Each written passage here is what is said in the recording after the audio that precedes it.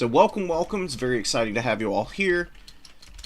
And we're gonna have some really good games today. I can tell. We got a lot of people. We got a lot of our mainstays here. Old hands. Very curious to see if some of them are able to come in here, take their first new player tournament win.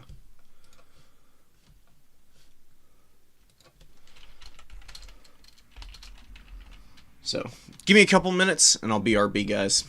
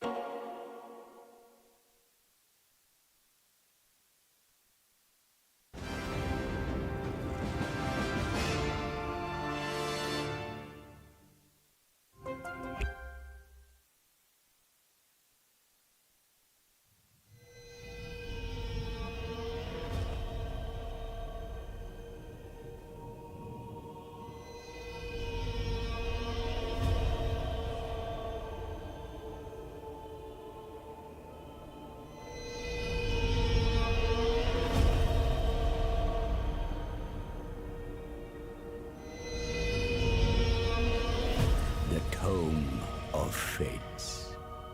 It reveals the secrets of the past, the present, and what may come to be. Most would think me fortunate to own such a book, but I can only use it in service to others. That is my curse. It wakes, tormenting me once more. Feeding on the mysteries of this world, unraveling them into opportunity. But opportunity for whom?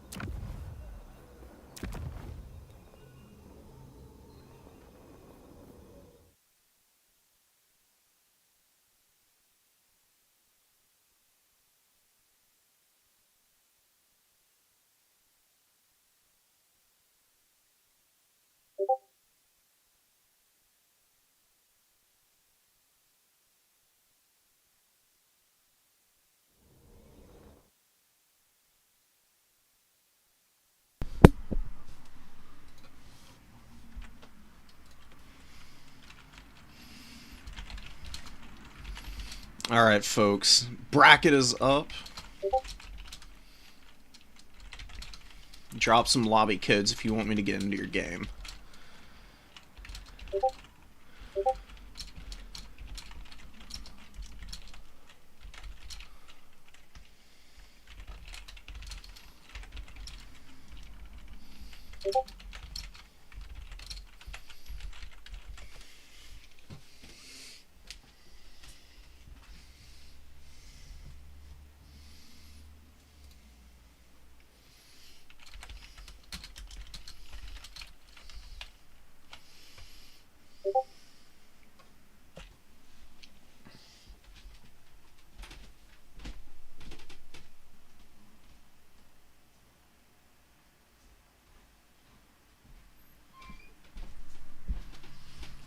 Sweet.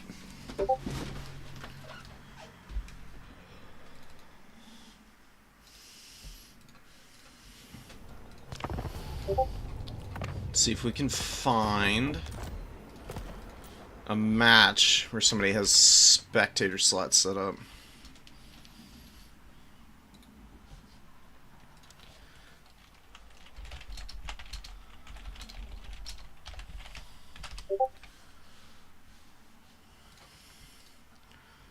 Slick. As for the AP tournament,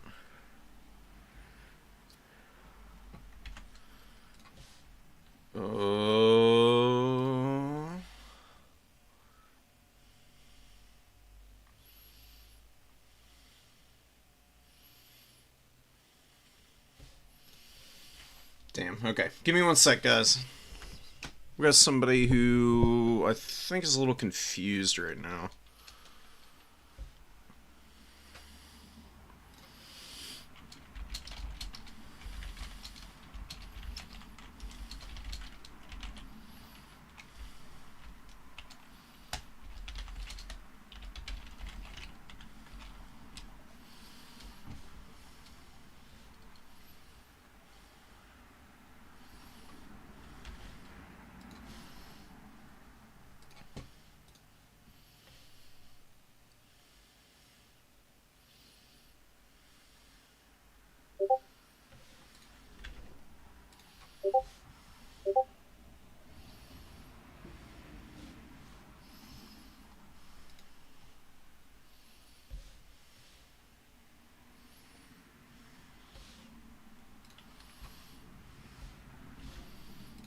I don't know if this guy actually checked in on Total Tavern is the problem. Oh man, okay.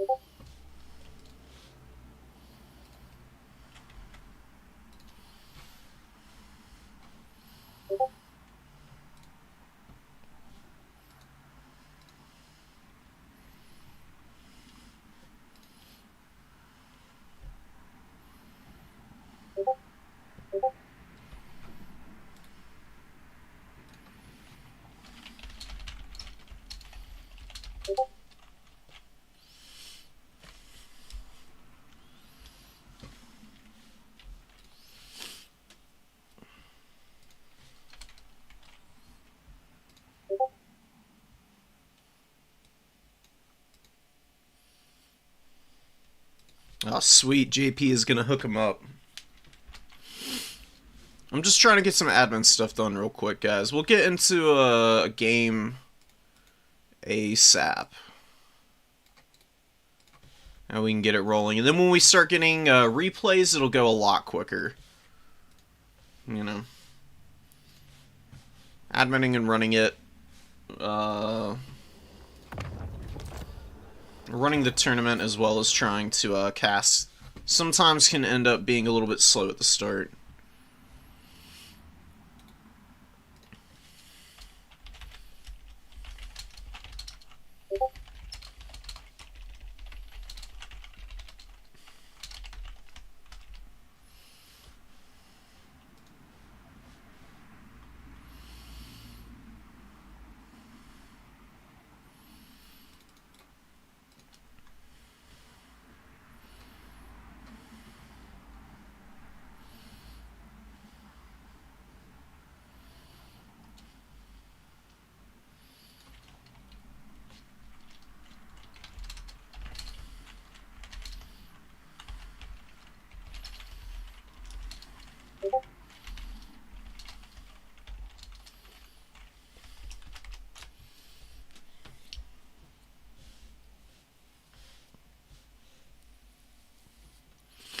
Sweet.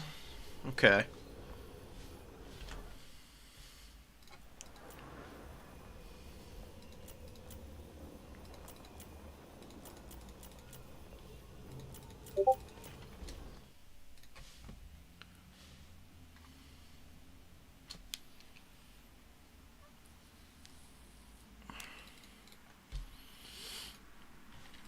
You know what? Here we go. We're actually going to do this. I'm going to invite both of these other guys. Since they're going to be coming into the tournament a little bit later.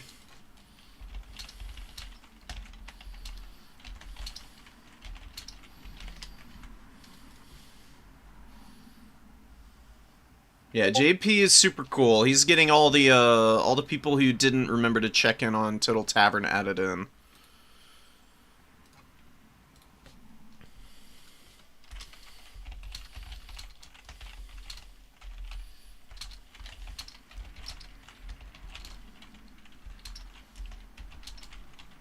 Yeah, no pressure.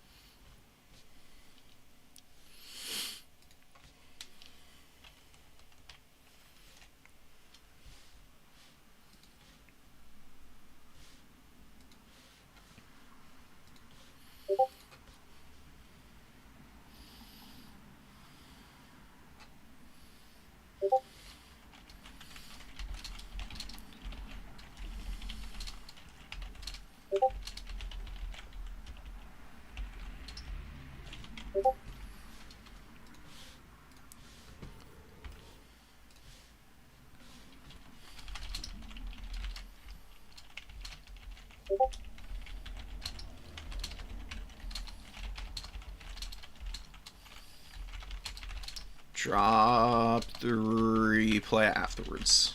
Sweet. Alright, cool. So Clayton and Johnny are going to be the ones jumping in here. Oh, why can I not see their, whatever. I don't even care. It's not going to make a difference. What is the map?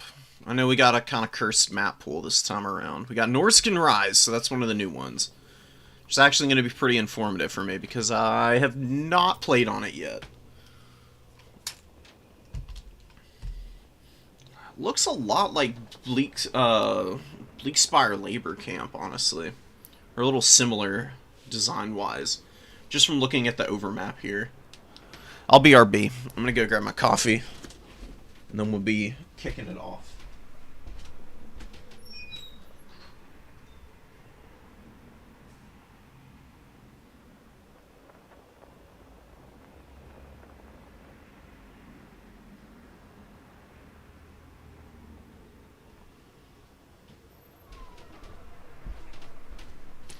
Never mind, it needs another second.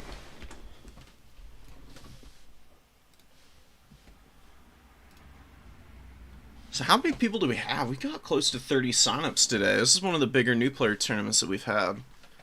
Which is always really, really hype. Damn, okay, so we got 2, 4, 6, 8, 14, 16, 18... 22, 4, 6, 8. Got 32 people here in the tournament, which is freaking awesome. Empire versus Tomb Kings is a pretty fun matchup. You know, Empire very popular. Just period. I mean, they're one of the most played campaign. They're the most played campaign, if I'm remembering correctly from the statistics that CA puts out at the end of every year. They do like a little bit of like a Wrapped, you know, where they showcase a lot of the statistics that they collect on the back end. Empire has like twice as many campaigns played as the next highest, pretty consistently. So they're a good starting point for a lot of newer players. They can be a little tricky in domination mode, so I'm curious to see how Clayton is going to do here. And I got... Okay. Cool.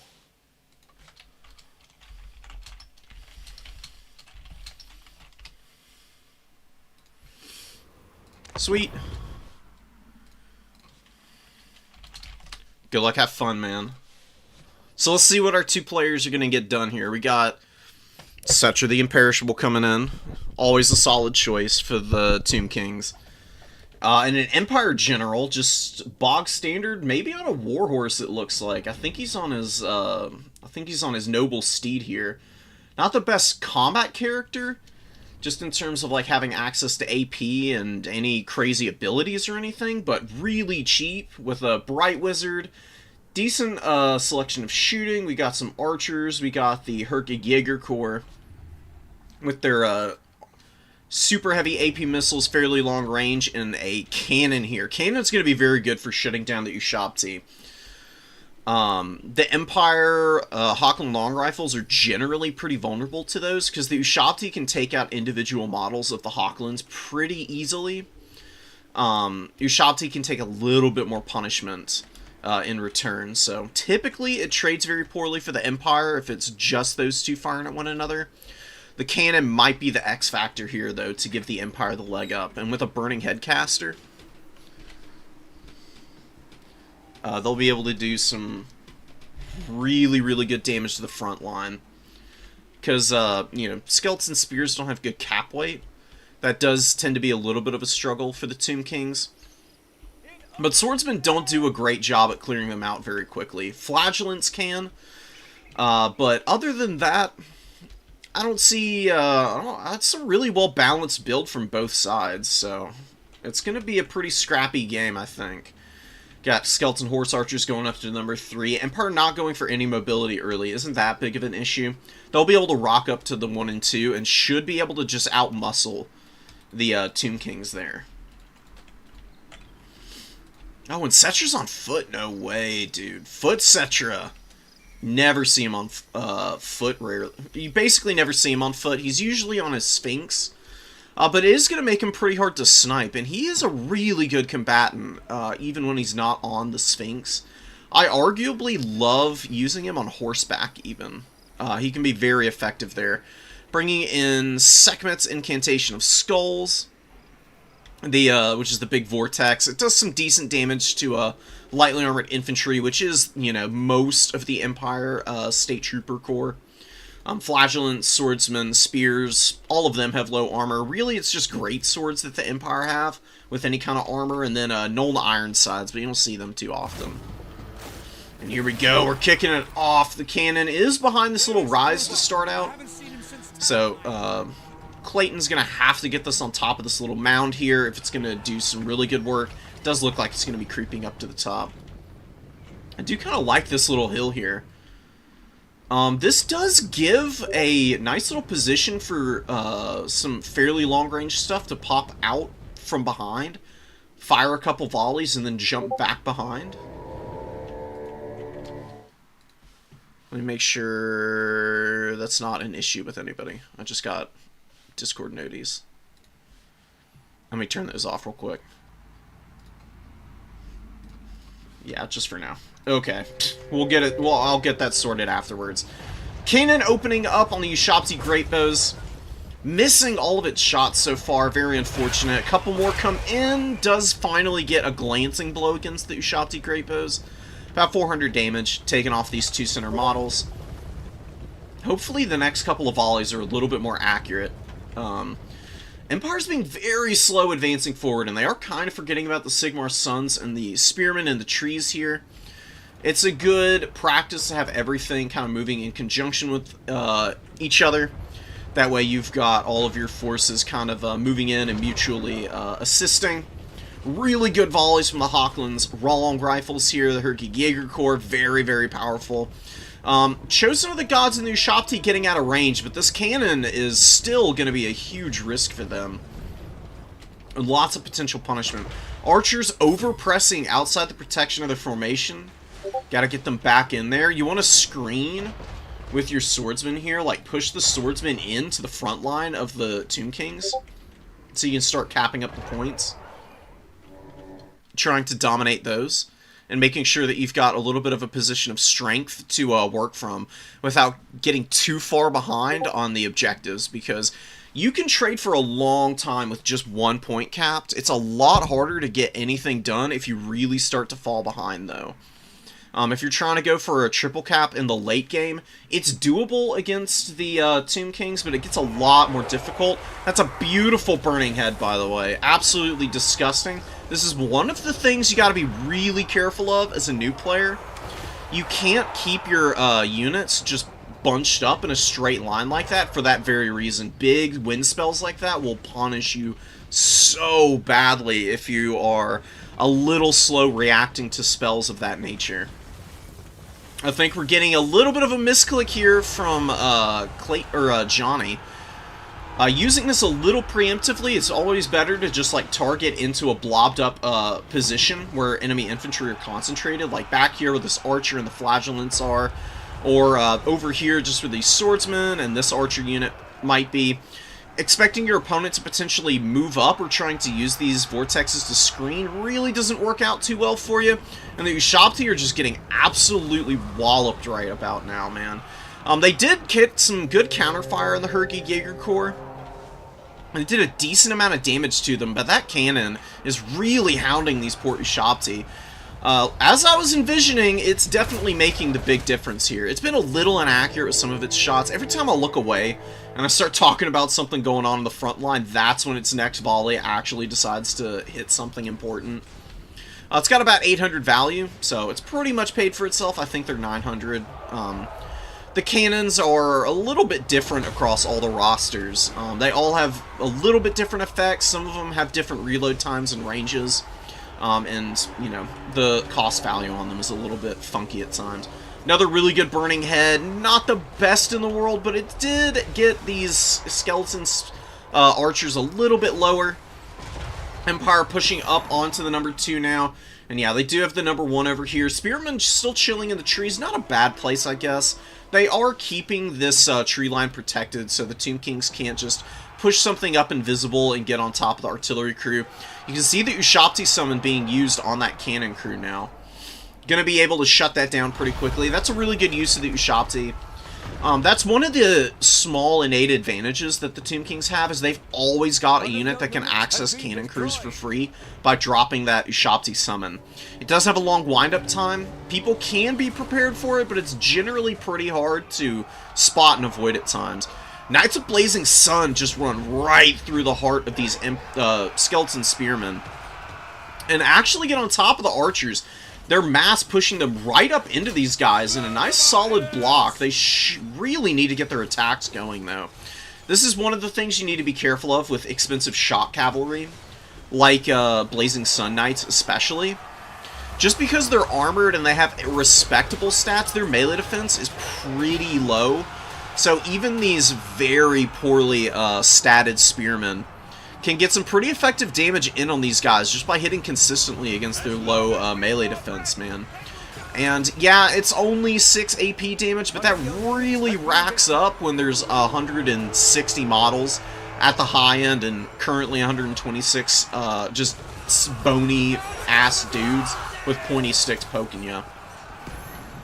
And the efficiency from the cost perspective is just not going well for the Empire there. But they've got other good fights going on. Royal Altar of Griffites did a good job of cleaning up the skeleton horsemen back there with the bows. Now they're in a pretty good fight, grinding through these skeleton archers. Really good response from Clayton there. Just because you're occupied in a fight doesn't mean you can't give attack orders to a unit. They will respond very, very quickly oftentimes. If you give them an attack order onto something that's really close to them, they'll pull out of combat and they'll actually get their charge bonus off. And do some pretty good damage to those poor skeleton horsemen.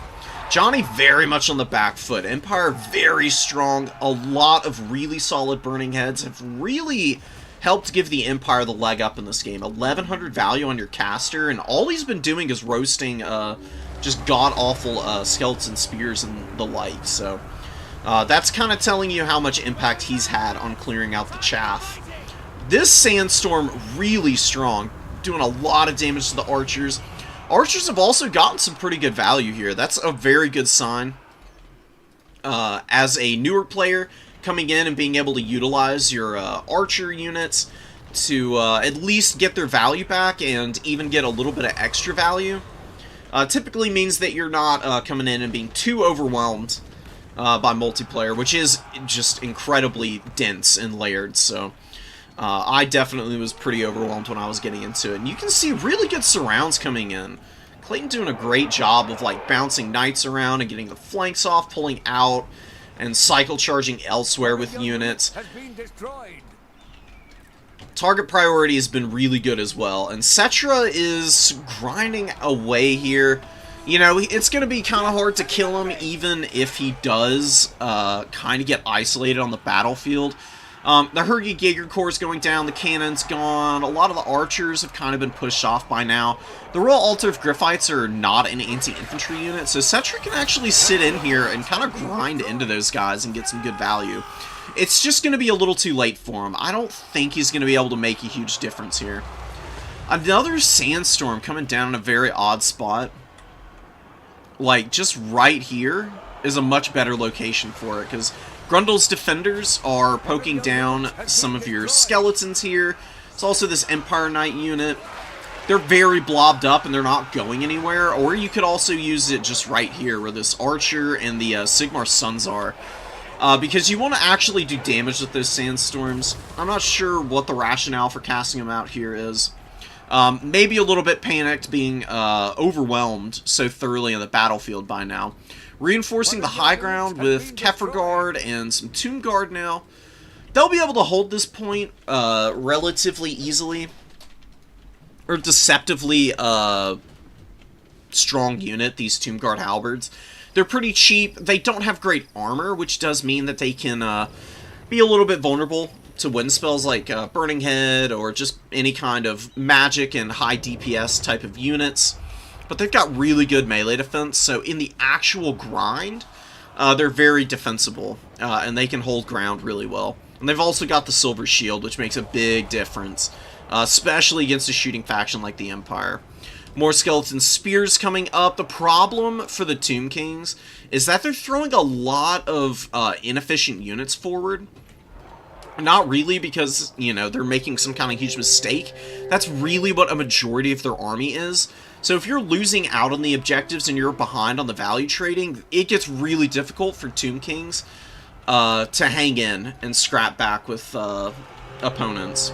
It's just not what they're good at. They're good at getting a value lead with their solid shooting, sneaky snakes, you know, the sepulchral stalkers, and kind of isolating and finding weak points on enemy positions and like mass swarming it with cavalry and horsemen and you know, Nakara warriors and the like. Tomb Guard trying to get up on the point. They're on the edge of it. They're slowly flipping the cap weight here. That last Sandstorm from Cetra was pretty decent. He is just desperately fighting off the Royal Altar of Griffites here. The Curse activates as he goes below 50% HP, doing some pretty significant damage to these guys. Damn, that hurts. I guess it makes sense. It's got the same damage profile as like Flock of Doom, which is good for these like multi-entity, monstrous cavalry type units. Chosen of the Gods opening up, helping peel a little bit. Keeping the Chosen of the Gods alive and, you know, safe from this Empire Knight charge that did kind of get on top of these guys for a minute there is pretty solid play. Johnny just still can't quite get up on any of these other points. You know, Clayton is doing a very good job of focusing in on just one particular objective and making sure to really hound that down. Beautiful Burning Head on the Kefir Guard. These guys have pretty solid armor, and they do have regen, but that does imbue a weakness to fire, and with Kindle Flame also affecting them, they just get absolutely nailed. And then the Empire Knights come and charge them down. Their leadership is probably going to break here, which is going to mean that they start crumbling. Not the most painful thing in the world for a regenerating unit, but they're already so weakened after that beautiful magic cast. And they're not going to be able to hang on for more than a couple more seconds, I would guess. You can see them really starting to crumble out there. 1,300 value, man, on that Bright Wizard. Good stuff. Oh, and the Empire actually does lose the #1 objective. Tomb King's really getting up on here. Kind of sneaking this away with that Tomb Guard and then some Skeleton Horsemen. The Empire does get out a huge core of Free Company Militia. Not quite able to hang on to it. Johnny might be feeling pretty good about getting this point back, but the issue is that the Empire does have just a massive wall of spears coming in. And they've also got a lot of supplies in the bank. They should maybe think about getting a cannon out. This is actually a disaster for the Empire. All of that good work from the Bright Wizard going up in smoke, no pun intended, as he just obliterates his own Free Company Militia here with that burning head. Absolutely brutal. This Free Company Militia is going to be getting away. That's a lot of Free Company to lose. Here's the thing about Free Company Militia. They did kind of move up in a solid brick here. Missile units are best used like in staggered lines, and making sure that when one unit is engaged, you can then use the rest of your units to really focus fire the enemy unit.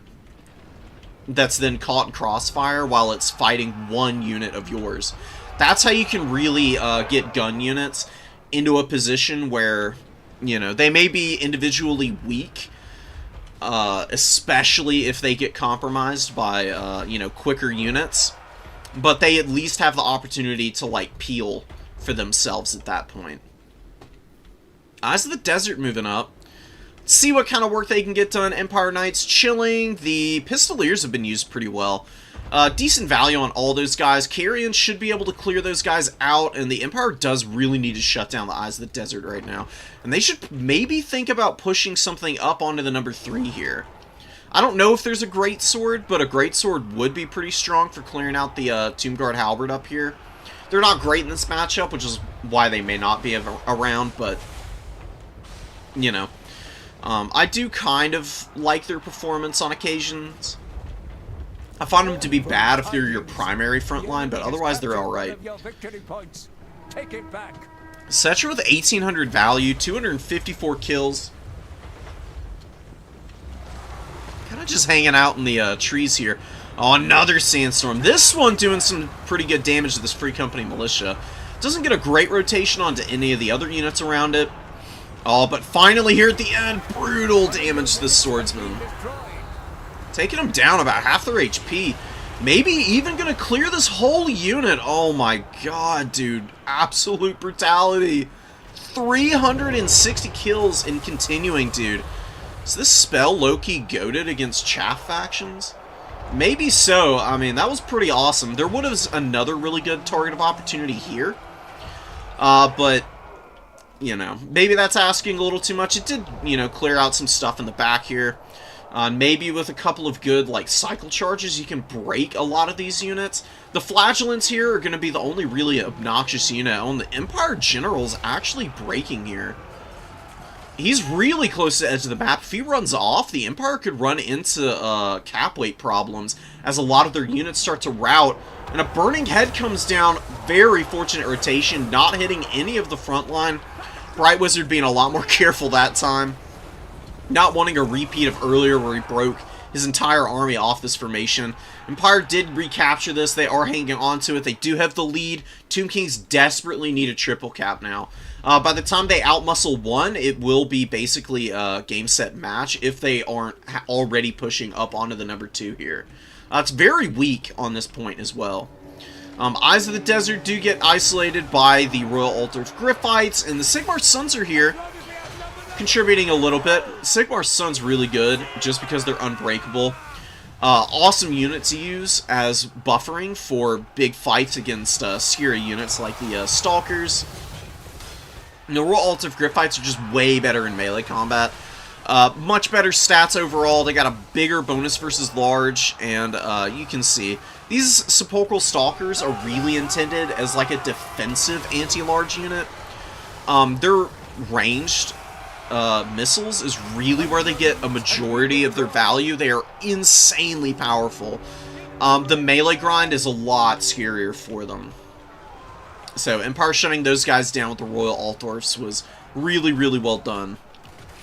Value trading is evened up, but when you're in late game situations like this, that's a little bit deceptive because once you've summoned out units multiple times, it stops contributing value to your opponent. So the Empire is probably still here with a pretty comfortable lead. Little bit of a movement on the cap weight situation there for the Empire, but it does stabilize. Empire General chilling in the back. You know, nothing too crazy, but, you know, he's just been running around, encouraging folks, waving his, what's he got, a sword? Yeah, he's got a sword and shield.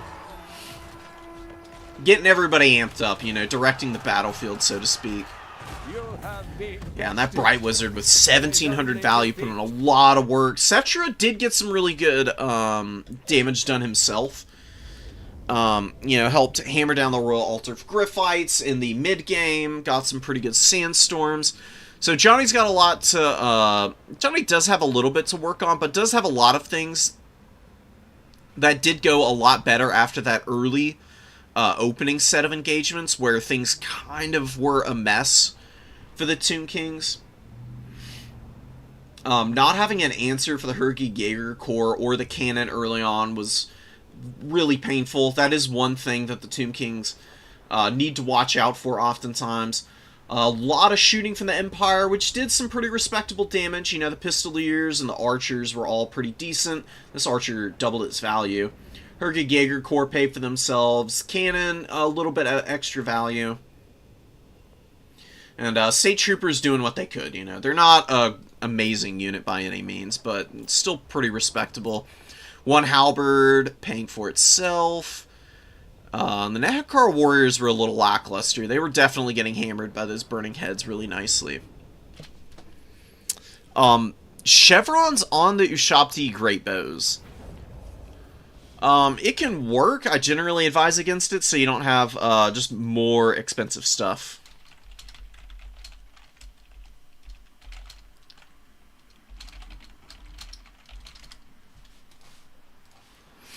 Alright, so let's back out here. And we got a ton of replays flooding in, so... let me make sure to get them all downloaded.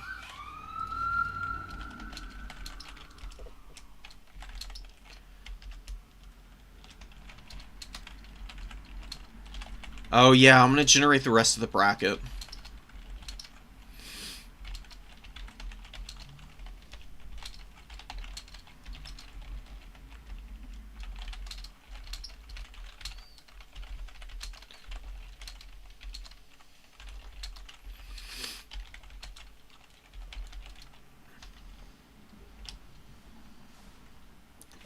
And that way we can get it rolling, since for the new player tournaments, we do generally end up doing that.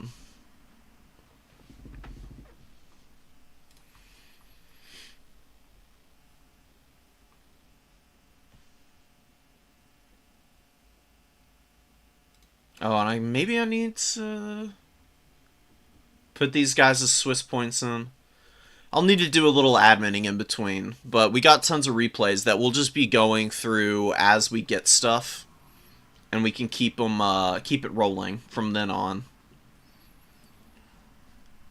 Alright, I am checked in as... okay, whatever.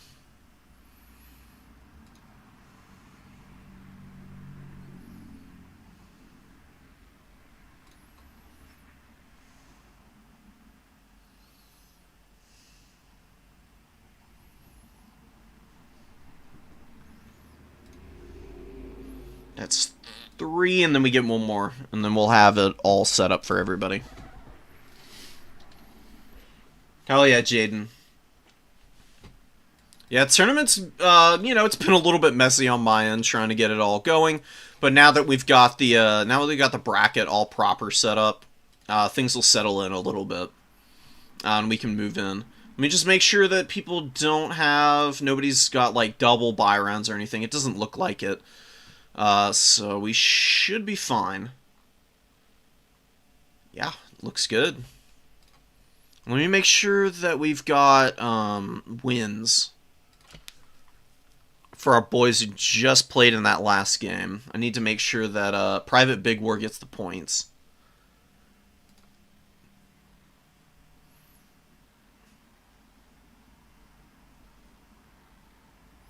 Hell is he? Here he is. We'll give him a point. I remember, man. I don't know what the hell's going on the back end of this thing. I love Total Tavern. The back end can be a little funky at times.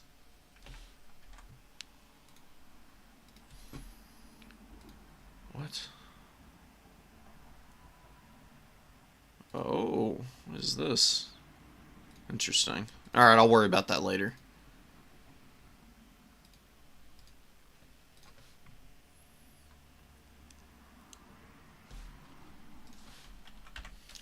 That's all taking a long time to load for some reason. I'll start getting the replays settled in.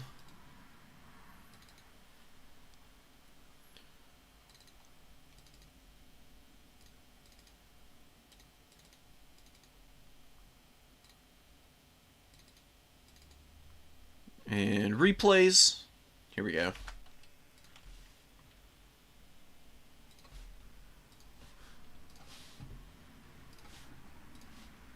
Ooh, Demons of Chaos and Dowie is going to be a fun one. It's not something you see super often. Demons of Chaos are a funky faction, man. They're like either super broken or people really struggle with them.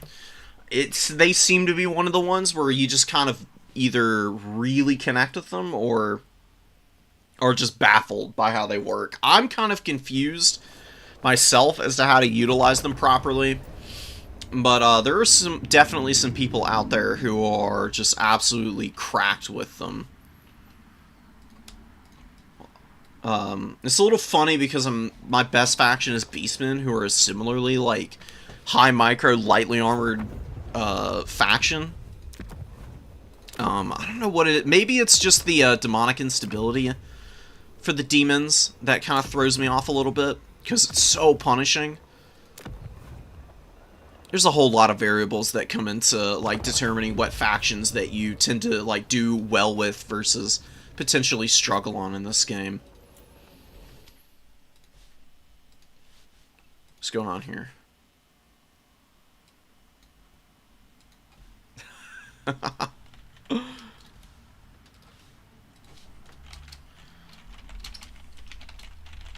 Drop the replay for me, man.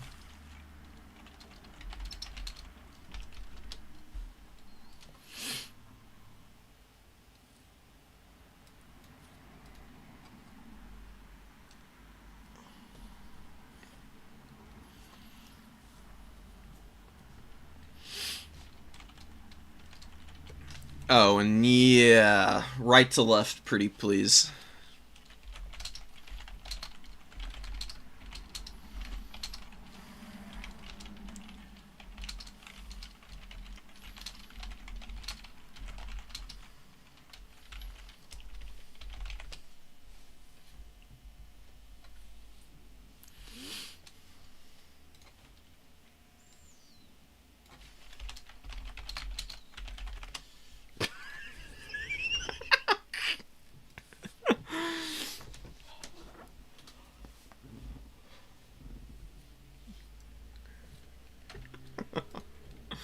Oh, I'm mistyping shit all over the place in the Discord. Anyways, let's finally get into it. I want to see Karavdir play Grand Cathay, because they're cool, and this is a really wild build, so I'm super excited. We got a full cav opening for Karavdir here. Yeah, Demons of Chaos are really cool. They're just a little bit of a funky faction, that's all. I don't mean they're bad by any means. The people who are really good with them can make them look like a top tier. I do think that for the people who are really good at the demons, they tend to be like upper A tier, I guess, if you want to like rank the factions by strength. We fight not only for our lives, we fight for our ancestors' honor. Keeps talking. Oh, the Shugengan lore. I was like, what the hell's going on? Sounded like the Alchemist for a second, but nah, not cool enough for the pre-battle speech. So we got Yang Magic, we got Dragon's Breath, super strong, really good at clearing out chaff, and, you know, Undead. That's literally the name of the game for their factions. Jade Lancers, Peasant Horsemen. Celestial Lion's an interesting choice. This is generally a monster that you bring when you want to utilize its fearsome roar to, like, break enemy positions. It's very good at causing chain routes because of its removal of ITP and lowering leadership. It's basically guaranteed to terrify enemy units. I mean, it's great against mortals. I don't know how it'll do against the undead, but maybe just as some AP to go fight, you know, Celastra at some point is the idea here. Lampreys chilling on the point, shooting the Peasant Horsemen a little bit. They do have their little shotguns on top that can do a lot of damage. On Karathir going right for the Carronade, which is being left wide open by Radio Magic right now. Although 1,100 gold, maybe you could get a Depth Guard out right now. Rush it up there. Really need to protect that Carronade. It is going to be shut down. Zombie Pirate Gunnery mobs getting wrecked by the Celestial Lion and maybe a Dragon Breath, I would guess, because they've just taken so much burst damage. No way the Celestial Lion did that alone. We got Mournguls coming in, looking to get the surround off on the Lion here. Actually doing a pretty good job of it. They do have Frostbite, so they're really debuffing the speed of this big monster. If they get a good surround on it, even though they're anti-infantry, they could beat up on that thing. There's a lot of support for Cathay here, though. Look at this disgusting horse blob. There's so many of them. But here we go. We get a little bit of a better, cleaner engage here with the Onyx Croman and the Jade Lancers fighting together. They are buffing each other with the Harmony. Jade Lancers have Yang, and the Yin for the Croman. So they actually synergize really well together. They are getting some pretty good value. Lamprey's Revenge getting shot up by Crane Gunners a little bit, but they are maneuvering over to go to the number 2. Really need some help in the back line here. Karathir is just having his way with a lot of the units that the Vampire Coast have trotted up onto the field, man. Like, all of the gun line is gone now. It's just been getting isolated again and again by the Horsemen. Bombers going down now. There's some deckhand mobs in here. Carronade got killed. Looks like some pistol mobs. These look like regular, those look like maybe, yeah, pistol mobs. Dying there. What is Vampire Coast gonna do here, man? They're in a lot of trouble, IMO. They really don't have much left out on the battlefield besides some really inadequate melee units. That was honestly a pretty good Vampires Revenge. It got some pretty good damage on the Jade Lancers here. A little bit on these other cavalry units. I don't think that's devastating enough to really swing this game back, though. It is only 1,200 value, but a lot of crumbling has been going down, which doesn't get reflected very well on the damage value bar. And the Crane Gunners are just plinking down these poor Lamprey's Revenge, man. They've taken a serious pounding. They are crumbling as well. So the regen is really only making up for the crumbling damage that they're taking currently. Leadership does rally here, and they are looking to fight the Celestial Lion and these Jade Lancers. Don't know how long that's going to work out for them. It does look like they're just so tattered, dude. They just keep crumbling. Every time I turn to look at them, they're losing more and more leadership. Damn Knights Errant being summoned, gotta get them running, but Karathir with a pretty good response. The second they come out, trying to pull back and pull away. Some of the Jade Lancers and Cavalry being sent in, and then the Onyx Croman and the Celestial Lion diving in alongside. Onyx Croman do have magic attacks. The Damn Knights Errant, you know, I mean, being ethereal and having a decent HP pool, that's great and all, but it's only 55% physical resistance. And with the damage from the Onyx Croman being added in there, they take a serious beating in short order, man. Mournguls moving into number 3, and I don't know, man.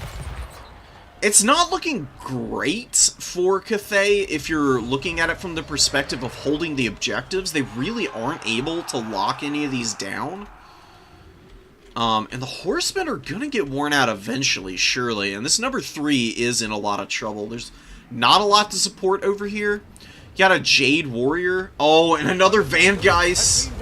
Wow. Just obliterating whatever was there. I don't actually know, but I mean, dead and gone. On the Shooting Lord gets surrounded here. Damn Knight's Errant locked in place, and the animated Hulks with the total surround on this character. Even though they have pretty poor stats, they should be able to pummel her pretty badly with their AP. Just because getting a surround off means that any units hitting from the rear basically get guaranteed damage in. And, you know, these guys, they're decently tanky for a character of their caliber. You know, they've got about 5,400 HP, but they don't have any way to heal themselves, so losing the Lord here would be a disaster for Cathay currently. They steal the number 1 away. They've got a decent number of Cav running around out here, but another Carronade coming in. It is shooting the Celestial Lion. I would just be targeting the Cavalry Corps. And the Cavalry are pretty blobbed up right now. Typically, you want to keep them a little bit more spread out, so that you can, like, hammer down one area and then get a rear charge and kind of, like, cascade across the battlefield for maximum effect. But it's not terrible. The Crane Gunners have gotten 2,300 value. Best performance from Crane Gunners I've seen in a while. They typically seem to be a little bit of a letdown, but they're doing great there. Morn Ghouls, they get their value back, but they are losing to these Onyx Crowmen and the Jade Warriors combined. It's a respectable performance from them, and it did occupy the attention of, you know, some cap weight and, you know, battlefield control piece, but the Onyx Crowmen will be able to reposition fairly easily. Depth Guard up on the middle point now. The number 2 is being held by them, and they'll chew through Jade Warriors no problem, and even do respectable damage to something like the Empress's Crowmen, and be a good counter for all the cavalry that's out here on the field. Lining up for a bombing run, all the hallmarks of it. Let's see it from Karathir. Gotta get this going ASAP. You don't want to take too much poke from these gunnery mobs.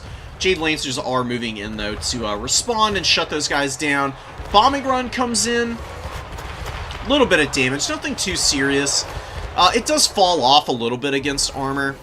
You know, it doesn't have a ton of AP, but it is extra damage, and now just dive bombing onto the back of these Depth Guard.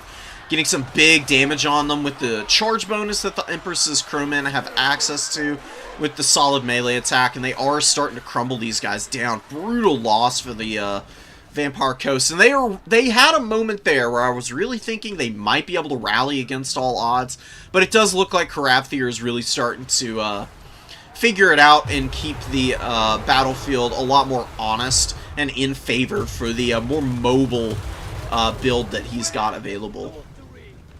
Dude, the Van guys have actually been landing and gotten some respectable damage in.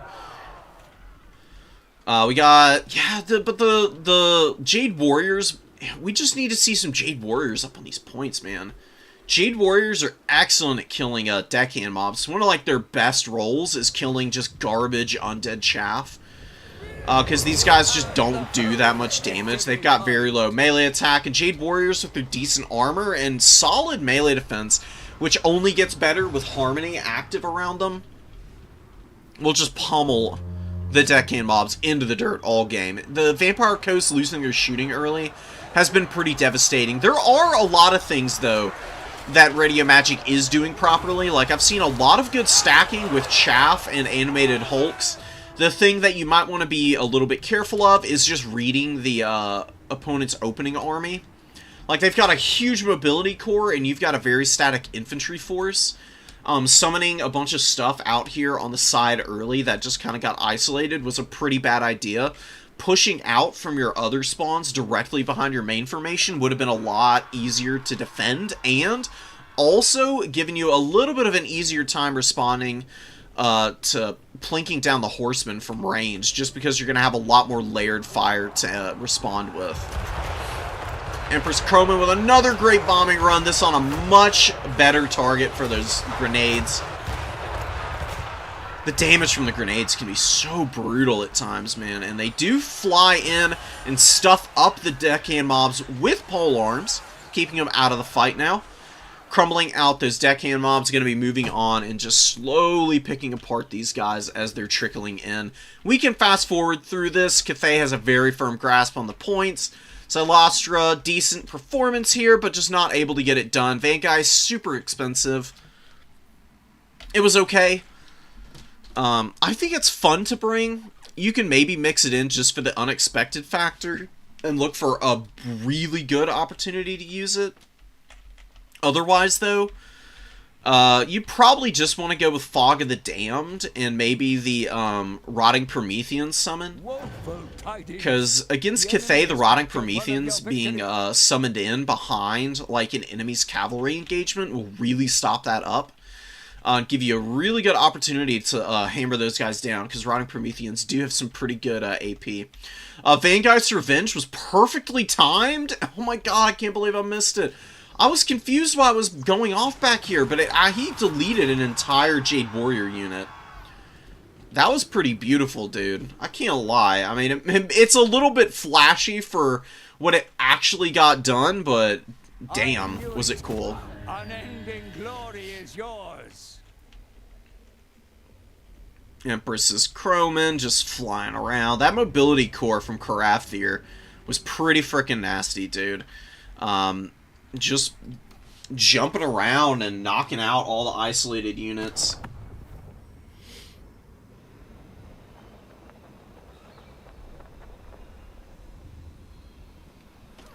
And clearing them out. Sorry, I was just looking at a message in the Discord. Make sure everything was okay. It is. I like the Vampire Coast build, and I honestly didn't hate Vangeists. I saw some really good casts of it. I saw a couple whiffs, but that just comes with the territory on it. And, you know, 2,500 value on Celastra is damn good.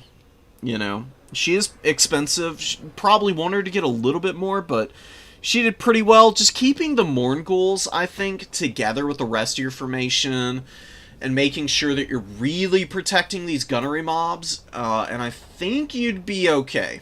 I also don't think the bombers are very good against Cathay. Cathay's Jade Warriors are decently armored enough to avoid the worst of the damage from the bombers, and there's a lot of Onyx Croman that are available to Cathay, and bombers are really terrible against Furies and high DPS flyers because they just get folded up by them. You want to bring handgunners here. Handgunners will be able to poke down the Jade Warriors. They'll also be able to shoot Jade Lancers from a decent distance, and they can really punish the Onyx Croman on the way in, because the handguns for the Vampire Coast do a shit ton of damage. They're super powerful. Bombers have their time and place against factions that have like good cheap chaff clear, but that's also fairly low armored is really where the bombers shine. Cathay doesn't really have those type of units, so I would avoid bringing a bunch of them. You can maybe bring like one or two in reserve if you really need them, but just going with handguns would have been a little bit more solid. Crane Gunner's got a ton of value, and the Vampire Coast had nothing to shut this down, which is a little unfortunate. They did, I guess, in the form of the Carronades, but, you know, you didn't defend the Carronade early. It got killed, didn't get a lot of value. It would have been really good at poking the Crane Gunners from long distance, and keeping these guys from getting 3,400 value, because this was kind of one of the performances that really helped to solidify the mid-game for Cathay when they were kind of faltering with the mobile core, which got some solid value, but nothing too spectacular. The Crane Gunners came in, and they just ripped apart the Lamprey's Revenge, and poked down a lot of other units up on those middle points for the Vampire Coast, who were pretty isolated and out of position from the rest of their shooting. So, good stuff. We've got... what do we want to see next? Counts versus High Elves. We'll get back to this. Lizard's Empire. Okay. Demons of Chaos versus the Dowie. This is one of the ones that I really wanted to see.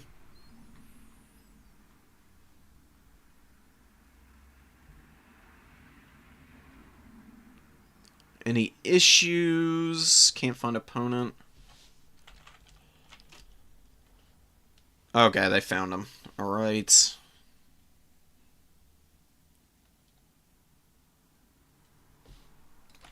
Alright, cool. We're all set.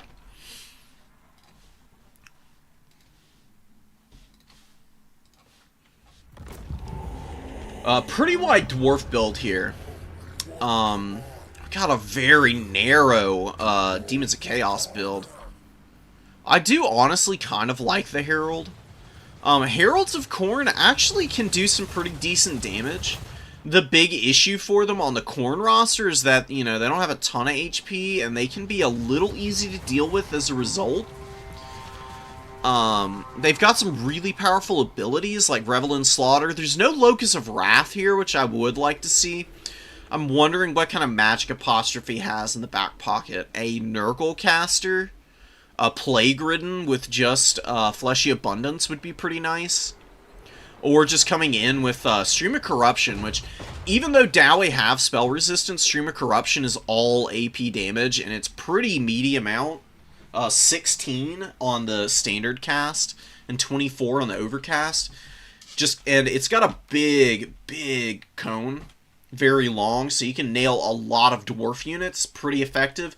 You can use the passive healing to keep your units across the battlefield going. Herald and the Heralds of Khorne's Fury should just get in the woods. They're kind of running around on the outside, and they've opened themselves up to enfilading fire, which is just brutal stuff, man. You cannot afford to take damage on an expensive unit like that. You know, if your opponent has a cannon, you just gotta play honestly around it. There's 2 of them here. That's a lot to defend, and there's nothing back here right now. So what you need to do, don't fly your Furies over the top of the Dowey formation. Fly them around the edge where their shooting is not able to counterfire you. Although it does look like maybe... Yeah, Doug Dimmadome... Or Dome Dimmadug, sorry. My mistake. Is a little focused on the Changebringers right now with the Thunderers. And this Quarreler unit is trying to counterfire the Furies. Changebringers do get hammered a little bit. They do definitely need to pull back. Yeah, good response there. And they are getting some pretty decent damage in. God, Doug Dimmet... Losing the cannon, pretty painful. Not the end of the world. Heralds of Khorne's Fury pushing into the back line now. 26 models. Just absolute monsters against heavy infantry. Oh, but that cannon shot, dude. Dowey cannon's just singing in the deeps. 700 value on this one. Heralds of Khorne's Fury rushing up the hill. They should be able to close the gap before another volley comes in. These are firing really fast. Every 21 seconds? No way that was 21 seconds. They do impact against the cannons. They'll be able to take down the crews in short order. Oh, man. And we do get a big collapse on the rear lines of the dwarves here. They're just losing all their shooting. This can be the problem with Dowey sometimes. They can function pretty well against factions that have lots of aggressive flyers, but with really good diving attempts, there's not a whole lot that they're going to be able to do. They've got to keep their forces very tightly packed so that the Furies aren't able to get attacks in like this. They're just isolating the Thunderers and the Quarrelers away from any pressure on them. And then they just land in and they just win those fights so easily. Khorne Furies are actually kind of insane. Just having the Frenzy, solid, maybe a little unspectacular leadership, with this weapon strength and a decent charge bonus, which makes them so difficult to handle. And a beautiful rear charge from the Heralds, who did take down the other cannon crew, running away from the Slayers here, attacking the Doomseekers, which you might think isn't a great fight for the Heralds, but is a little bit more effective for them than the Doomseekers the other way around, because Doomseekers are anti-infantry. Obviously, the Heralds are a large target. And these guys do have a really good bonus versus infantry with good weapon strength. They're just pummeling the Doomseekers right now. And this is considering they took some pretty nasty damage in the early game from the cannons. And Apostrophe has just taken this game back in a heartbeat, man. Lots of Bloodletters rocking up here. The Noxbringer's been destroying ammo. The Herald's actually just hiding and not dying, which is, truth be told, not a bad thing to do. Now, that is, you know, a little bit risky just because the Demons of Chaos are reliant on their lords doing damage to charge their army abilities. So him not doing anything does mean you don't get any of the randomized army effects. which isn't the worst thing in the world, but it would be kind of nice to have some of them. Getting like a random Fecundity or Horn of Corn or Relentless Rage could be pretty impactful, not to mention the Slaanesh army abilities, which are absolutely broken. Especially Fascination, which I think is the tier 3 army ability. It wouldn't be great against the Dowie, but you could rampage like a shooting unit and then charge it down while they're running around. Since units that get rampaged don't shoot even if they have a missile attack, I would honestly kind of like to see that change. Like they just run into range of the nearest thing and just open up. I don't think that would be too weird of an adjustment, honestly, for the priority of the AI. It's one of the reasons why Pavane is banned right now, is just because of how strong the effects are of Rampage. And Slaanesh having access to so many variants of it, including one in the army abilities that does disgusting amounts of damage as well as the Rampage, it's a little bit crazy. Longbeard's trying to hold, but the problem is that Bloodletters are just amazing against the Dwarves. They are so cost-effective against all of the Dowie infantry outside of Ironbreakers. There's just nothing Dowie can do to kill Bloodletters in melee combat. If you have to fight them honestly, Bloodletters just sweep the Dwarves. And it's not even close. It's one of the reasons that Khorne is such an abysmal matchup for the Dowie. Another reason is the Furies, man. They've been out here for a long time. 1100 value on this 650 gold unit. And they're probably going to end up with about 1300 here. Damn close. I mean, 1200 is still pretty freaking awesome for a Fury. They got a lot of damage in. They chipped down this Slayer pretty nicely. The Quarrelers are on death's bed. You know, a double cap for the Demons. Just this one objective is captured for the Dwarves. The Frockers, Bubonic just hanging out on the number 3 here. Lots of stuff on the number 2. A lot of Plague Bearers. I'm not sold on the Plague Bearers in this matchup. I think you would honestly rather want some Pink Horrors. Plague Bearers have a lot of HP. I guess they're intended just to hold the points. But my honest belief is that, you know, you don't really want to hold against the Dowie. You just want to blitz through their units as quickly as possible. Really high damage against the Dowie is way better because the Dowie are very defensive with their own really high melee defense amounts. So the Plague Bearers just don't have the melee attack to hit through them, and their weapon strength is really high, but it isn't amazing on the AP values, which does kind of hold them back. Heralds of Khorne's Fury finally get their Hellblade up, which does give them a boost to their weapon strength. They're down to 7 models, but they've gotten 1500 value. These guys are so cool. Such a fun unit. Very good for the Demons of Chaos, actually, because they can get healed, which makes them, you know, a little bit easier to run around. But even on the Khorne roster, they've got some good matchups and opportunities to get some damage in. They just have, like, this cool face paint, and they've got the really cool, like, brass-colored Juggernauts. Yeah, the Juggernauts. Who just have, you know, these cool glowing effects on them. Oh my god, the models are so sick, dude.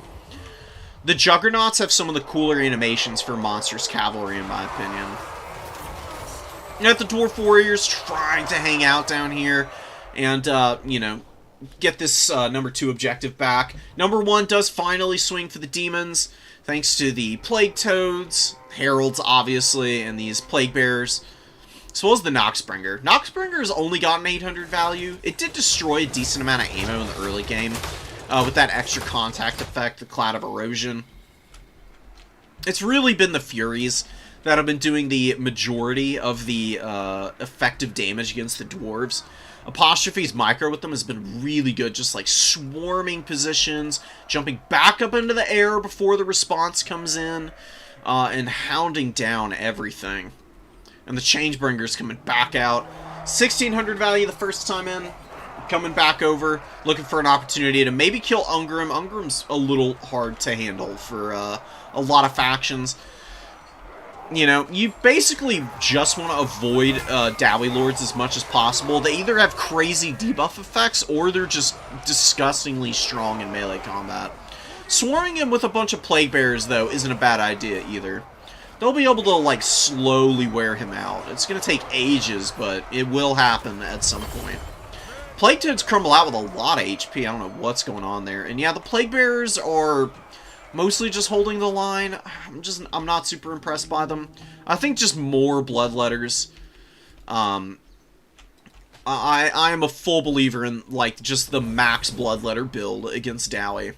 And you've got Plague Toads as well. And if you want a little bit of a answer to, like, Slayers or Dowie shooting that isn't just Furies, you can bring Pink Horrors, because they do respectable damage.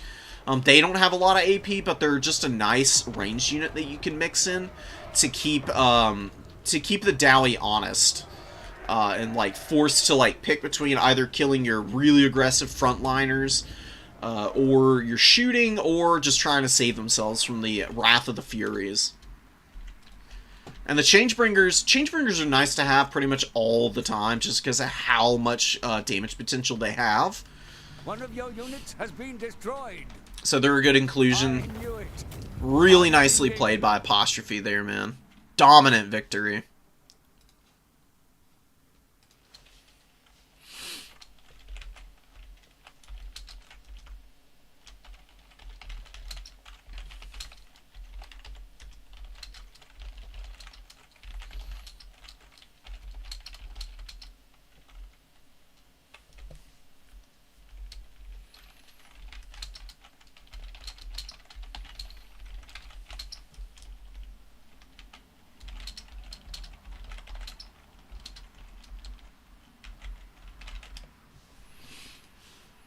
Alright, let me go do a little bit of quick admin work, since, you know, we're really kind of needing to focus in here. I want to make sure that we have everybody in their right and proper place for the leaderboard right now.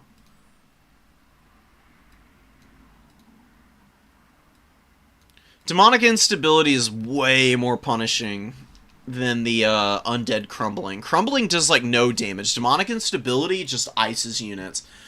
I can show you the effects in a minute, because it's really brutal.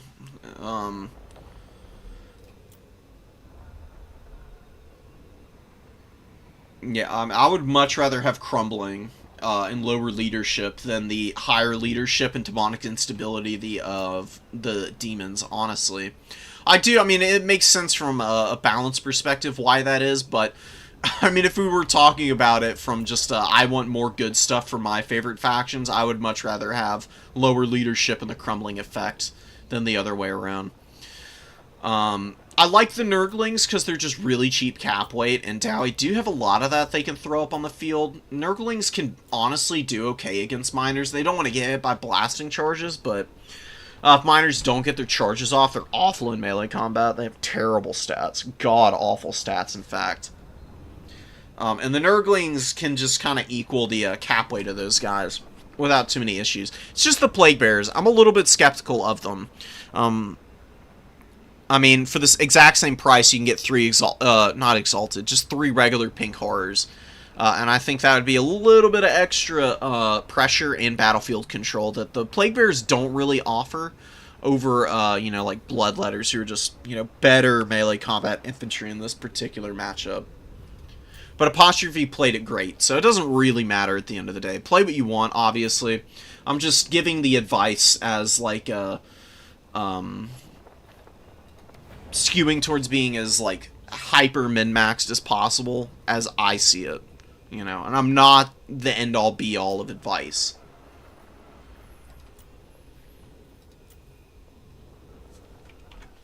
Broccoli and Traveler. 1 second.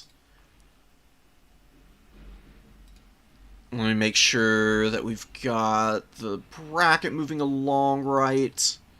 Still got some people grinding it out in round 2. Almost all done there.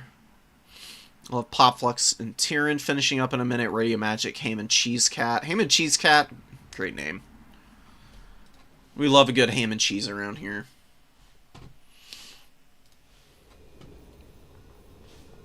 Oh, and let me download all these replays.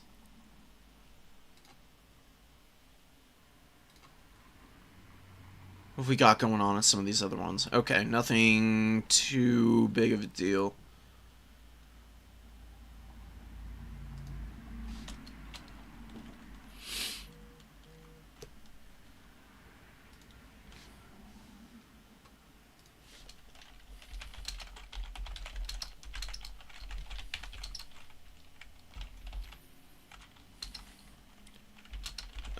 We do maybe have some people who are not here anymore for the tournament. I don't know what's going on with that. I'm asking right now.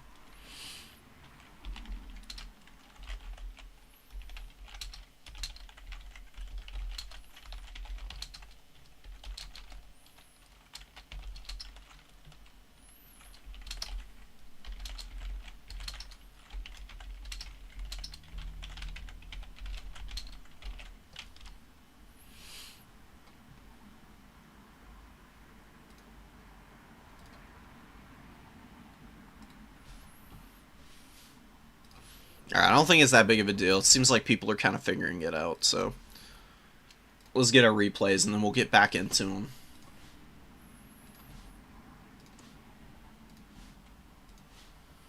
And we'll get some Nurgle action in here.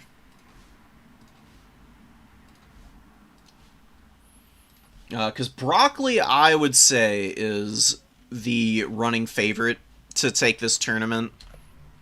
She's been doing really great and has been putting a lot of work in to improve, and was in the finals last tournament. Lost a very close game. And the week before that was in like the semis finals and lost a really close match, so I think this is the week where they get over the hump, so to speak, and get that dub. Oh god, I made a mistake. No. I don't want to open Escape from Tarkov. Okay. We're okay. We're away from that absolutely noxious game. Oh, we got a high elf mirror? Hell yes, dude. Dude, is it Pop, Flux, and Tyrant again? Because they played last week. No way. They're replaying from last week. Alright, we'll get there eventually. Let's watch some Nurgle versus Vampire Coast here. So Broccoli on Nurgle here. Traveler coming in with a Vampire Coast. With a much more geared up build for anti-flyers. All these handguns here going to be able to defend themselves way better than the bombers. So, we'll see how this plays out for them. Araness Assault Spite with a Deeps Caster. She might be on the Crab. The Rotting Promethean. She's actually kind of nice to have on it. Gives her a decent amount of extra health. But she is just on foot. Going to be running around with Kraken's Bane, which does give melee attack and a bonus versus large in a radius. Very good passive. She's immune to psychology. She's got physical resistance. Spearfisher's Net, really strong item. An 18-second snare that also lowers melee defense.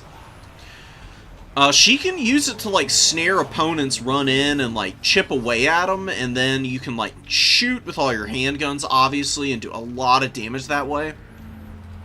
Getting right up into the trees here are the Nurgle forces, sending a Marauder and some Nurglings with a Forsaken unit to secure the number 3 objective for sure. Maybe going to be taking the number 2.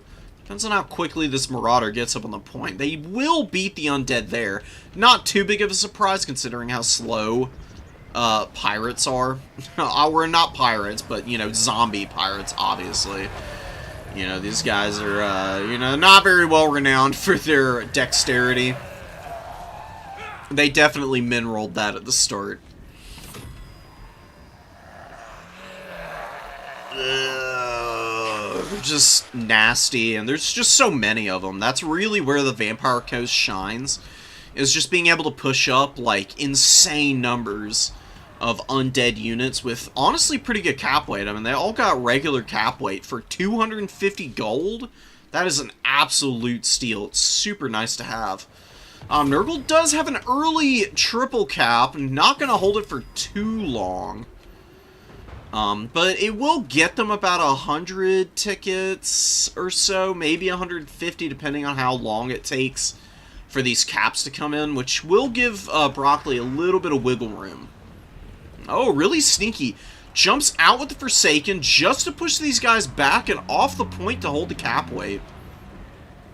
On positioning the Forsaken on the edge. Really nice stuff on that #1 objective, playing the points, not overextending out of the forest, and getting shot up by the missiles, which is a really good idea. Traveler can take up a little more room with these shooters here.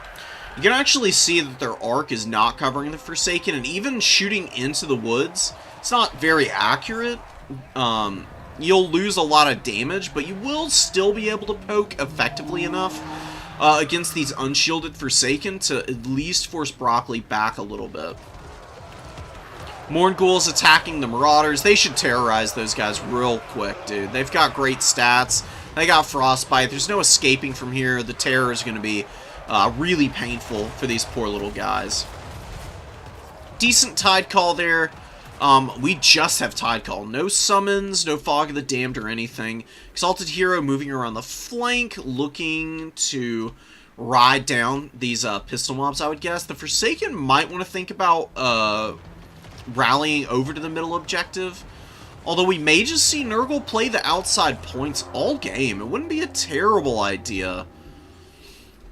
Things are not going too great for Nurgle right now, though. Traveler is focus firing pretty effectively.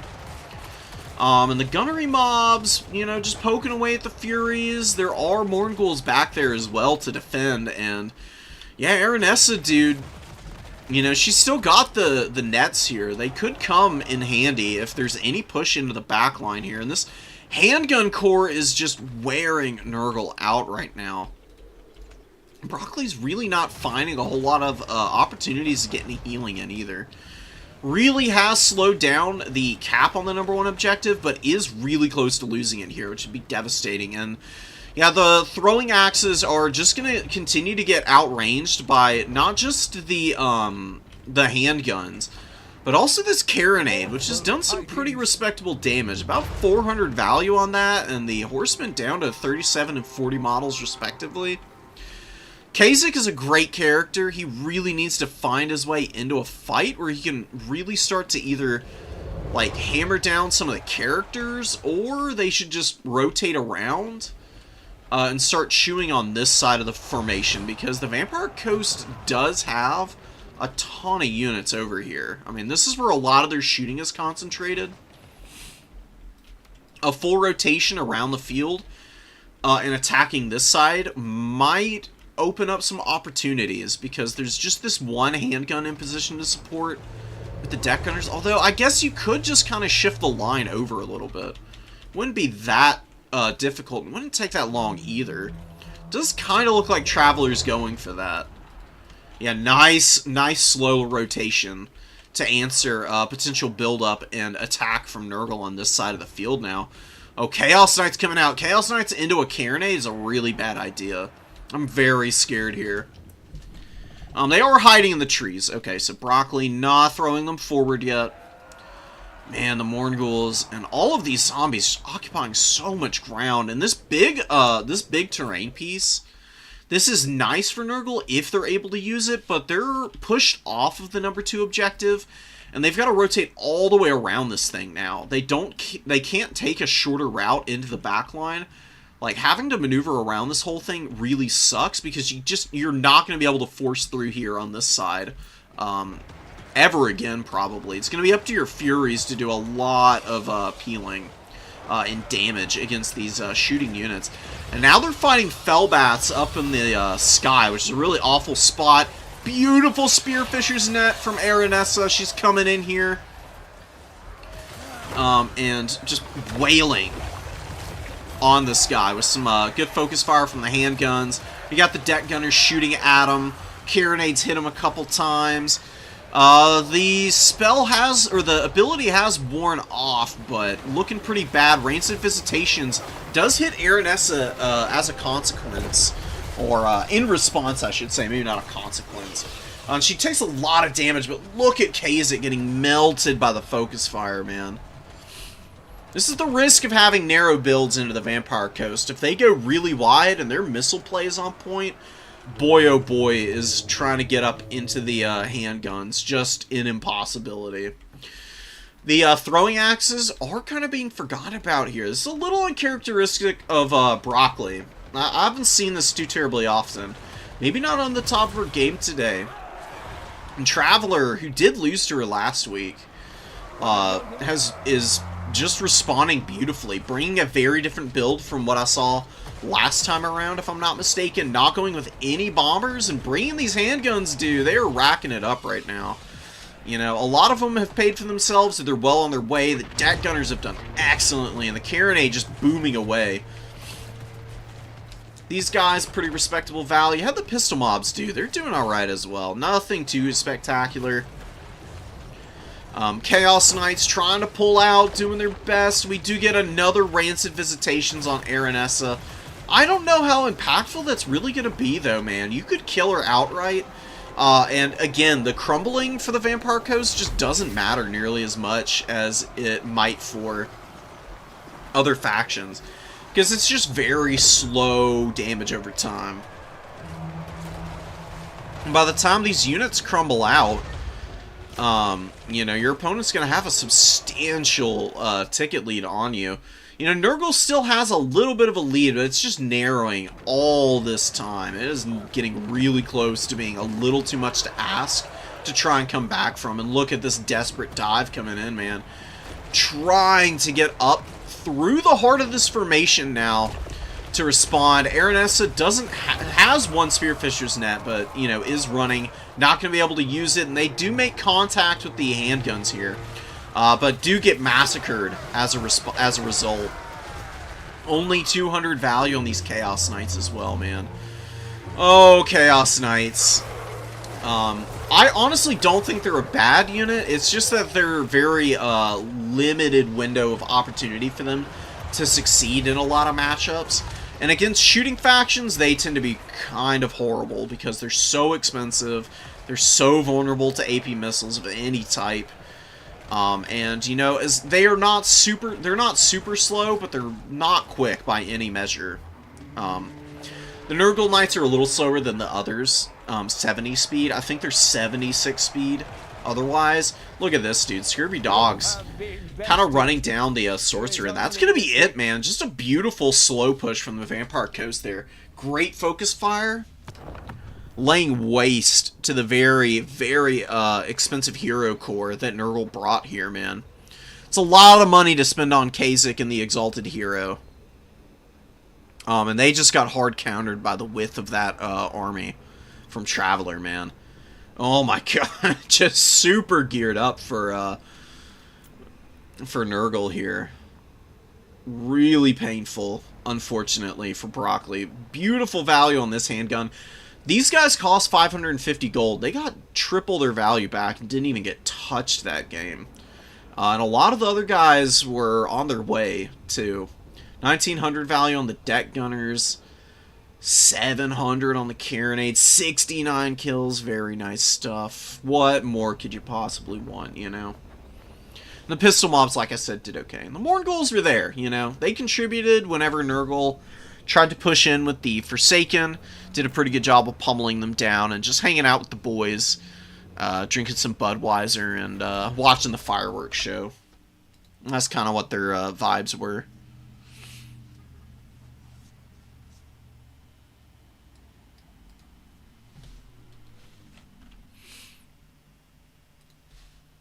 Okay, we do have somebody who's dropping.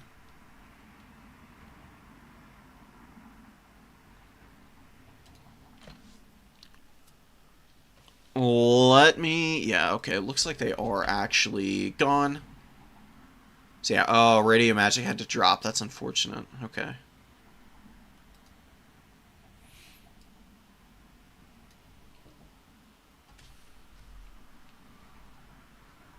me make sure that they're out of the tournament so that their opponents aren't constantly messaging them. Okay, cool. They are all set. Zinch Empire. What do we have here? Oh, we got a double Charybdis build. Oh my god. I mean, against the Ogre Kingdom, it's not a bad idea. Oh, and Lokir on a dragon. This is a crazy Dark Elf build. I'm super curious to see that later. Warriors of Chaos versus Grand Cathay. Having two Grand Cathay players is pretty exceptional, honestly. We got Chorfs coming in here against Skaven. We just saw this one. Okay, let's go see. Let's go watch another Nurgle game. I want to see if going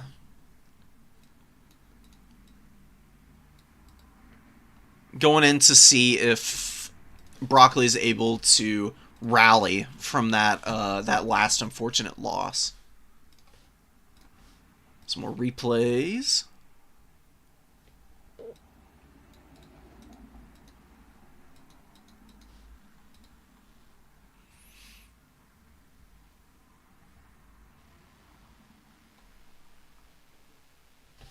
Alright, one sec. One other developing situation going on. Let me ask Random Cuban.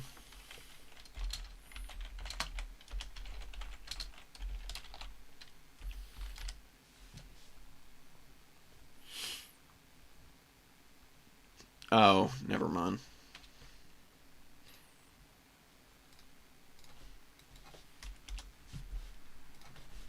Alright, we're good. Pestigor's Nurglings moving up. We got Noxbringer and Marauders with some Forsaken. Much wider build than that last one into a shooting faction. Going wide against shooting factions is generally a good idea. Gives them a lot more targets they have to focus on.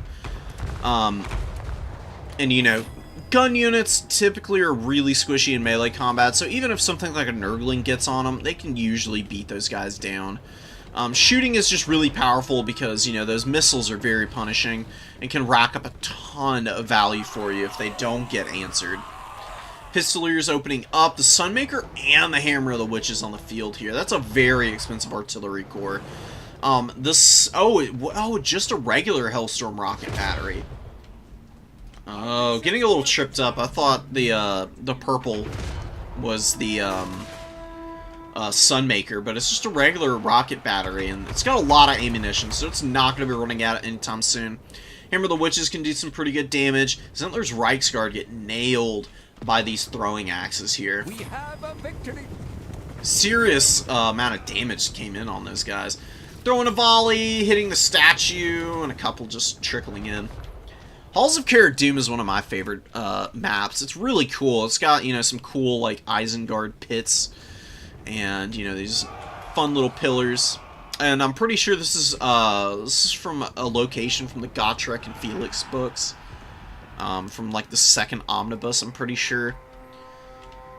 Yeah, when they go with Malachi on his airship to go find this lost refuge for the Dowie and the Chaos Wastes.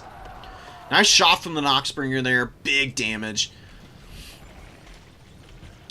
Hitting Spearmen mostly. I think it destroyed a little ammo on the Deathjacks, maybe. Doesn't really look like it. Rocket Batter trying to hit the Sorcerer. Sorcerer getting behind the pillar. Very, very lucky to squeak out of range of the shooter there. In 38th game, using Boris to take the fight against the Rot Knight character.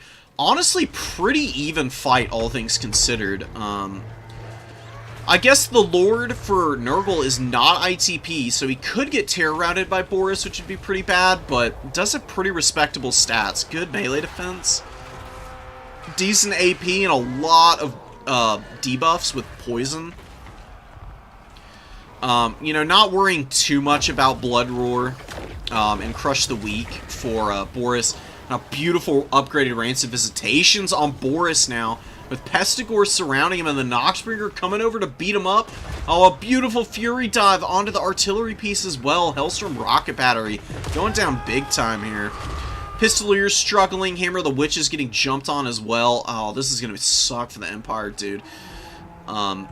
You know, Furies, as I said, very nice disruptive tool, and they are so good against the Empire because Empire is just so low armored. And Furies are so quick, they close the gap in no time at all, so it's very easy to get overwhelmed when you see a bunch diving onto you. And the Empire pushing up onto the number 2 objective, they will get a flip on the cap here. I don't know how long that's going to hold. And the Deathjacks are really beat up. Zentler's Reichsguard have been suffering pretty badly. Those are the Vortexes from the Noxbringer. You can see it has a little bit of disruption on the movement, and it does decent damage. 4 AP damage is pretty painful, honestly. Furies just rocking around looking for opportunities. They got a lot of good targets over here that they really should be hammering. 38th is not focus firing to deal with the Furies, and they didn't have any heavy cavalry back here to protect. You don't want to use infantry to protect against Furies. You actually want to use Empire Knights, because what happens, you drop the cannon with the crew, you run away when the Furies are diving in, and you use the cavalry to intercept the Furies and just massacre them on the charge. Furies are super squishy to shock damage, so making better use of heavy cav to screen the Furies and do damage to them would definitely give the Empire a little bit of a better fight. The Jade Wizard having to use a regrowth on himself sucks, dude. You never ever want to have to use regrowth on your own wizard, because these guys don't do anything in combat. It's kind of a waste of magic, honestly. I really only want to be using it on, like, you know, your Boris, or using Earthbloods on the rest of the army to keep them healthier.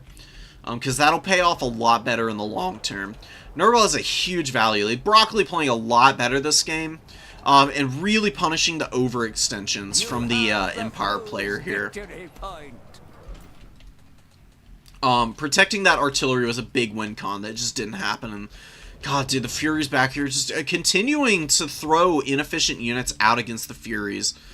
They're going to have like 1,700 value by the time they die here. Oh my god. Yep, and landing on the archers. They might even kill this archer unit and still have room to go. That is vile. Oh my god, dude. 17, creeping up. They get the route, and then they crumble out. 1,800 value on a Fury is wild, man. This Fury going to get about 15. Trying to steal the number 3, but we do get Kazak coming out. We get a good Curse of the Slug.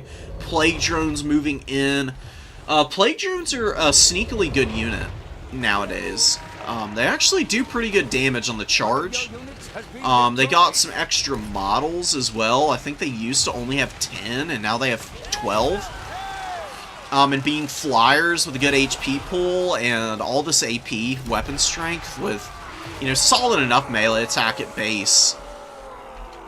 See how quickly they work through these poor heavy cavalry. You just can't do it, man. Can't do it. Greatsword's coming out. Boris is still maneuvering around and causing a few problems. He just hasn't really been able to break any one single position of Nurgle and really pinball them around and give the Empire the opportunity to really consolidate anywhere. And they're just too far behind at this point. Greatswords, fighting characters, not really their cup of tea. Pestigors move in. We do get Boris coming in. Oh, and a beautiful charge down from the Plague Drones. Surrounding Boris here, who's got 2 characters attacking him as well. He's probably going to die.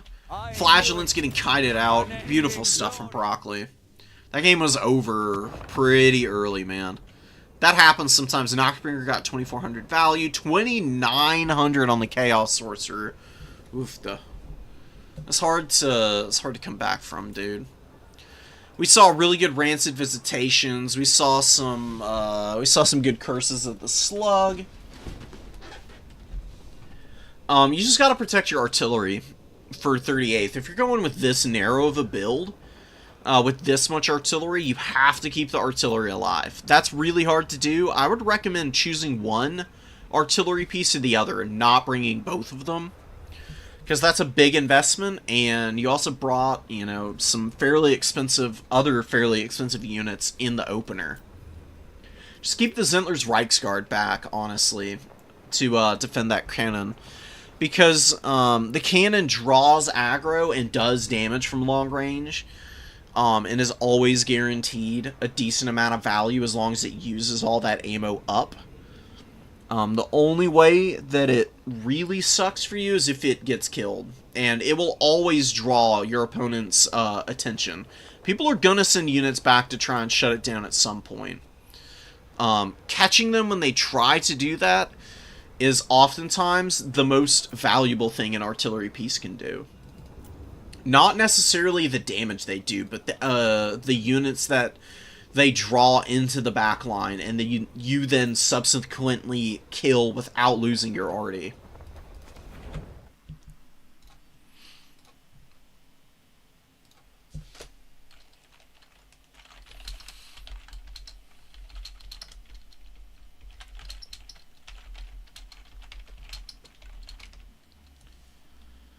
Alright, and who's the opponent? Is somebody else dropping?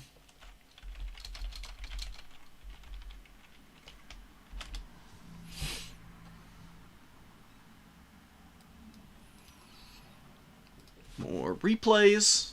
I'm going to check the bracket in a minute so that we can see who might be getting into the top 4 here.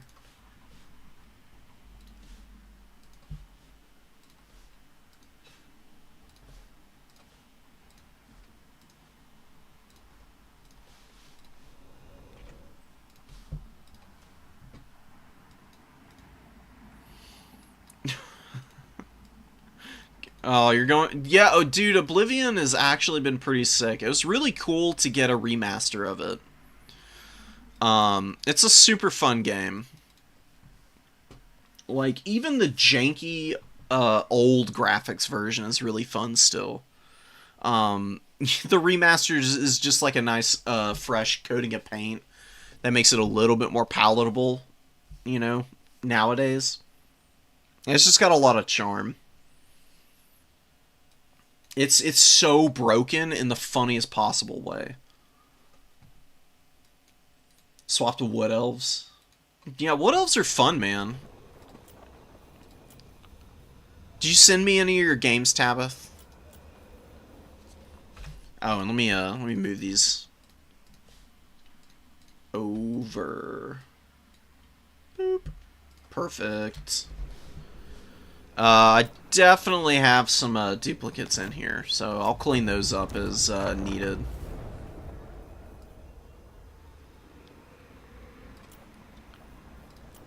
Yeah. Okay, these are all duplicates.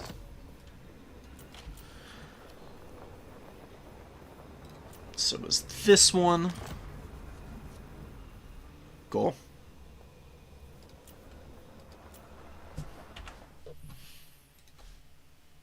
One sec. Just need a couple more minutes for admin stuff. Okay, impenetrable. Let me go make sure he's gone.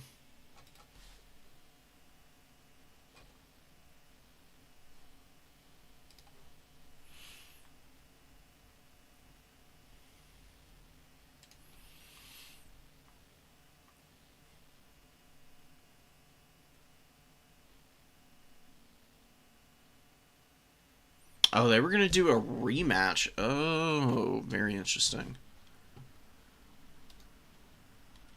Alright.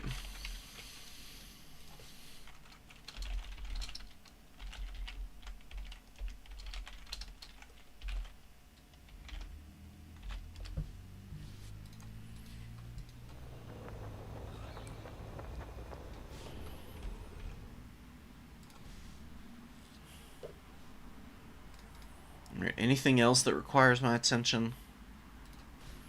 Just a couple more replays to download.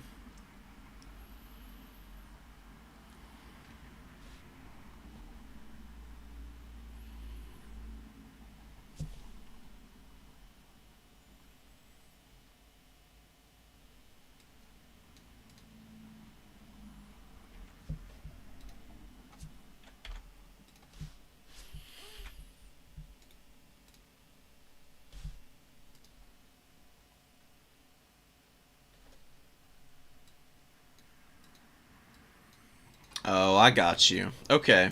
Understandable, Tabith.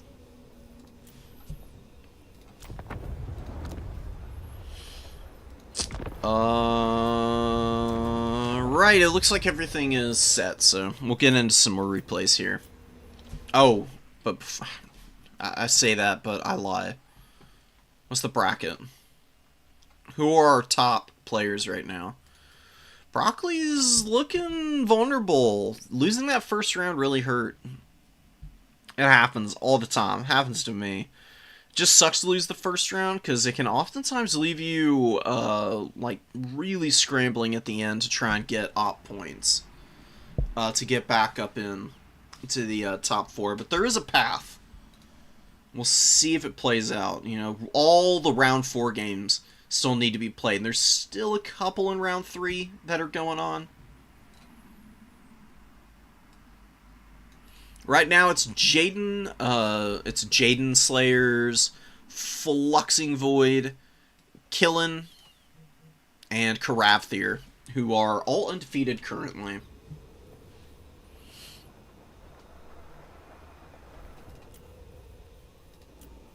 Alright, we already saw this one. Where do we want to go?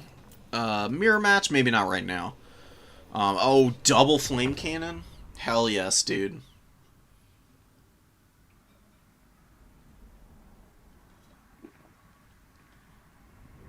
Lazuka's also one of the favorites to win today. Has been playing a lot of Dowie. Has been doing pretty solidly and improving a lot. I'm very curious to see how these cannons do.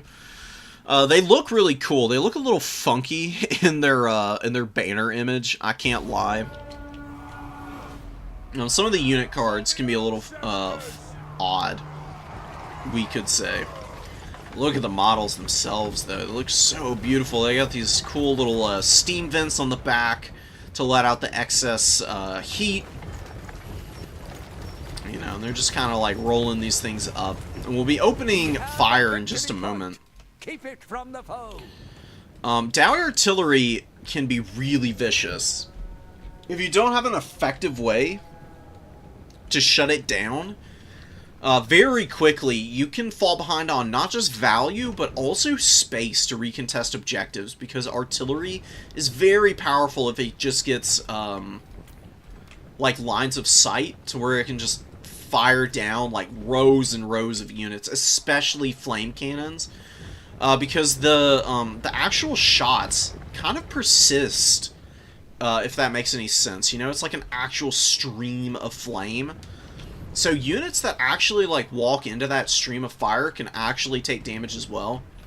And it hits through a lot of stuff. They're a little inaccurate, but inaccurate in a good way, where there's a decent amount of spread that can cause a lot of collateral damage. And it's exceptionally good against lightly armored stuff, and, you know, that's the greenskins in a nutshell. Can also do pretty good damage even to, like, armored trolls. For, say, the Warriors of Chaos or something. So they're lining up now, gonna be trying to shoot Grom, which I'd be a little careful of. You're gonna get a lot of friendly fire here. These flame cannons, one thing that's not great about them, they're not discerning at all, and they just wrecked that miner unit. They are better against lightly armored stuff. That doesn't mean that they can't do damage to armored units. They can do some pretty nasty work, and Grom is definitely peeling out of here. It takes a decent amount of damage from that last volley on the way out. Oh, and he hits the pillar. Just runs right into it, you know? It's like a freaking highway during rush hour, you know? Just plows right into the barrier. Greenskins don't have the point. They drop a Spider Hatchling summon on one of the cannon crews. Spider Hatchlings just don't do any damage, hardly. Dowie crews are actually way better than most cannon crews in combat. Like, their melee attack and melee defense are still pretty terrible. Them having good leadership, though, and a lot more HP makes them very survivable. Yeah, and look at the flame cannon, man. Oh my god, disgusting. Bye-bye. Bye-bye, goblins. Goblins not very good against the Dowie. You really don't want numbers against the dwarves, necessarily. Not to say that they can't work, but I tend to find that low leadership infantry have an awful time in the against the dwarves, because they rarely can make it to the front line even. And just like spending all that money and bringing this much chaff, it can leave you a little thin if the Dowie just get really good value from their blasting charges and ranged units. Here we do get a really good spider hatchling summon that very fully surrounded this flame cannon crew, and is doing some really decent damage, but they do get pushed away before they can finish the job, dude. They last ages. Wow, almost 2 full minutes. Just on the first stage, I just realized. They got another 30 seconds after that before they unbind. Inventory of hatchling. He's got 3 summons of it too. That's pretty cool.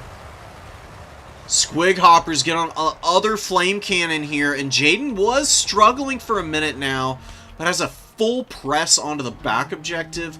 Middle is fairly well held by the Dowie, but both flame cannons look like they might be going down here. One crew is alive. Looks like they're trying to recrew the cannon now. Is that a Goblobber? It is. The Hammer of Gork, no less. Lobbing up in here to hit the Slayers and also the Dwarf Warriors. And something important to note about the Goblobber, it imbues the Blinded effect, which really lowers all of the relevant stats for any unit in the game. Accuracy, melee defense, and melee attack.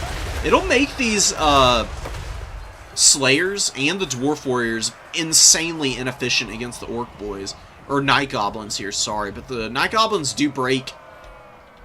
Slayer's going to maneuver over somewhere else now, surely.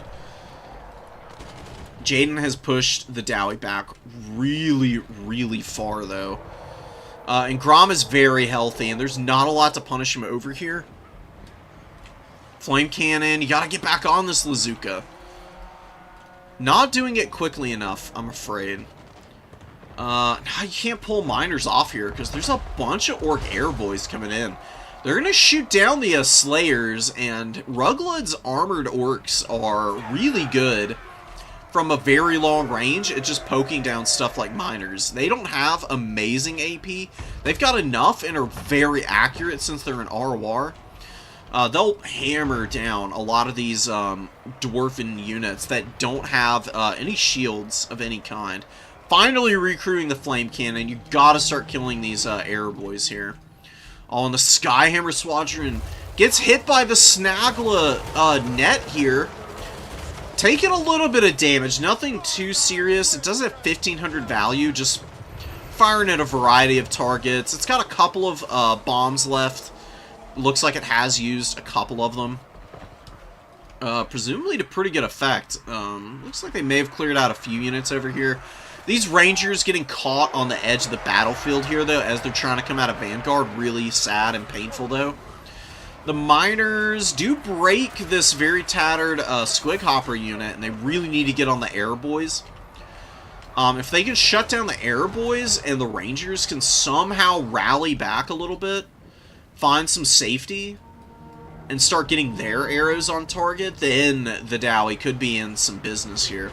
Because they do have a little bit of pushback, but the Grumbling Guard are getting massacred by the Air Boys. No!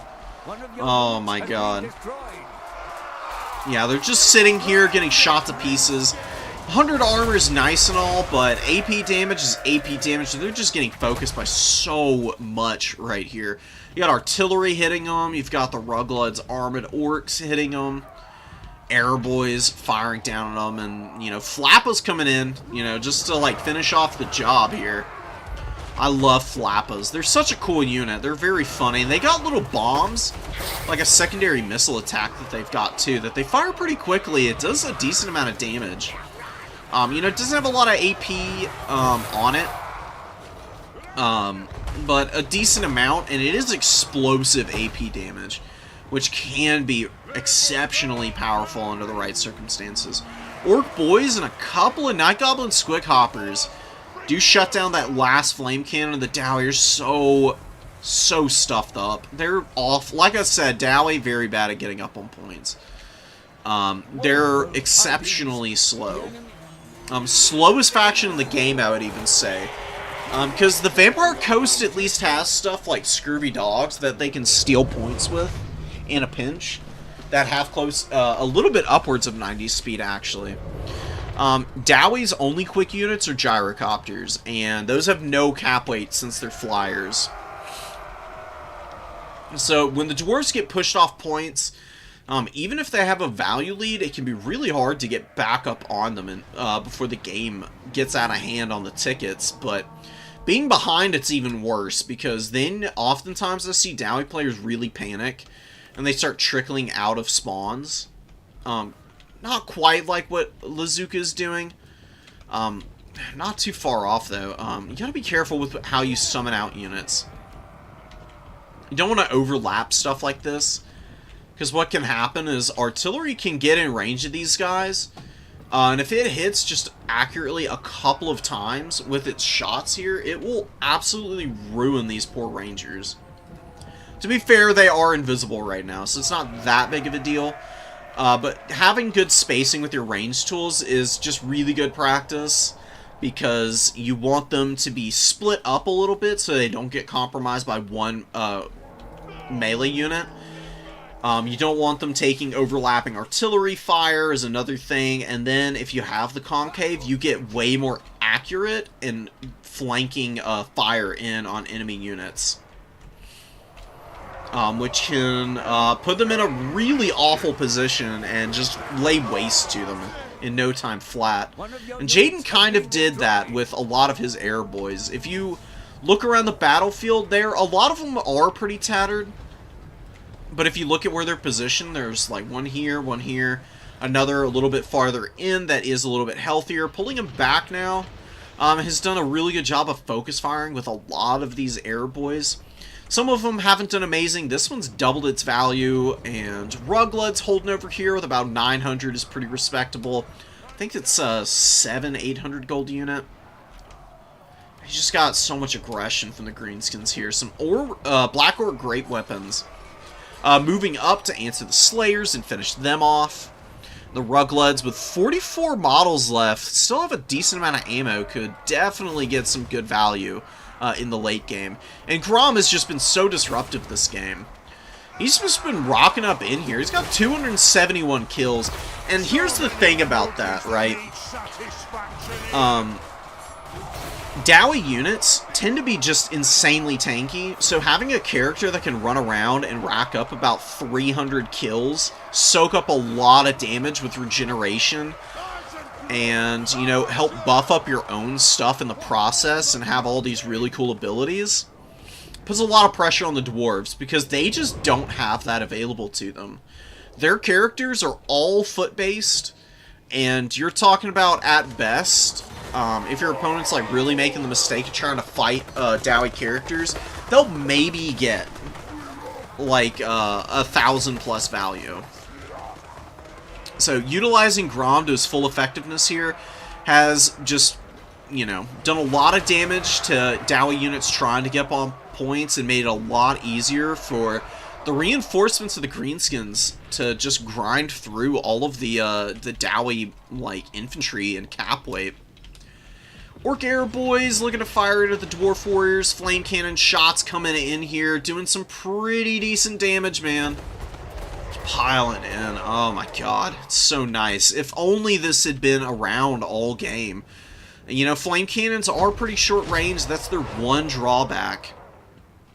You can see how much damage that they can do, and, you know, debuffing leadership as much as it does, because it gives them -10 at base since it's artillery. And then the extra 8 leadership debuff does, as you can see, these guys wouldn't be routing without that burnt effect being applied to them right now. It's allowed the Dowie to cap this #1 objective back. It's just too little too late, though. I mean, the Greenskins have such a big value lead. They've got the Colossal Squig rampaging around with Snagler right now, doing some decent work. Squig Hopper's just continuing to fly in here and do some nasty damage. And Grom and the Greenskins have just totally dominated the middle objective. It was a really good push. Like, you had Jaden coming back here and capping this objective for the Dowie early away from the flame cannons, and then when the Dowie like really summoned out a bunch of stuff on this side of the field, the Dowie held with what they had, did a very good job of diving in to kill the flame cannons before pushing up on the middle, which is really smart. That's kind of how you get around a artillery build. Take advantage of where it's very hard for them to focus fire. And then pop in and out to make sure that you can hammer them down on the flanks.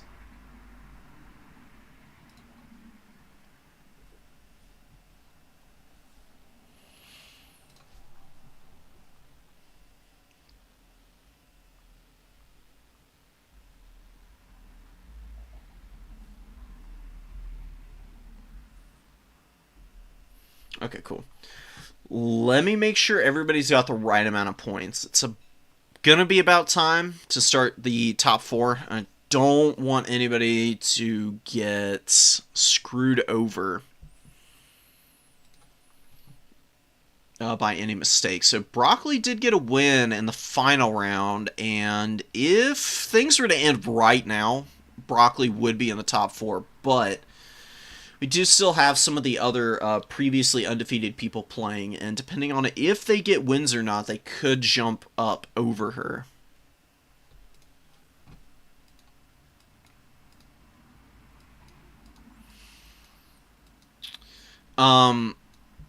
Third game somehow sent my archers into melee and just gave up after I noticed. So what may have happened there, Tabith, is you didn't have them on guard mode, perhaps? And he gave him an attack order, and your opponent pulled back the unit they were shooting at, and then they were running forward to try and get back in range. That's the most common mistake as to how people get their missile units caught in melee. It's not because the targeting priority is doing anything weird. It's just that if you give missile units an attack order without guard mode, they become very single-minded about what they're doing. If they're on guard mode and your opponent moves out of range, then they'll just stay put and they'll acquire a new target if they have fire at will on. Otherwise, they'll wait for orders, which is the best way to use them. Because there's nothing worse than your range tools just like running up into combat and getting caught, and then you have to reposition them, and by the time you've lost a lot of time to value trade with them.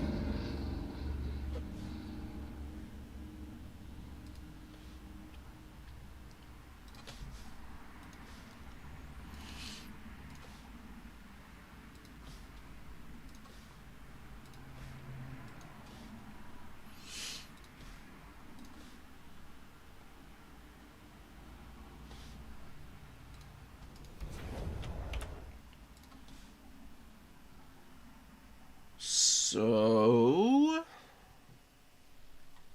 Johnny should have how many points?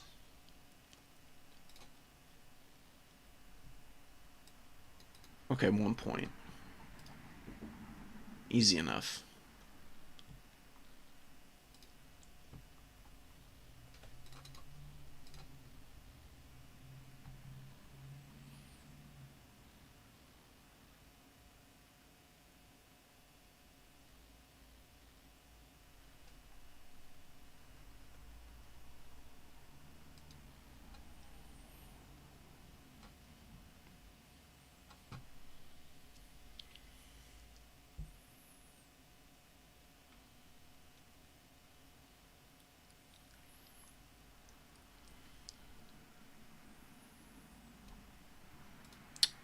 Hello? What's going on? Man, this admin.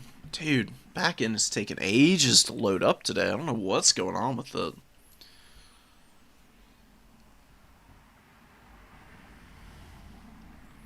It'd be real nice if you'd be a little bit more responsive, but, you know. You put up with it as best you can. The utility of having Total Tavern is amazing in its own right.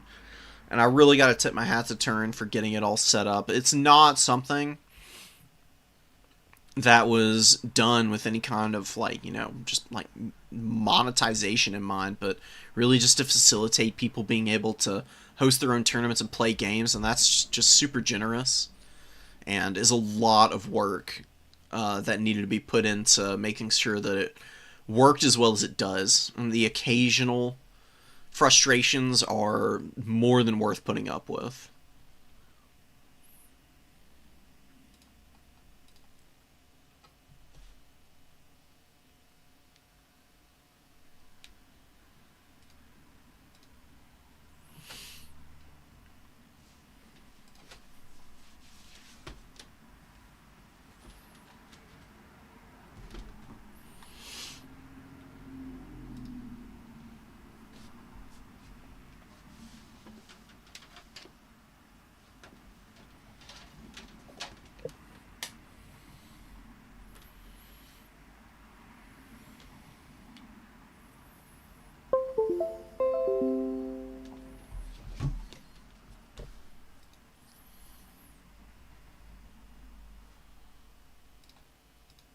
Alright, everything looks good for the player points as far as I can tell.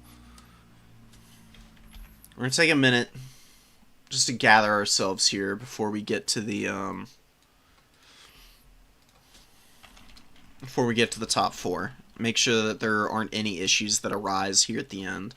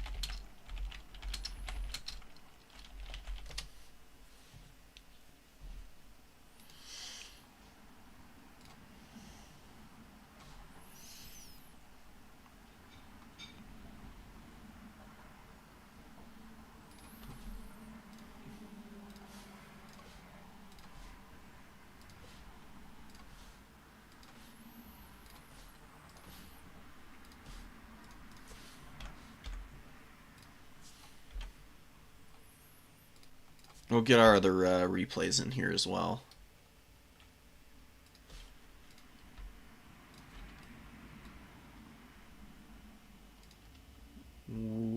Okay, there we go.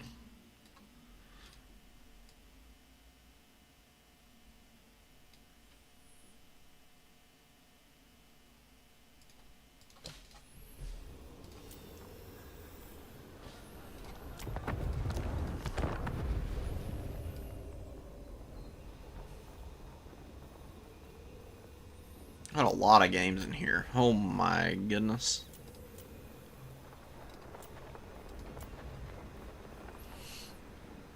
Alright, let me make sure that I get rid of a lot of the ones that we've already seen. That way we don't get all mixed up later on.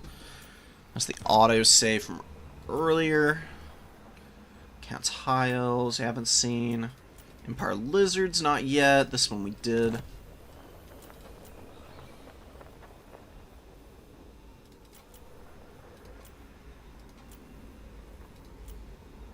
Oh, Rika's in the tournament. It's been a minute since I've seen them. They were gone from the last couple at least. Got this one.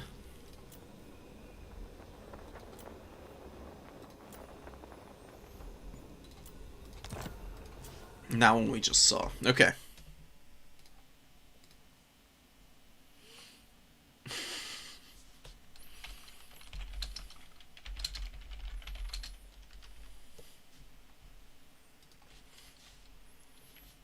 Just talking to one of the newer players here in the Discord.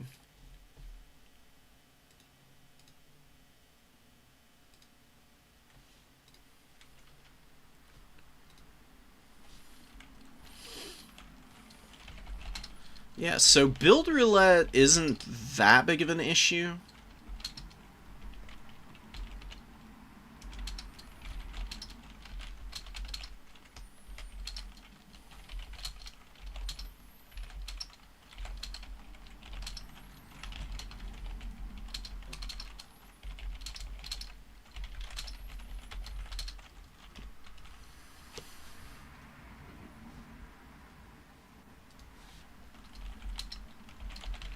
Also, maybe just matchup inexperience. You have to play a lot of this game to hit the same like tier as guys like Oishi and Tim the Wilder and stuff, because they like breathe this game. They have played all of the matchups so many times. That's why a lot of those guys are like at the top of the leaderboards consistently. They just have a lot of experience in high level plays, so running into matchups that you just aren't familiar with and losing in them can be very discouraging, but if you keep at it, you'll be fine.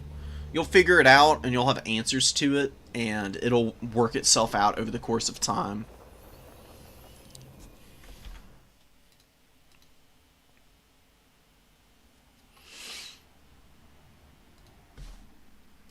High Elves versus Empire. Are we ready for top 4? I'm bringing y'all back to the game. Oh, I did.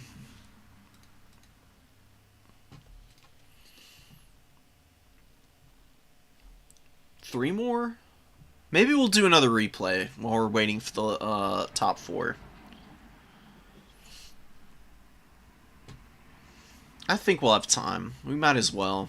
It'll be a good little break, even if we run over a little bit on time.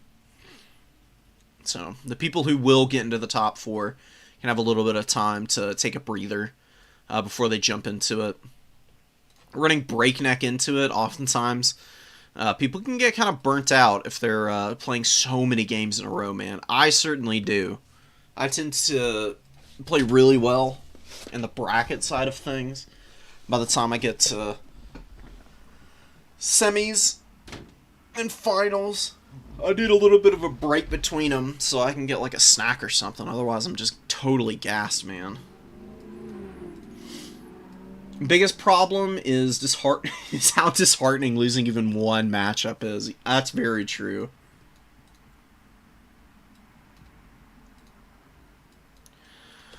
Yeah, I've been thinking about that. It's kind of hard to transition from new player tournaments to more advanced level tournaments.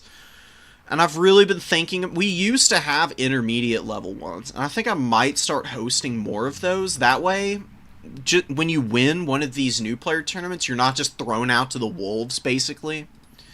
And you can have a little bit more time to like play with people who are on another skill level. And I've actually been thinking about hosting some tournaments where how it works is anybody is welcome in the tournament, but here's the thing, if you win the tournament, you cannot play that same faction in that particular tournament ever again. And so you're forced to like spread out and play a bunch of different factions if you want to participate in this particular like tournament format. And all leaderboard, all people who have won a leaderboard qualifying tournament are not allowed to play in it. So that way it's like actual intermediate and newer level players. Because if you can win one leaderboard qualifying tournament, you're good enough to win multiple. It's hard as hell, but it's great. Broccoli is kind of a raid boss, dude. They're really good at the game. And Nurgle's a hard faction, too.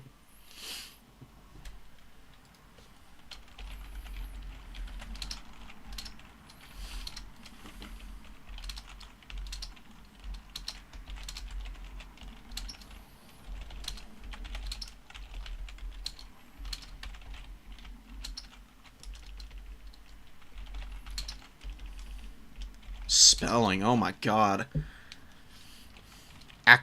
Akutali. That's how I'm spelling shit right now.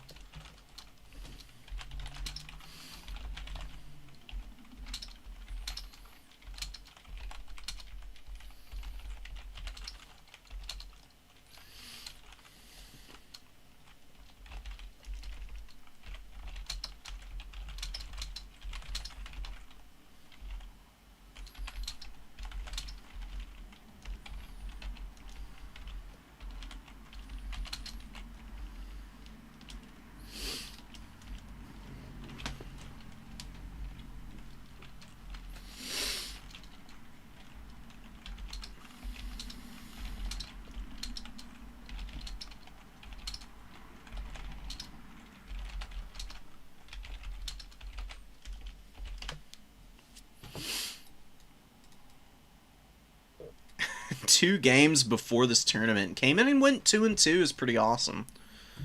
How is it decided who advances if there's the same number of wins?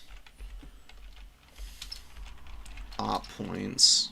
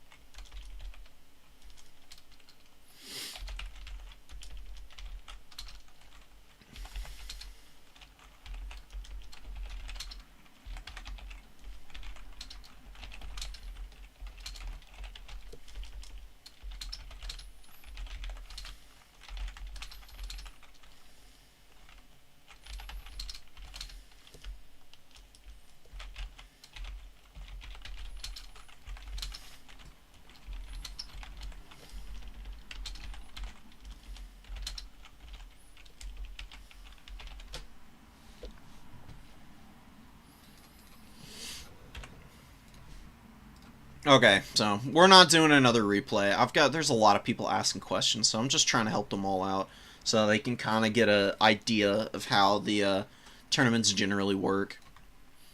So I'm just sitting here and we're kind of answering. We've got 1 game left, Tabith and Ham and Cheese Cat. Hopefully finishing up here in a second. We've got Jaden, Killen, Karafthier, and Mr. Fly looking to be the top 4. I don't think anything's going to change. With this last game. Who did Ham and Cheese play? Any of our top 4? No. What about Tabith? Or anybody on the cusp? No, nobody there. Okay. We might need to do a Duel of Fates.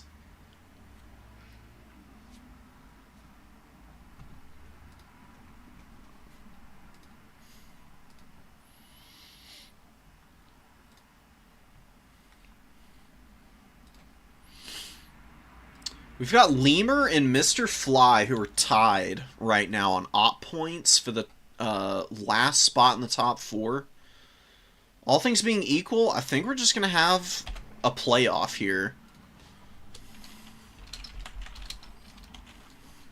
What did we get for determining top 4? If there are any op point ties. There's absolutely no rules. I'm going to just determine how we're going to advance these guys then. And we're going to do a Duel of Fates between the 2. There ain't no way I'm going to not give them an opportunity to get another chance to play.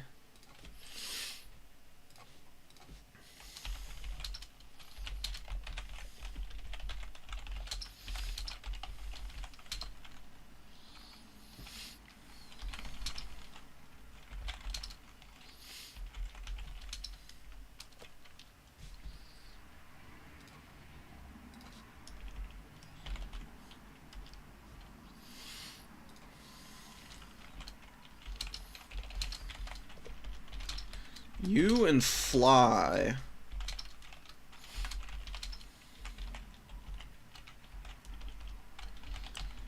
We're going to have a death match for the last top 4 spots since we do have a tie between the 2 people. And there's no other tiebreakers that are going to be breaking that scenario right now.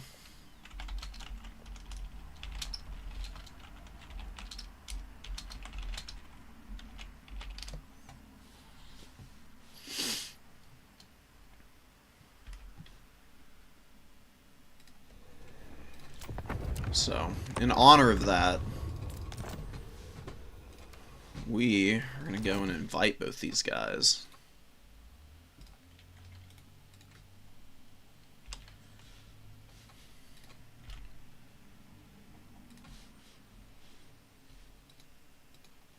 Where's our boy? Where is he at? Mr. Fly, where are you? There you are.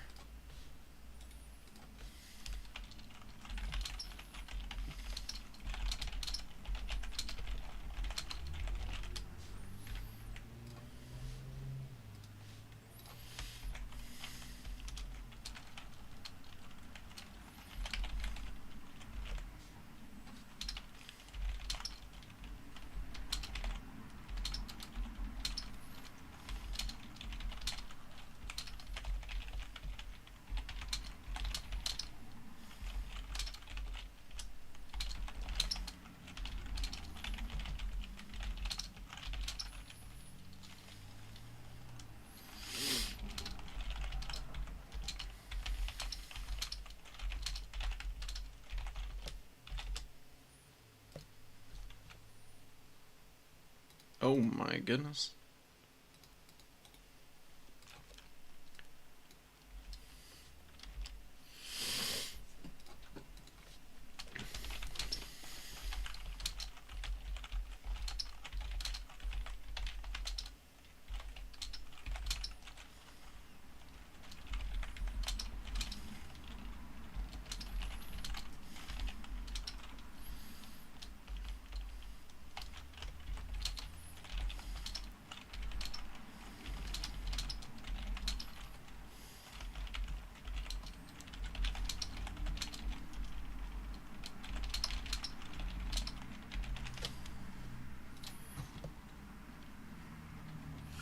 Alright guys, give me just 1 second. I'm setting this up. I'm going to consult the Oracle for 3 random Dom maps. And then Fly is going to ban a map, and then Lemur is going to pick from the remaining 2 that are left. Where the hell is the Oracle now? There it is.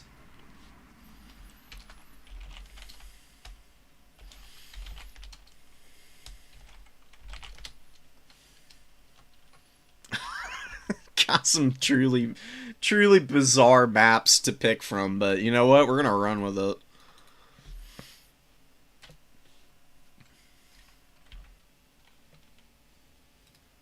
Okay.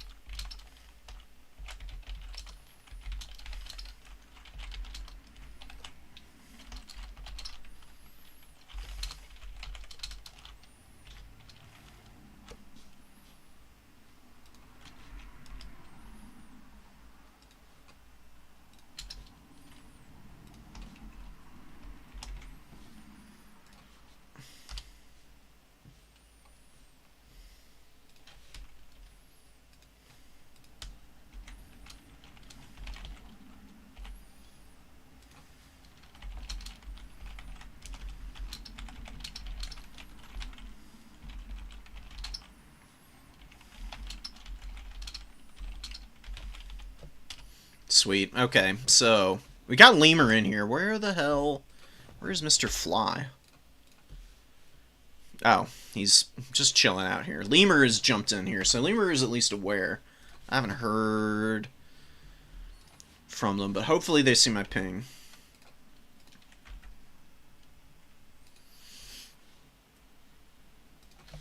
I'm giving them the opportunity to pick from a spread of maps.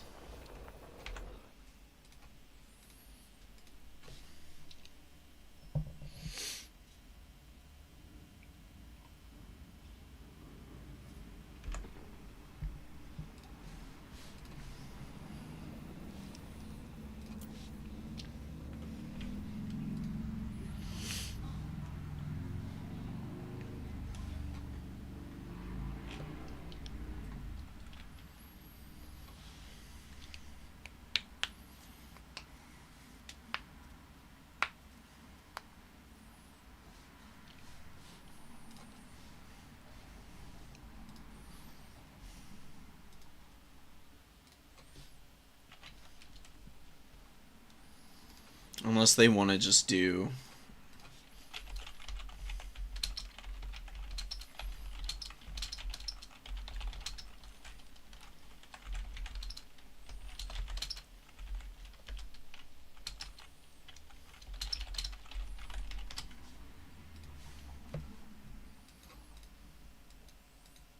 You there? Pick one of the maps that I just pinged in the Discord, then Fly.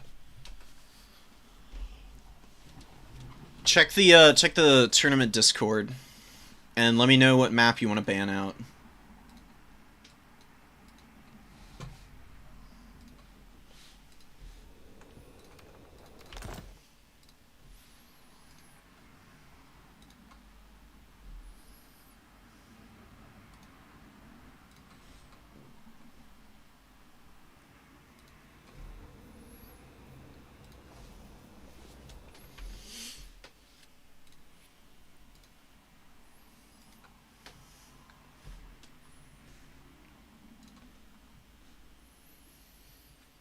Oh, oh, best of 9 between Tim the Wilder and Charks. Hell yeah, that's sick.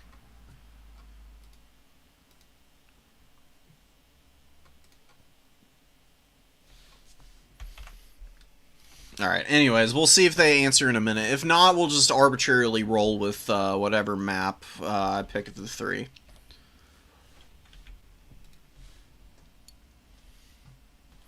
But they're building their armies right now. Maybe. Presumably. We'll see. Let me flip away for a sec. That's some idea. Oh, we got Zinch versus Chaos Dwarves. Hell yes, dude.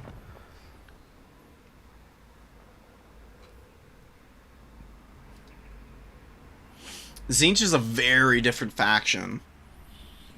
Super unique. A lot of really cool mechanics going for them. They are really tricky to play, though. Last game for another month. Well, we'll see you in a month then, man. Absolutely no worries. We'll be around here.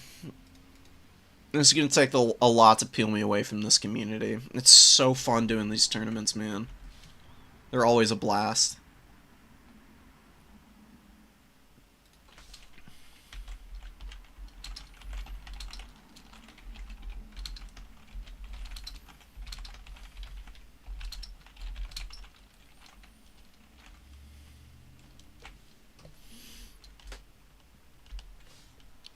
Oh, here we go, here we go, here we go, here we go. Maybe they're getting onto the maps now. Oh, Band Dunes. Okay.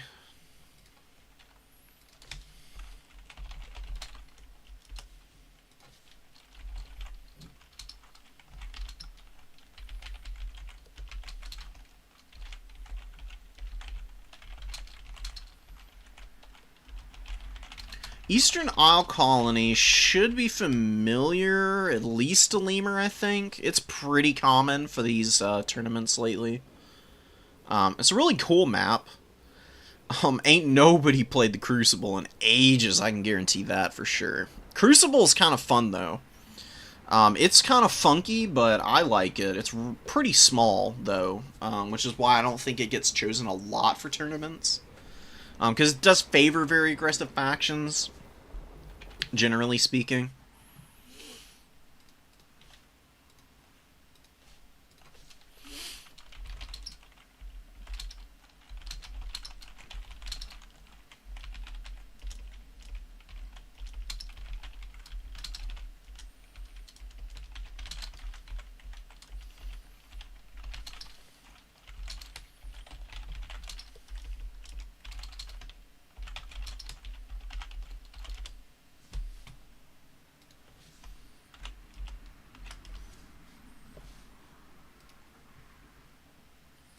Oh, Eastern Isle. Okay, cool. So, there we go. We got it. And let me bring y'all back. Now we got that sorted. So, Eastern Isle Colony, very, very, very common tournament choice, maps-wise.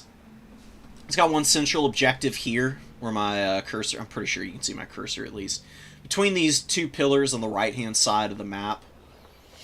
It's got a big forest here, and then there's some scattered trees on the left-hand side, and there's two home objectives, where the little lighter spots are on the left-hand side there. So the map is fairly big, but the objectives are very concentrated, which makes for a very interesting like scenario, because you can play on your two objectives. You can play on your home objective and use the middle as like a little bit of a trap for your opponent, where they'll like really pull in here and try to defend this really hard, and then you can kind of creep up over to their home objective, steal it away, but then retreat off as they pull forces back to defend it, and then rotate to the middle. You can also get some really cool surrounds off on your opponent here. It's a fun map. It took me a while to really figure out how to play it. There's a lot of really cool strategies that you can use. Good luck, have fun.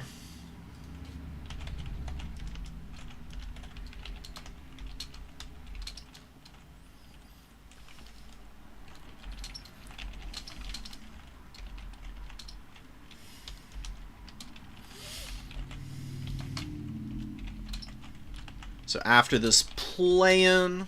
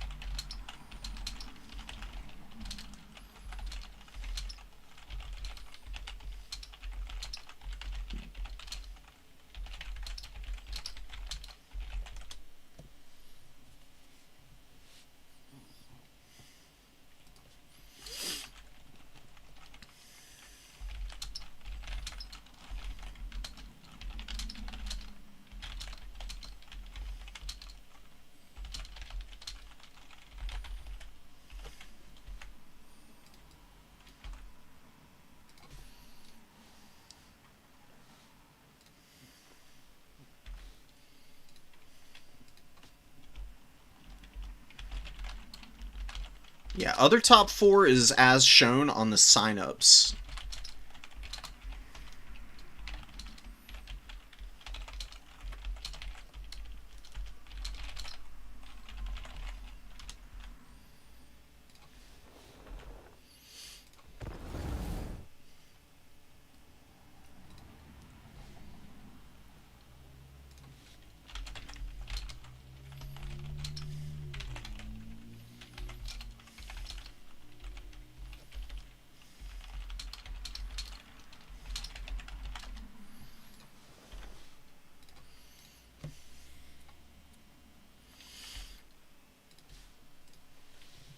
Alright. Not enjoying Wood Elves? Sticking with it. You should just play High Elves, Tabith. People have been figuring them out a little bit. They're still hard, but they're pretty enjoyable. Wood Elves are very different. Wood Elves don't have a lot of flashy stuff, if that makes sense. They're a very measured faction. They've got a good balance of like rush and shooting, so they can do both pretty well. High Elves have a lot of really highly specialized units, and they tend to play pretty uniquely. At least in my opinion. Wood Elves are very strong though right now. I mean, they're in the top 4 for win right now. They've really jumped up. People are really locking them in. Wood Elves don't have a lot of bad matchups. A lot of matchups are pretty even for them for the most part. They've got a handful that are really good for them. High Elves, Norska, Chaos Demons, Nurgle, and Empire being the best right now.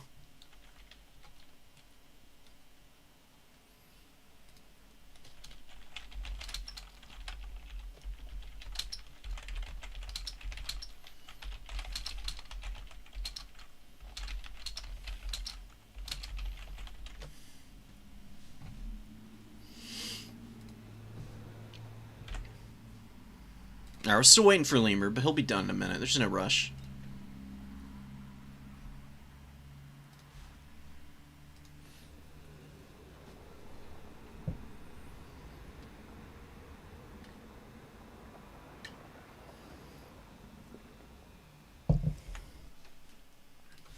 Delicious coffee.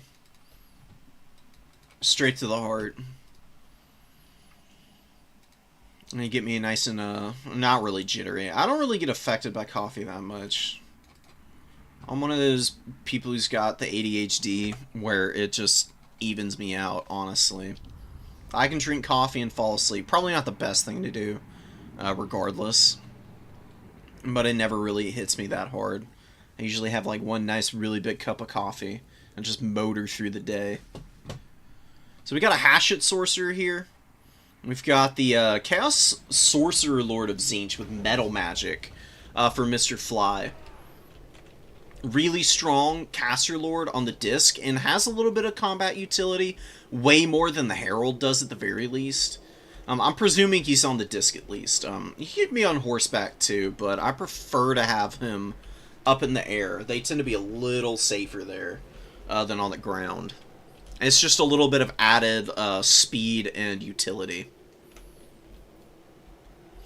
But Chaos Dowie are going to be a little tough for Tzeentch. It's definitely not a matchup that Tzeentch has a huge advantage in. There are a couple like that for Tzeentch, but typically speaking, they're a little bit on the lower end of the matchup curve. They have more. They have a few more unfavorable matchups than favorable, and their even matchups can be a little bit tricky for them.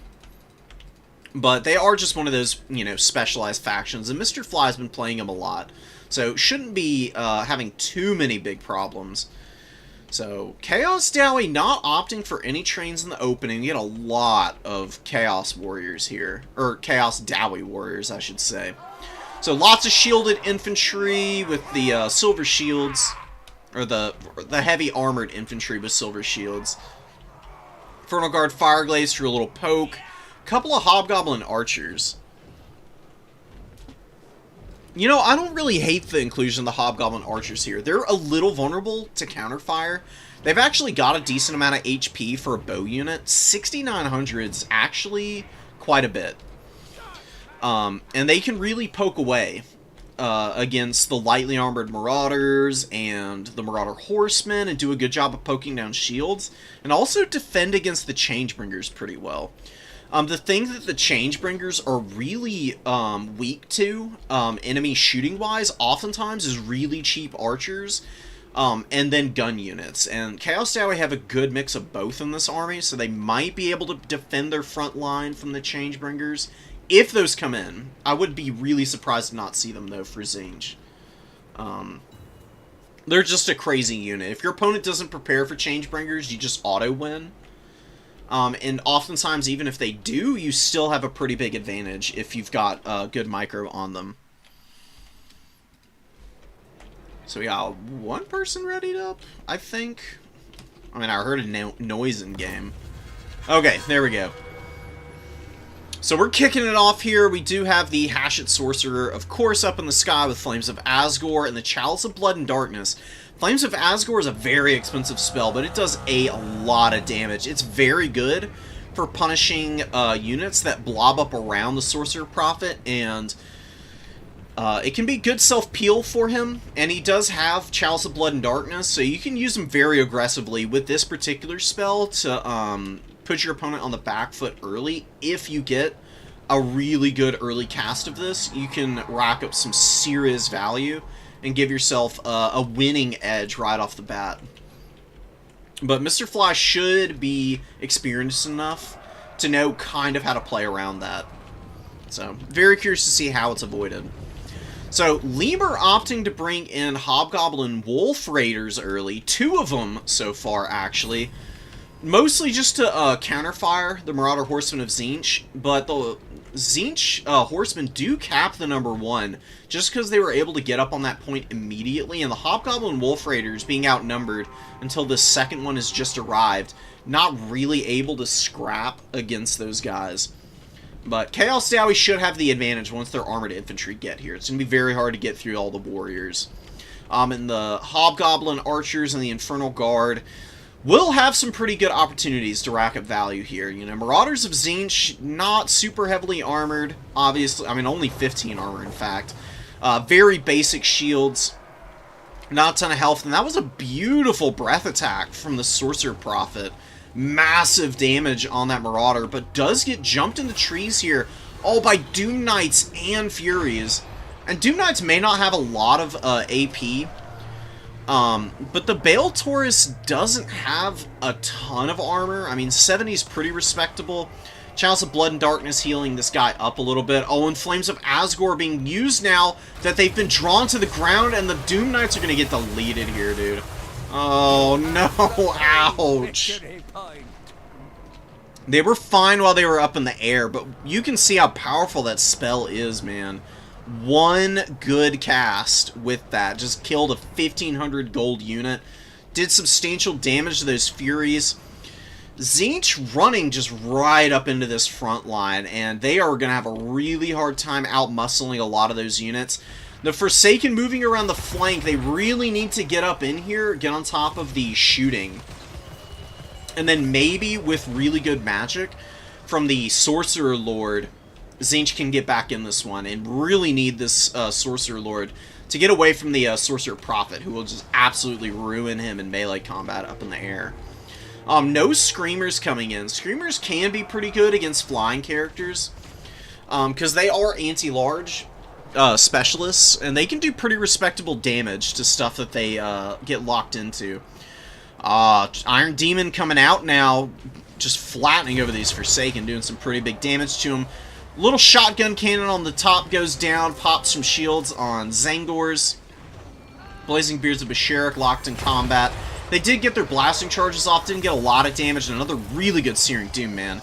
So Mr. Fly, despite a really unfortunate scenario kind of coming to fruition early on, is getting some pretty good combats elsewhere on the field.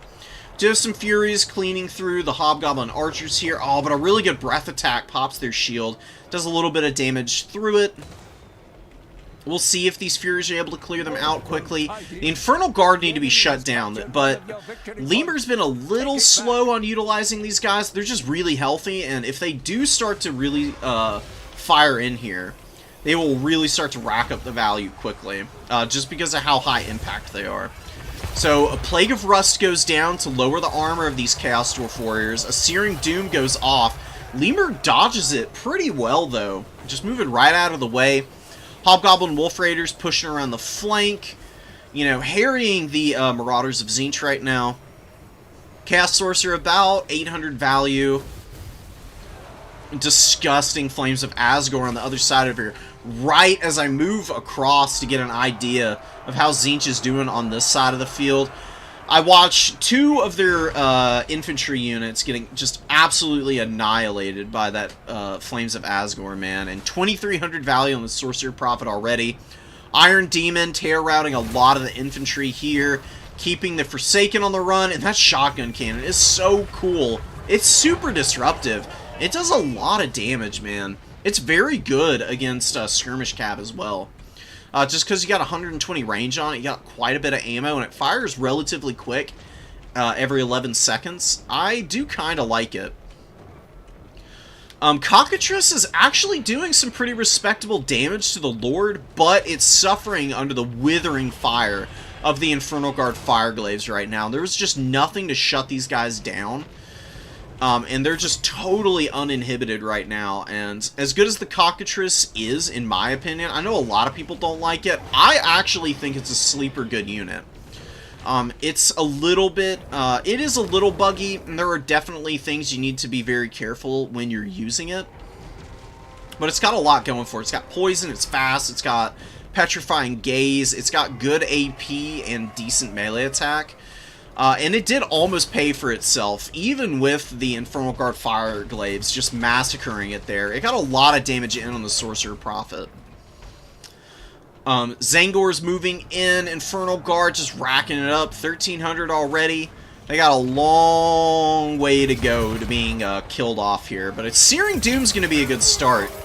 Lemur does give them an attack order, but they were in the middle of shooting, so it took them a little longer to move out of the way, and they did take, you know, I would say, what, that's about 20% of their HP, so a decent amount, but we do have a real serious problem going on back here. Zangors are getting tear-routed, and Blazing Beards of Basharak are looking to push up onto the number 2. They get a really nice blasting charge volley on these Marauder Spears, who don't have their Overshield active right now, getting absolutely nailed by that blasting charge volley. Furies land on the rear of these guys. Blazing Beards, though, have great melee defense and good melee attack. They'll kill these Furies eventually. Shouldn't be too big of an issue for them. We do have Chaos Warrior Halberds of Tzeentch going in. Oh, and the army ability came down over here. It does look, oh man, the Tzeentch army ability, it looks like did a lot of damage to quite a few different targets. It looks like a lot of dead Chaos Dowry Warriors here. The G'day Fireborn took some decent damage. I just don't know if Tzeentch is going to be able to bring out the cap weight to be able to take this point, though. And again, the Infernal Guard Fireglaves are still alive over here, being every bit the problem that they were earlier. And Tzeentch is going to run out of Searing Dooms eventually. That's really the only thing that they've been able to use to really hammer these guys down right now. Maybe using the Searing Dooms in the front line earlier was a little bit of a mistake. They just they didn't allow Tzeentch to get through the front line at all. The Zangors and the Marauders just couldn't beat the Chaos Dowie Warriors. Mostly due to the heavy armor, man. I mean, the Chaos Dowie Warriors themselves don't do a lot of damage. The benefit of them is that they just hold really well, you know? I mean, they are dwarves after all, and while regular Dowie infantry aren't very good in melee combat,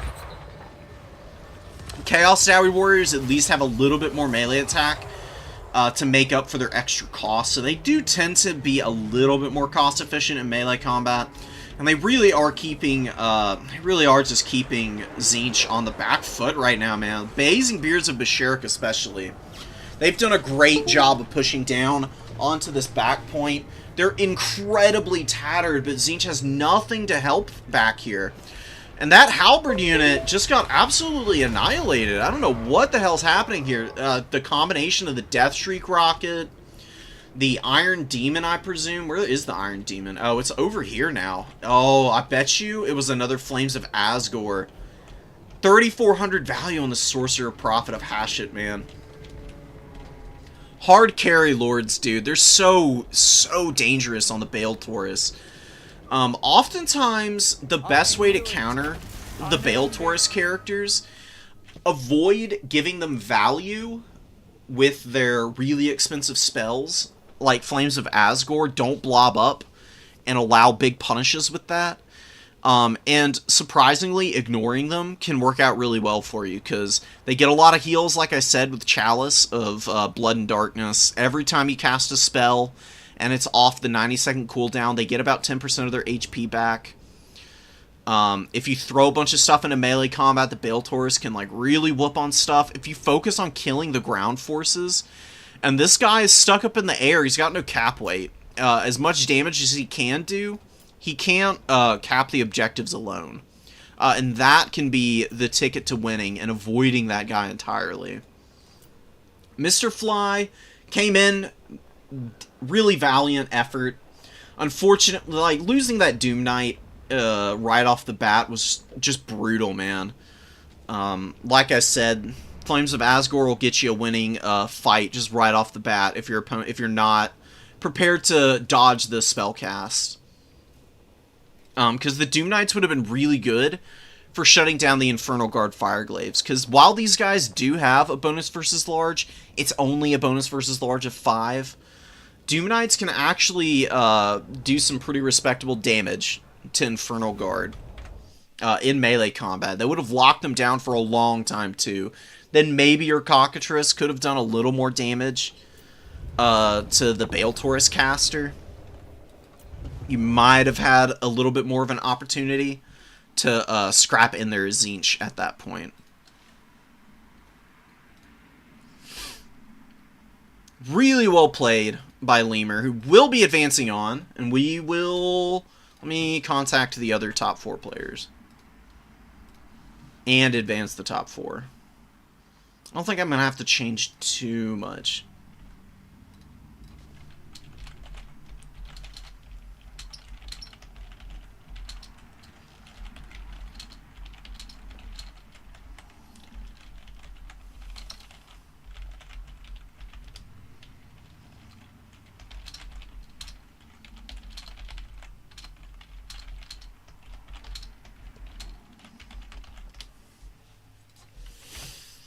Okay, so let's get the tournament rolling into the top 4 now. And let's make sure that we get it all set up. So, Mr. Fly, unfortunately, you didn't make the cut.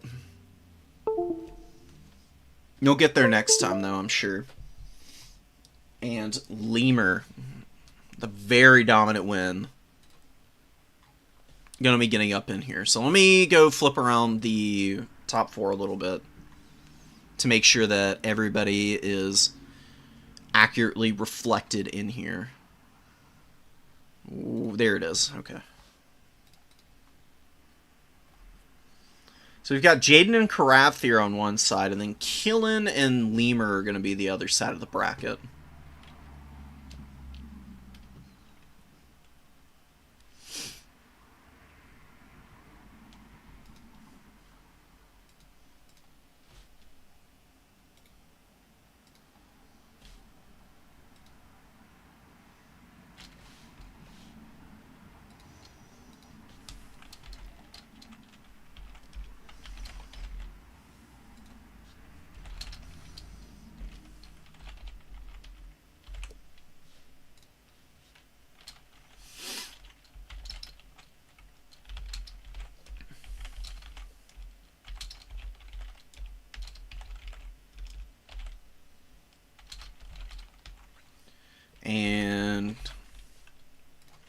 Karathyr and...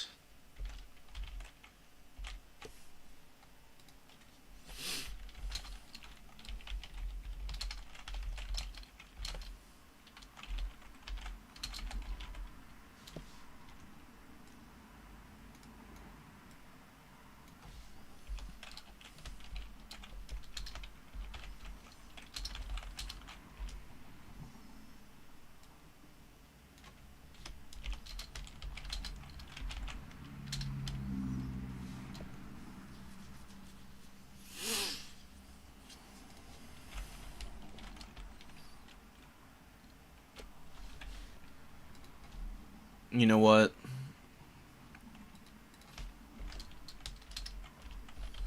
We're gonna spectate Karathyr.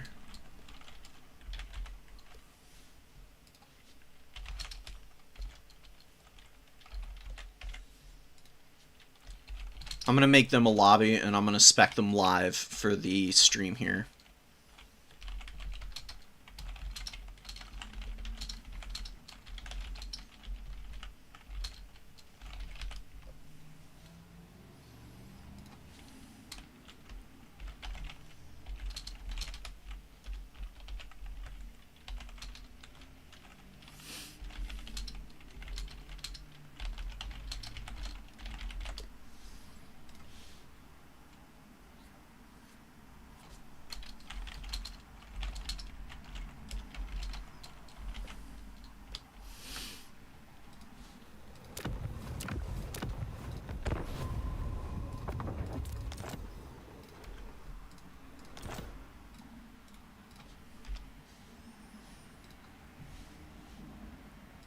Okay.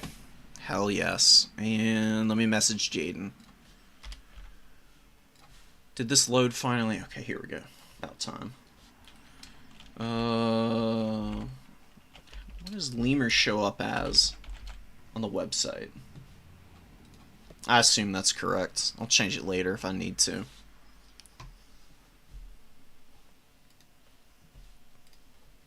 Oh, it's moving slow because, you know, there's other tournaments going on, so there's probably a bunch of admin stuff going on the other side of it.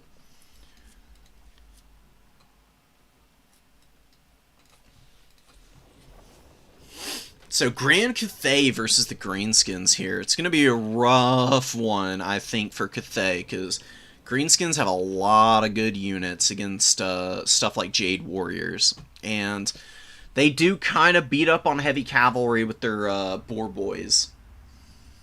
Karathyr is going to have to showcase some serious matchup knowledge to get a leg up here. Oh, and we need to swap the map, so let me do that real quick. Jade Tomb, super appropriate, considering what one of our factions in this matchup is right now. Very cool. You gotta love it when a plan comes together.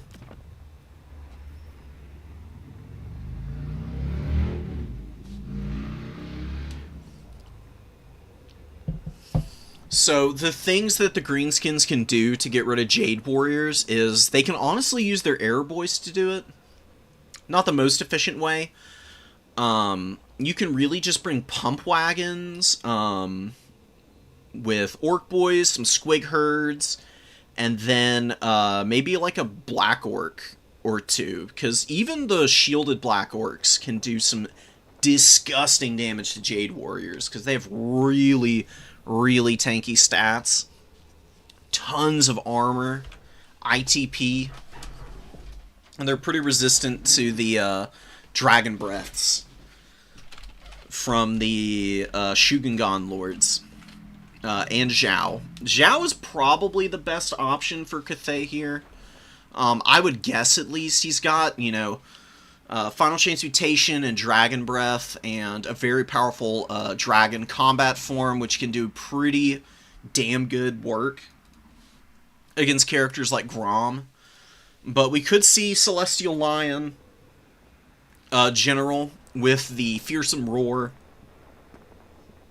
We could see some artillery, because Cathay artillery all have fire damage, and, You know, greenskins, they're a little less reliant on trolls than they were back in the day, but they do still have a decent number of regenerating units, so Cathay cannons can really punish them, especially if greenskins bring somebody like Grom as their lord option. Or something like an Arachnarok Spider. I think the Orcs win by going relatively cheap on the Lord, keeping him alive, and really utilizing a nice, wide, higher quality front line to really get around Grand Cathay. And if there's a big mobility core for Grand Cathay, then you just build up some Black Orc big bosses. Or not big bosses, Black Orc, or Boar Boy Biggins. Sorry, I don't know what the hell I'm on about. I'm getting to that point where I'm starting to lose focus. Boar Boy Biggins will be the answer to the Heavy Cav. They're very reliable. They can also run over the Onyx Croman pretty well. I could go on for days. There's so many variables in domination mode, dude. Starting builds, you have to take into consideration and all of the variables there. You have to consider what your opponent can bring in reinforcements, and how you need to counter all of that. You gotta consider all of the off-meta stuff that they can do that might be effective in your individual matchups.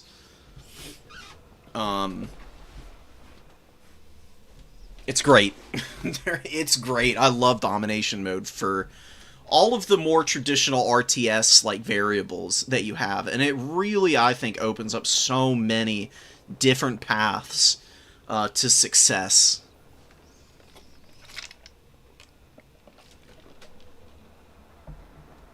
It's just damn good fun, man.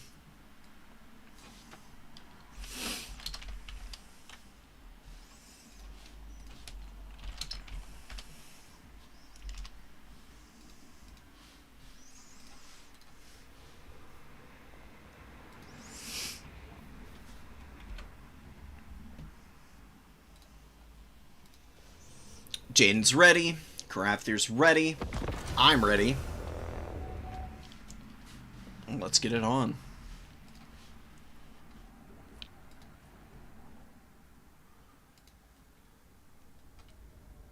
Oh, double Astromancer.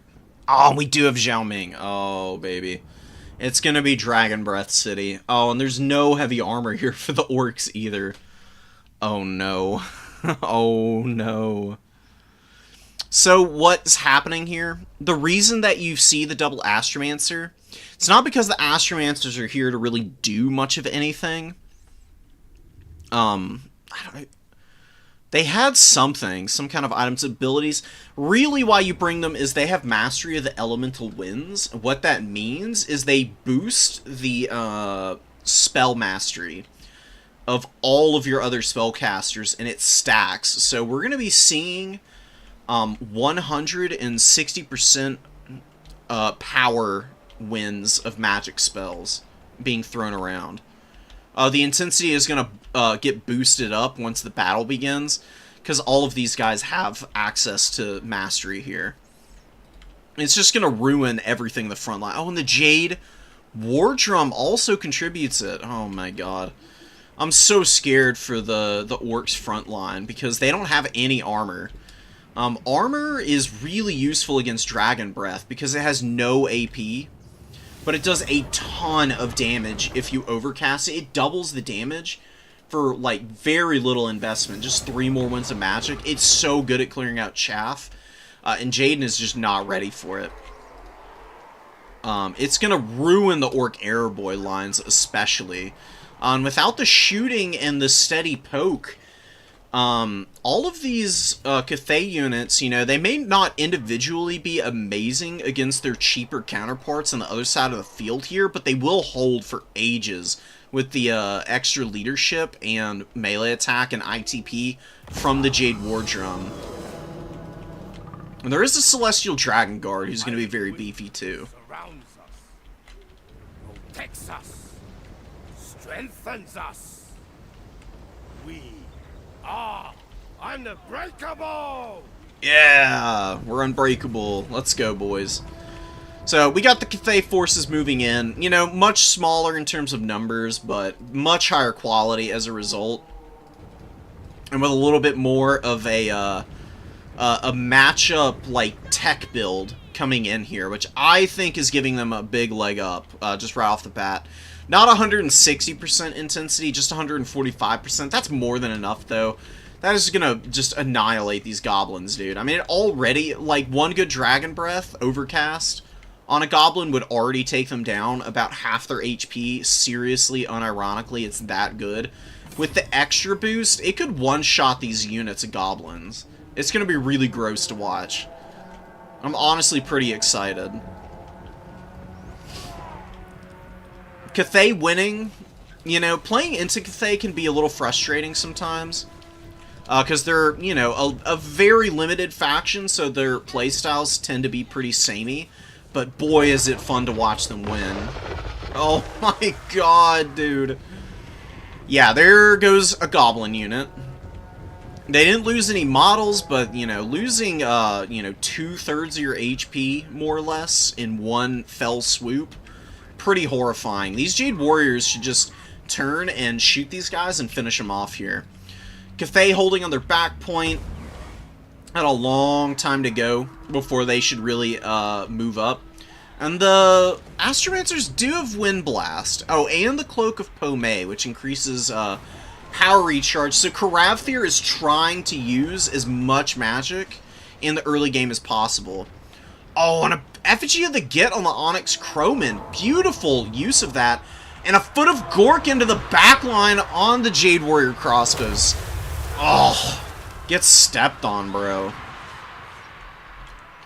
Only about half the HP off those guys, but if you kill the Onyx Crowman quickly here, and then you can focus fire this Jade Warrior crossbow back there, you can maybe clear them out pretty quickly. Not an overcasted Dragon Breath there, but still substantial damage on these guys. And Wind Blast going down, brutal damage on the Orc Air Boys. Is it going to be enough, man? Jaden is keeping the value pretty close for how strong the magic has been. Mostly because, you know, I mean, Jade Warriors, even with buffed up stats from Harmony, just don't do a lot of damage, right? Like, they are, you know, line holders. The Snotling Pump Wagons do go down here. They did a little bit of damage to the Jade Warrior crossbows.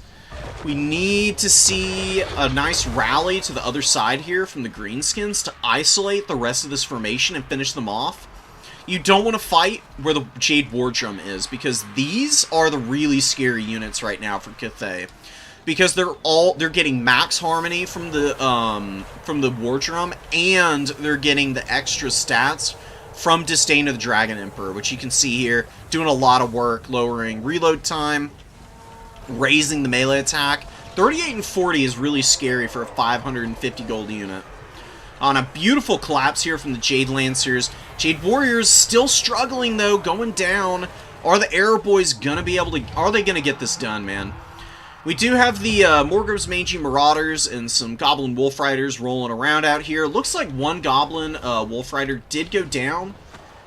We do have Peasant Horsemen getting wrecked right now. Just mass Orc Boys and Spears really hammering them. Lots of surrounds going off. Another really good Dragon Breath onto the Air Boys, who are just taking a pummeling right now. But we do finally get the Broken Tusk Mob out here. They get a Fist of Gork and Mumbo Jumbo Chant. And really not doing that much with it, though, unfortunately. There's a lot of Jade Lancers and Onyx Crowman on them. So they are really not trading all that well. And they get Terror Routed now that everything is wearing off of them, thanks to scary old Zhao Ming here. And Zhao is looking pretty beat up. Are the Greenskins over-focusing Zhao Ming? It's honestly a pretty easy mistake to make. He's really hard to kill. Definitely don't want to over-focus him.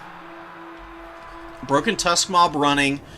Pump Wagons being thrown into Peasant Horsemen right now. More Orc Boar Boy Biggins coming in. Gonna get a really good engage against these Peasant Horsemen, hopefully. Although Jaden's missing a lot of charges right now. You really need those charge attacks to really finish off a lot of the units for Cathay right now. The number 3 objective is looking wide open, and all of that magic has really been clearing out the Orc Boy spears. There's even I just noticed Uranan's Thunderbolt is here. Uranan's Thunderbolt is for any Black Orcs, because it does really good damage to armored units. So really sneaky, under-the-radar spell choice here to give Cathay answers to just about everything here, man. And, you know, you don't run into him too often. Cathay is really tricky for that reason alone. Another really good Dragon Breath.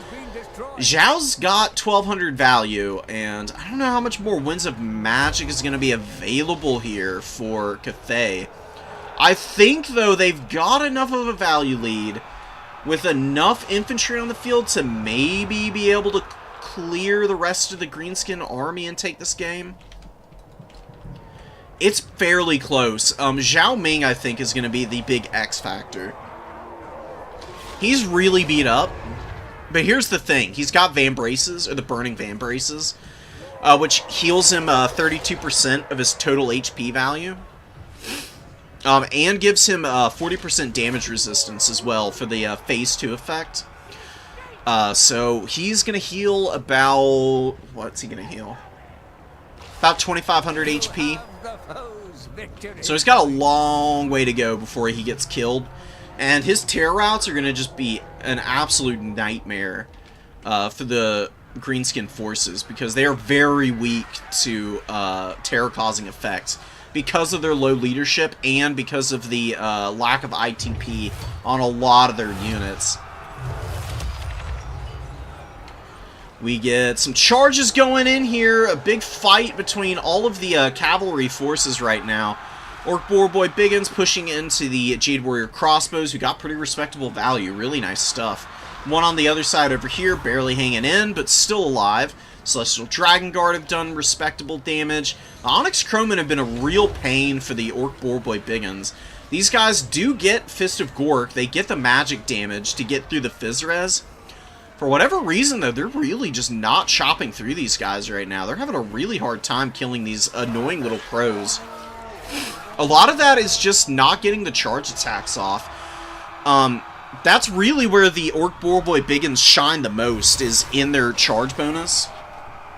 Their melee attack and melee defense is pretty weak from an objective standpoint. Wurzag gets found by Zhao Ming, taking a bunch of damage from the dragon character. Getting pretty badly beaten up right now. Big attacks coming in. He was terror routing for a second, but he did rally thanks to his leadership steadying. I don't know if he's going to be able to escape here, though. What the heck was that? I have no idea what effect that was. Using some kind of magic cast somewhere on the battlefield, I guess. Trying to keep his forces rallied in here, but Cathay is really, really starting to overrun the objectives with their tattered and semi-healthy infantry, and that was a beautiful bombing run on those Savage Orcs. Big damage on those guys. Empress's Crowmen going to be looking to assist when and where needed to just help finish up the battle here, it looks like. And Cathay is definitely walking away with this one. Zhao Ming getting into the rear of the combat here, lowering a lot of leadership, man, and going to be terror routing a lot of stuff, too. And Wurzag, if he breaks again, it might be game over for him, because I think he's already broken twice on the leadership. Although, maybe not. It looks like he hasn't. But Zhao Ming does find him. He's properly routing now. And Zhao Ming should be able to push him off the field if he doesn't outright kill him. Wurzag with 600 leadership and 2,900 value for Zhao Ming. Mostly just clearing out chaff early. Looking a little lackluster then. Outside of, you know, killing a couple of goblin units really quickly. But here in the late game has just been absolutely carrying Grand Cathay. Getting rid of the Lord for the Greenskins, there's just nothing left in the bank for Jaden. Like, no supplies. Value is very, very, very unfavorable. There's a lot of mobility out here for Grand Cathay now. Jade Lancers, not the best unit in the world, but boy oh boy, will they go all day with their decent leadership. As long as they got some harmony near them.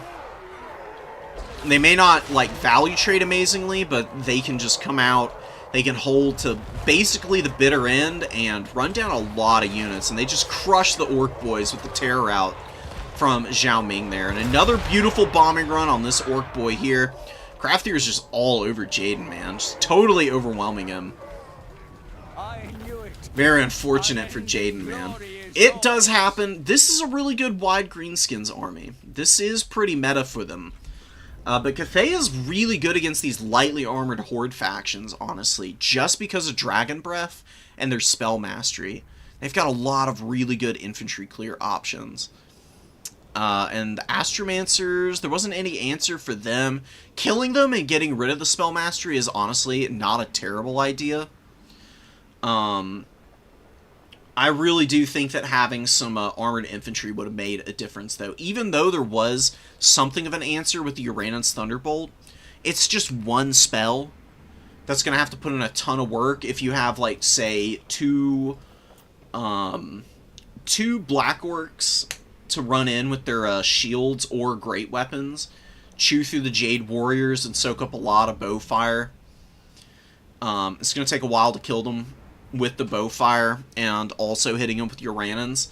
And in that time, you could maybe save up to bring out the Colossal Squig, who can push through the front line and just run over the Astromancers. The Colossal Squigs are very powerful duelist monsters, actually. They're really good at doing damage even to stuff like Zhao Ming, but especially good at killing infantry characters, because they have a bonus versus infantry, which means they hit very consistently.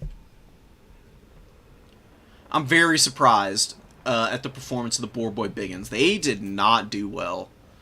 To be fair, I think some of the problem was the infantry cover was just so tattered by the time the Boar Boys were coming out, and they were never able to really establish themselves on the field. What was happening was Jaden would bring one out, Carafthier would be able to kill it before being able to bring another one, and they never built up a critical mass of numbers to really get disruptive enough to start to lock the game down. Carafthier just had the mobility advantage by the mid-game, and the value just started getting worse and worse for the Greenskins as a result. Not having any infantry out on the field was also holding them back. So, I'd be very curious to see how each of those guys would replay that matchup. If they were to play another game right now. Zhao Ming does have Final Transmutation. He can't use it in Dragon form, though. But it is nice to have in the back pocket on occasion. Because it just does a ton of damage, dude. And if you do that Astromancer build, right? What you can do... You don't even really need to give these guys any spells. You can just cut literally everything on them. And just bring them for the mastery. Because it comes built into them. They're 300 gold, guys. They're dirt-ass cheap. They cost nothing. Which is why you can give them the extra spells and the cloak if you want to. I don't think it's that useful, personally. I think the mastery is all you really need. And you bring Final Transmutation, and what you can do is if your opponent does have some big, scary, like, monsters that are trying to, like, flatten over your army, you go back into human form, you overcast Final Transmutation, and you've got the spell mastery boosting this thing up. And a spell-boosted Final Transmutation is probably one of the nastiest single-target removal spells in the game. It is so strong. It's disgusting. It's just as a just-in-case kind of thing. It's not really needed, in my opinion, for Zhao Ming to perform.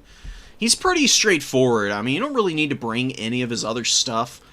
Like, Strength of Yang can be kind of good because it does imbue a lot of extra weapon strength to stuff that's around him.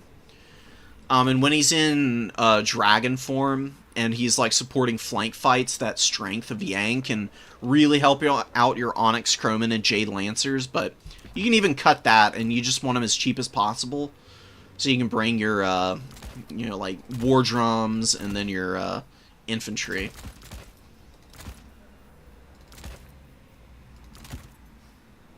So, you know, nothing too fancy, really. You can bring like an Onyx Chromin to start. Give it a Chevron. I don't know. Something like this. You know, this is pretty similar to what Karathir did, but Karathir is the Cathay main.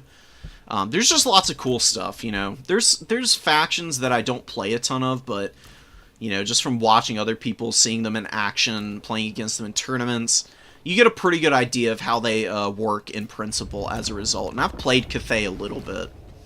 They're not my cup of tea. Cathay will be more fun for me personally when they get another DLC, because I do feel like they're going to get some more aggressive infantry and maybe some good extra like cavalry options, and then they'd be a faction that I think I'd really click with. I don't really like slow factions. I'm an Unga Bunga master. That's like my style. I want factions that have quick units that can do a lot of damage and get aggressive if need be, which is why Kislev is like my one pure ranged faction that I really enjoy, because they got a good mix of both.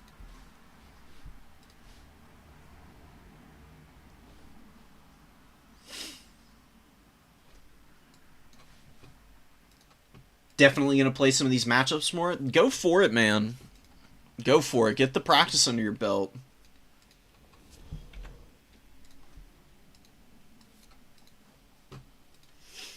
Alright, let me check on the other side of the top four. I don't know if they're done yet or not. No, they're not.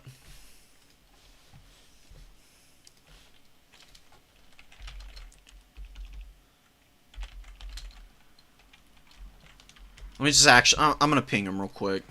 I'm pretty sure they're in-game. I just want to make sure.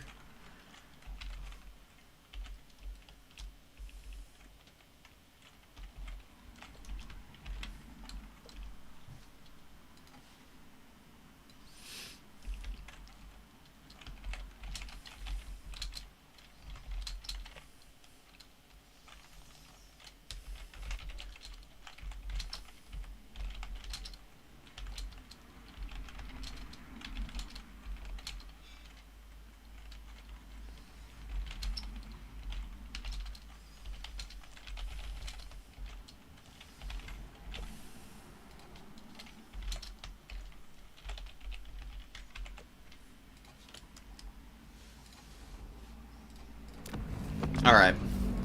So, we're gonna host, and we'll pull Karav into here.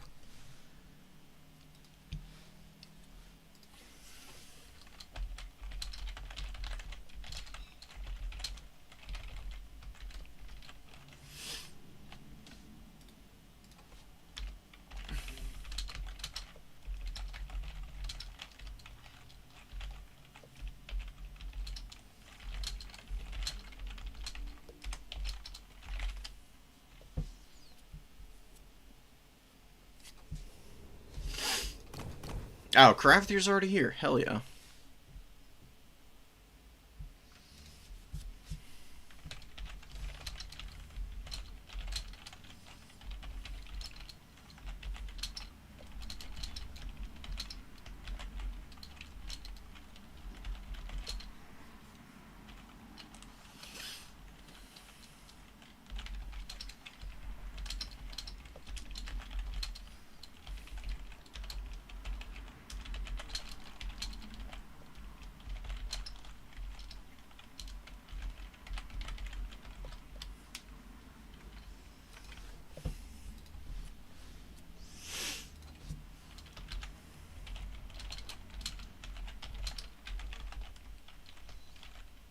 I'm just talking with Karathir right now.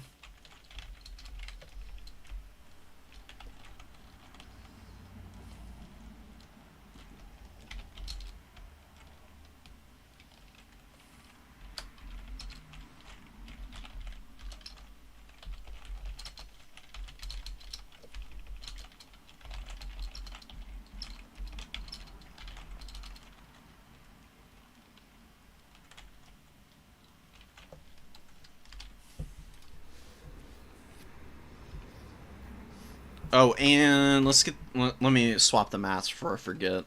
That would be just it. Crystal Lake. Hell yeah. We love some Crystal Lake, dude. Great map. It's very open. Gives you a lot of room to maneuver. It will be a little tough. Maybe it'll be a little tough for Grand Cathay.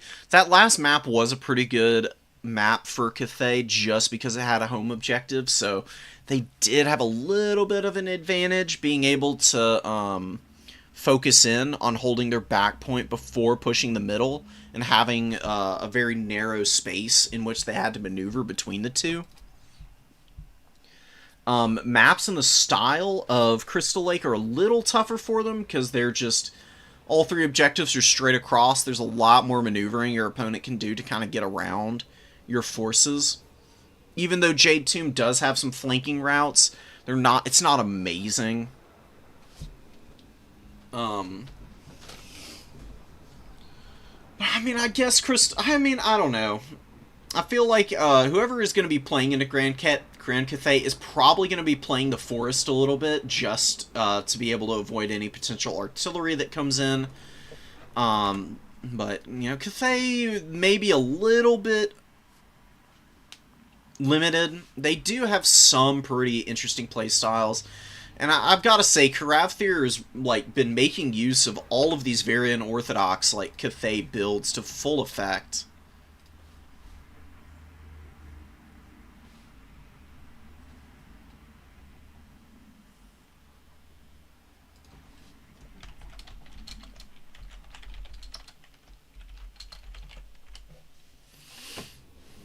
Alright, Killen apparently can't use codes to join, which is a little unfortunate, but should be able to, jump in here with the, lobby name.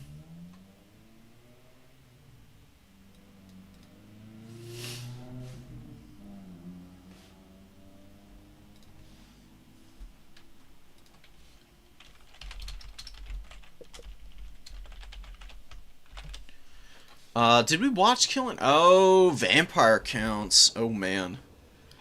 That's going to be kind of tough for Grand Cathay. I mean, I said that about this last game.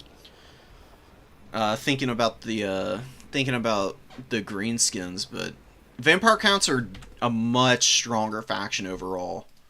And they've also got a lot of good, they've got a lot of chaff. A lot cheaper chaff, too, with some really good anti-armor options, and a lot of swarming elements that can shut down shooting. I have no idea what Cathay does here for the matchup.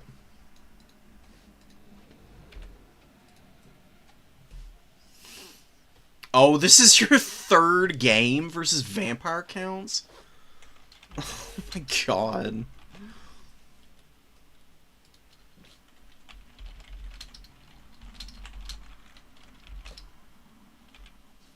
Oh, can't access... Okay, fair enough.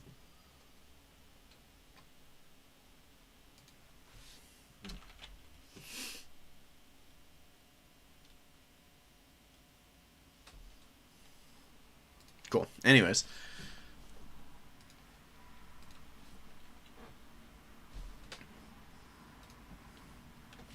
That's a lot of...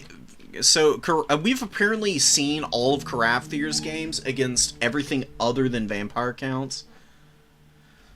3 counts matchups in one tournament is nasty work. That's so wild.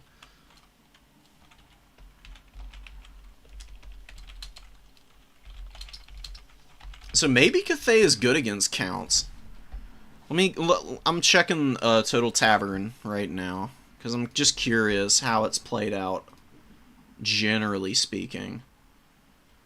Oh no, it's a super favorable win rate for counts right now. But maybe, you know, maybe Caravthir's got the hidden sauce that they've been lacking up to this point. See, vampire counts don't have a lot of bad matchups currently. Khorne, you know, Khorne is pretty mediocre against a lot of factions, but they are insane against the vampire counts. Khorne Horsemen and the Bloodwake Berserkers kind of body everything in the vampire count roster. Gets a little ugly for them there, but outside of that, they're pretty capable against most other factions. Slaanesh just has their lords who get tons of healing from dead units, which is really brutal for the vampire counts. That's why their matchup win rate's so bad there. We'll flip back, and we'll just chill here until these guys are ready. Shouldn't take too long. Vampire counts, almost in a way, are like Grand Cathay in that they're a very limited roster. The difference, though, is that vampire counts don't feel like they're really missing anything, if that makes sense. Like, vampire counts, especially for Dom, have a very well-rounded, like, roster of, like, niche tech units, like, Cairn Wraiths and, Blood Knights and stuff like that. As well as some really good standby stuff like Graveguard, White Kings. They've got very powerful casters. And we do get a Von Karstein Vampire Lord.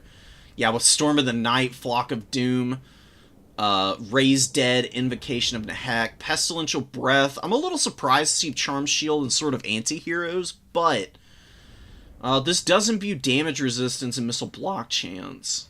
I mean, not that's gonna... The block chance not gonna help much, since he doesn't have a shield. It's not gonna give him any extra as a result, I don't think. But the damage resistance will be nice. Sort of anti-heroes I wouldn't really bother using, but he might be good for killing the Astromancers. And the White Kings are another good answer for Astros. Plus, just for clearing through swarms of Jade Warriors.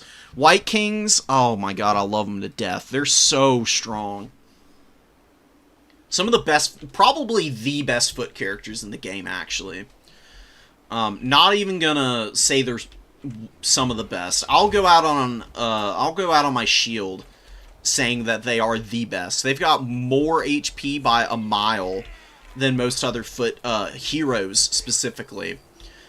Only legendary heroes on foot have more HP than the White Kings. For a generic, for their price, you're not getting more tanky stats than this, and they have great leadership for an undead unit. They've got great armor, silver shield, reasonably fast with 33 foot speed. Not the quickest foot characters in the world, but it is fast enough to be able to, like, storm down armored infantry positions.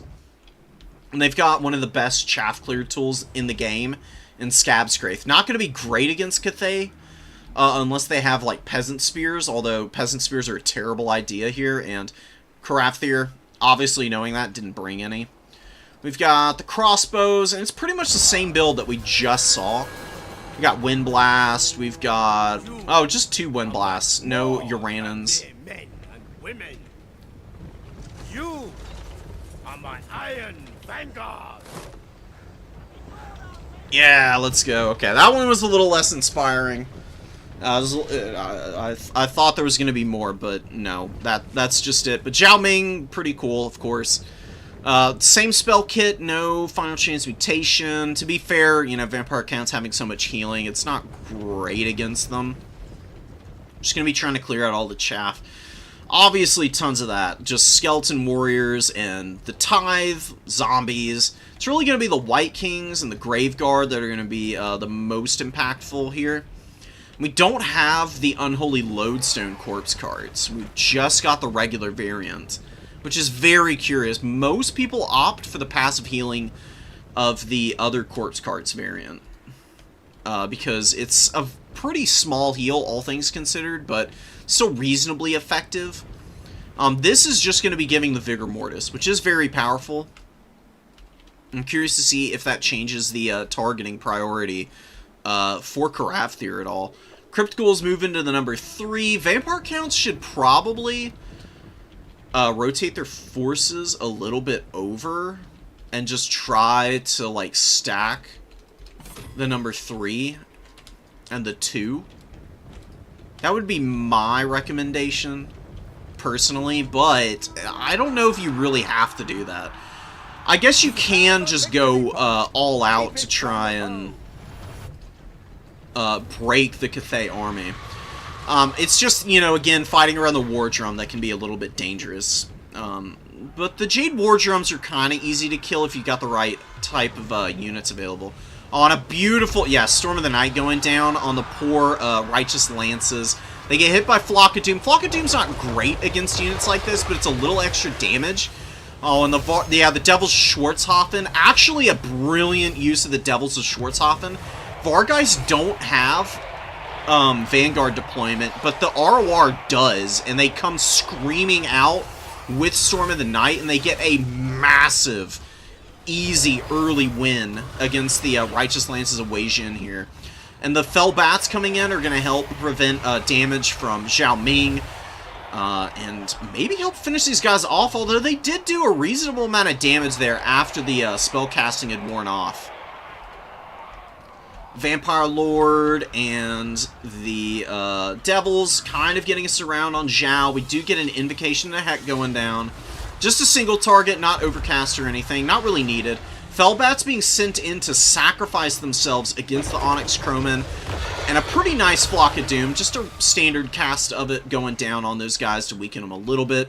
Dire Pack moving in. What do we have coming out for Grand Cathay? I haven't really been seeing much of anything. I mean, I guess you really are... I mean, you did summon in the Righteous Lances who are expensive. Onyx Crowmen are a little pricey. They just don't really have a whole lot else. Oh, they had some Peasant Horsemen, but Crypt Ghouls get them. Yeah, man, this Wind Blast doing a lot of damage right now. Moving around the flank a little bit. Caps are looking okay for Grand Cathay. Oh my god, and these Wind Blasts are ruining the chaff right now, man. Skeleton Spear's doing a lot of damage, and despite the bad engagement out on the flank here, you know, Karabthir isn't doing terrible, but this could end up being a big problem. As much as it behooves you to clear your opponent's chaff units, if you lose your Lord as Grand Cathay, and your opponent is... You gotta hang on to this low ground objective.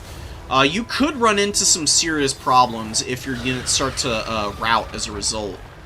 So the Von Karstein Lord drops another Storm of the Night here. Onyx Crowman finally going to be going down. Holding a lot longer than I would have expected. Righteous Lances as well holding to the bitter end here. I mean, they got nothing left. There's one guy. He's finally routing after giving his all, despite all of that powerful magic nailing them over and over again. Zhao only has 900 value, but I mean, the vampire counts are just absolutely gassed right now. They got nothing left. I mean, their corpse cards have gone down as well to the shooting from the Jade Warrior crossbows, I imagine. Tithe and the Crypt Ghouls hanging in here. The Conic Sign Stalkers doing what they can.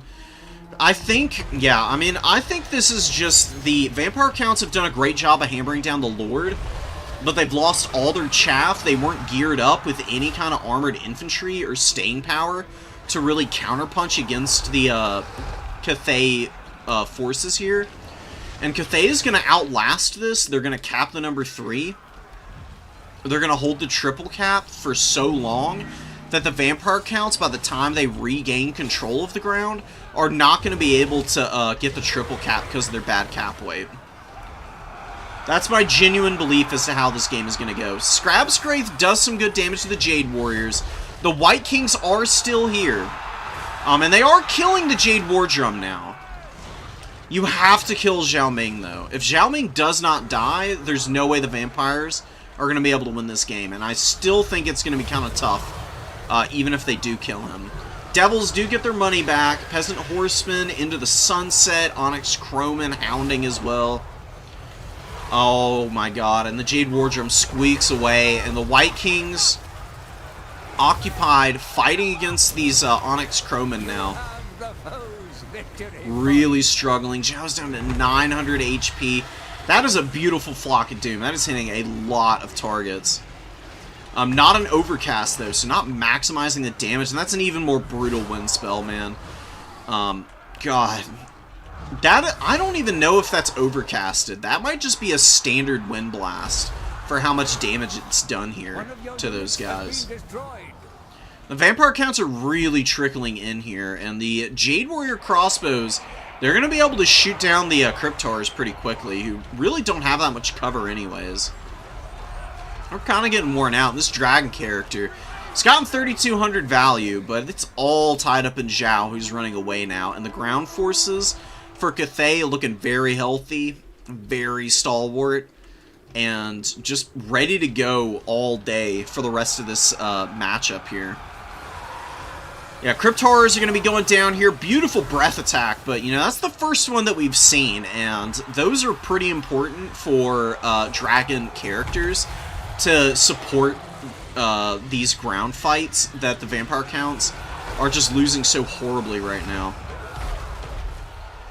It does land in here. No more Storm of the Night, so no easy way to snipe Zhao Ming despite being 800 HP. Jade War Drum is going to be going down here. No way it survives, right? I mean, come on. How good are the odds that the Von Karstein Lord doesn't finish it? Does take it down.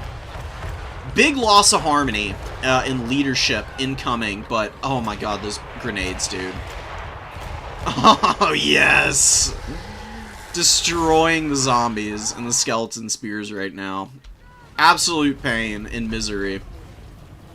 Although the Crypt Horror is hanging on by the skin of their freaking teeth right now.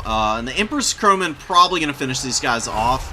They do get a terror out on the Astromancers. Real close to going down. The White Kings really need to help finish these heroes for Grand Cathay.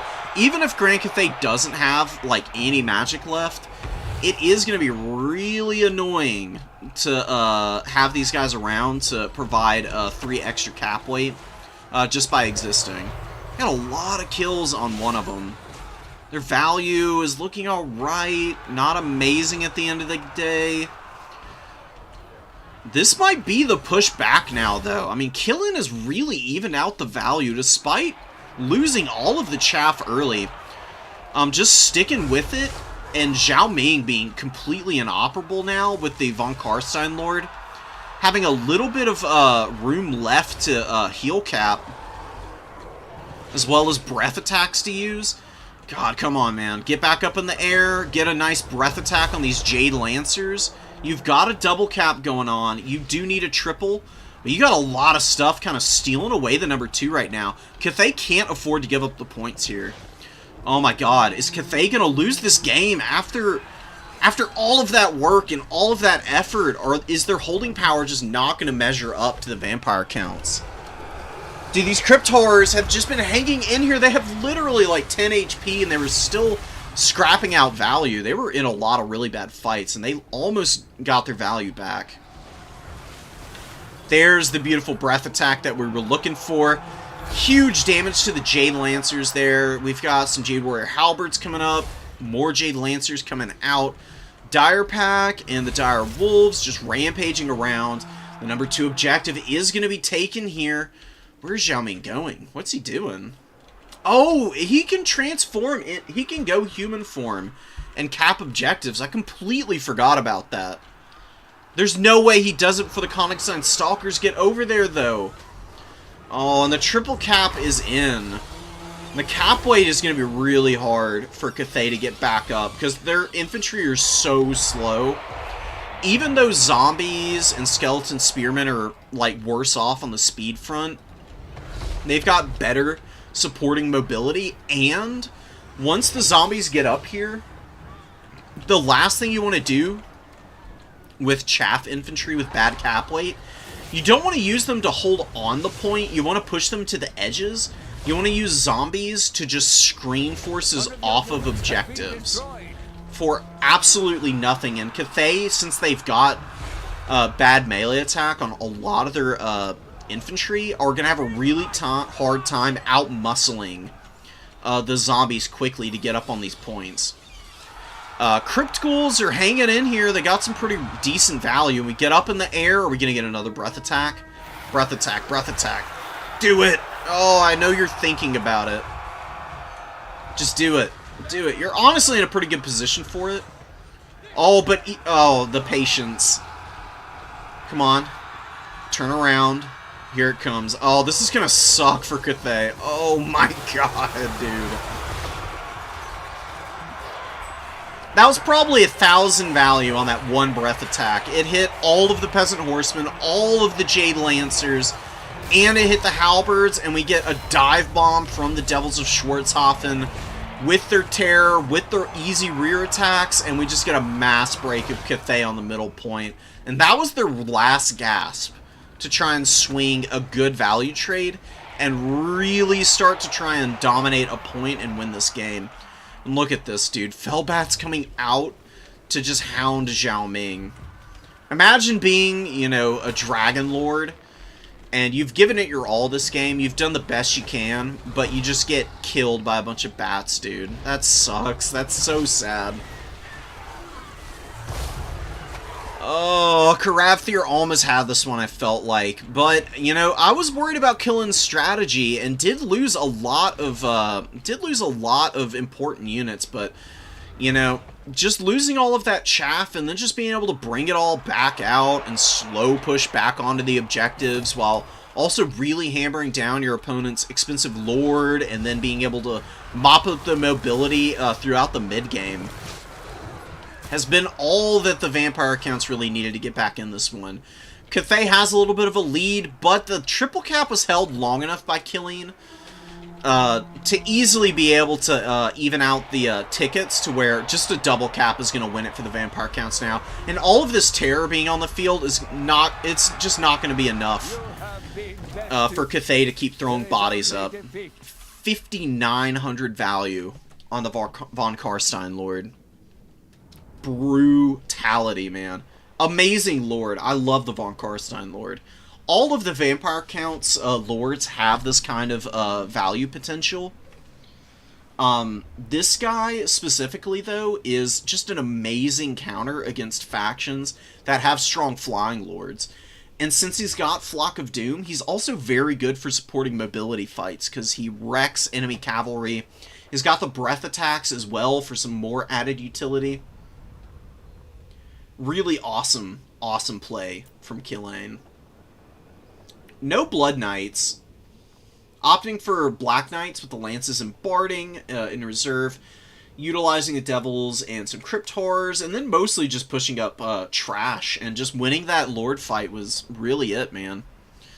The infantry for Cathay, they held pretty well. A lot of them got solid value. But once that Zhanggu War Drum went down, the leadership was just abysmal. And the Jade Lancers were also kind of terrible. They really didn't get a lot of value. They were very lackluster this game. There at the end, they were just not holding well. They're kind of expensive at 800 gold. And if they're just charging down zombies and then getting stuck in them and poked by spears, attacked by dogs and Vargeist, they're just not going to trade well. So, masterful stuff, honestly, from Killeen. Coming in and beating Karathir, who has beaten 2 other Vampire Counts players. Huge GG's to both of these guys for getting up here and getting into the finals.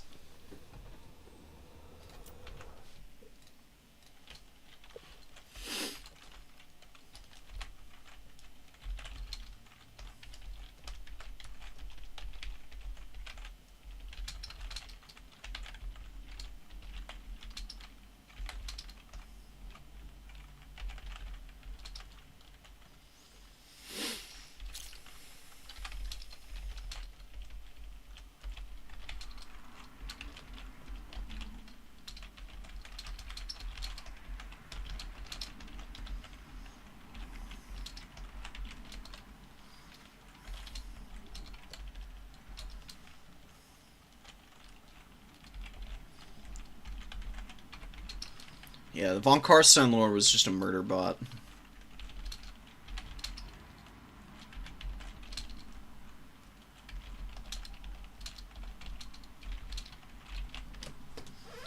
Storm of the Night is just such a good ability, dude. We can actually get... I'll go show it off to y'all for a minute. This is why I swear by this guy. He's got such good utility. You can bring him on the dragon, and for that particular matchup, I do think that's where he's really good. There's some matchups, though, where you really only need him on the Hellsteed if you want to save some money and bring other stuff. And he can be pretty cheap. Storm of the Night, you get 3 uses. It's a Spirit Leech type of effect that works on flyers specifically. It doesn't do a lot of damage to stuff like the Righteous Lances of Wei Jin, but because it lowers speed, it gave Killane just a prime opportunity to get in quickly, close the gap, and get rid of those guys before they could really help establish an air dominance with just hordes and hordes of Onyx Crowmen. Who, if you don't have answers for them, can overwhelm the vampire counts, since Vargheists tend to trade pretty poorly into Crowmen and Fury-type units. So just knowing your win conditions and forcing those early engagements and staying patient and not panicking despite losing your entire ground army, basically. Where's Cathay? There they are. Was just really nice, man. I mean, you can see the stats on the Onyx Crowmen. They're pretty respectable. You wouldn't really think from looking at these guys that they kill Vargheists so easily. But the reason that they're able to is just that the Vargheists are, 16 models. Their HP is alright, but they also have, no armor. Despite having the hunger, they just get shredded by, these swarmy bat type of units. Anything with decent melee attack into them in the air can do massive damage to them. Corn Furies, you can use, 2 Corn Furies and just swat literally multiple waves and summons of Vargheists. It is so brutal. Onyx Crowmen are a little less good than that, but they're still fairly effective for Cathay at controlling the skies. And if they had had the Righteous Lances for longer in that game to really help maneuver around and give them more winning fights and opportunities with a little bit more support and, good heavy-hitting combat prowess, could have been Karathir's game. But, just getting worn out early and losing Zhao Ming, and him not being able to do much in the middle of the match there was the death sentence.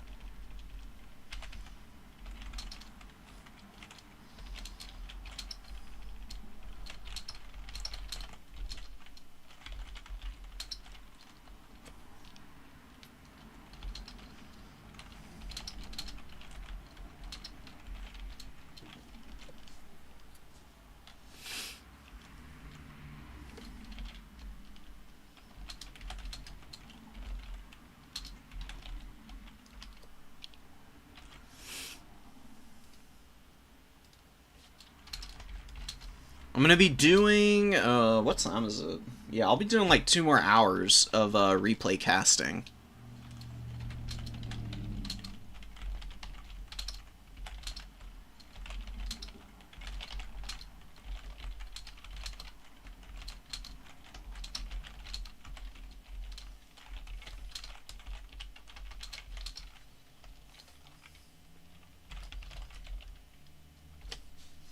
Slick. So let's get into it, man. We're gonna rapid fire this.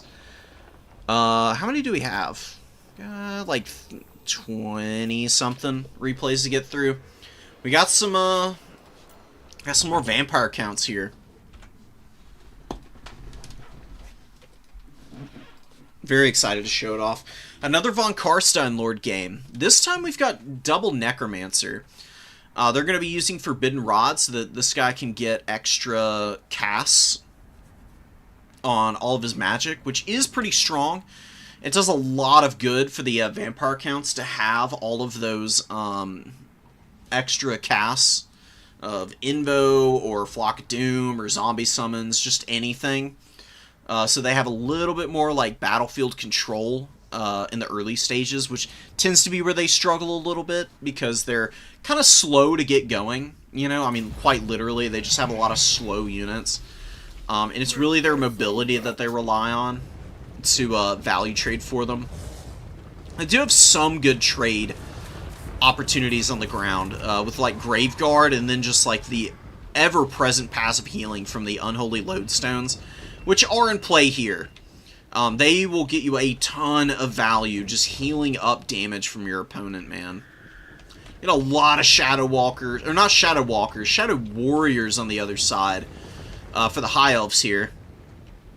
I mean, looking to use their bows to poke away. They do have Stalk, which is nice. They're going to have to kill the Corpse Carts and then play the long game a little bit while they try and break down a lot of this chaff. The Von Karstein Lord is going to be a little annoying for them. He can do a lot of damage. Shadow Walkers are over here on this side of the battlefield. Moving in, we get some opening volleys. Really good response from Feral Hogs. You know, this guy does take a little poke. Nothing too serious, though. He's going to pull back and just find a nice, safe spot to hang out. You just want to push all your chaff forward as the vampire counts now. You want to get up on these points, and you want to try and keep your corpse carts from getting shot to death early. You're not going to catch the Shadow Warriors. You want to try and get the High Elves to waste as much of their ammo shooting into your garbage infantry as possible. Just make sure that your Graveguard and the Konigstein Stalkers don't get worn out. The reason you want to keep these guys alive, the Graveguard and the Konigsteins, is they have full cap weight. The Stalkers having full cap weight is really nice as a Skeleton Warrior unit. They're only 475 gold. They're much better in melee combat, and they've got poison, respectable leadership. They've got a lot more armor than the regular Skeleton Warriors, who you can compare them here. Only 20 armor on this one. These guys having 80 is a big upgrade. They're way tankier. Deceptively annoying unit. Oh, and a great zombie summon onto the Shadow Walkers, and the Von Karstein Lord gets right up in here on these guys, but he's taking a lot of fire from the Shadow Warriors right now. Yeah, pops a Invocation of Nehek, trying to get away from the Flamespire Phoenix, and the Flamespire Phoenix not hitting this guy. Really unfortunate, man. This is an Arcane Phoenix, no less. Arcane Phoenixes have fire attacks, and fire damage does mitigate healing by half of its effective rate, which is pretty damn good. Tyrion blobs a bunch of stuff over here, drops a Sunfang, it looked like. Did a respectable amount of damage to a lot of this chaff. You gotta be careful of blobbing up on lords and stuff like this, but, you know, maybe trapping Tyrion here with all of this stuff isn't that big of a deal. Because there are spears in here, and they are poking him down fairly effectively. I mean, it doesn't matter how elite you are. If somebody is behind you, it's kind of hard to defend yourself from them. A lot of poke going into zombies. So many Shadow Warriors, man. They've got an okay value already. Or at least one of them does. The others not so much. They're trying to kill zombies right now. Shouldn't be too hard for them, but it's going to take a while to break all those guys down. Yeah, the vampire counts are doing pretty well off on this side of the battlefield. Dropping a lot of heals, keeping their Vargeist nice and healthy. They're hammering down a Silverhelm over here. Getting themselves the mobility advantage early here, it seems, but Vargeist diving a little too deep. Good response from God of Noobs, really poking these guys pretty viciously right now. Another Invo. Corpse Cart trying to get back to safety. Really need to kill these Corpse Carts, man. That's where you're missing out on a lot of value, one. And two, denying the Vampire Count's perfect vigor and the passive heals. Which will keep them in the game a lot better than you think it does.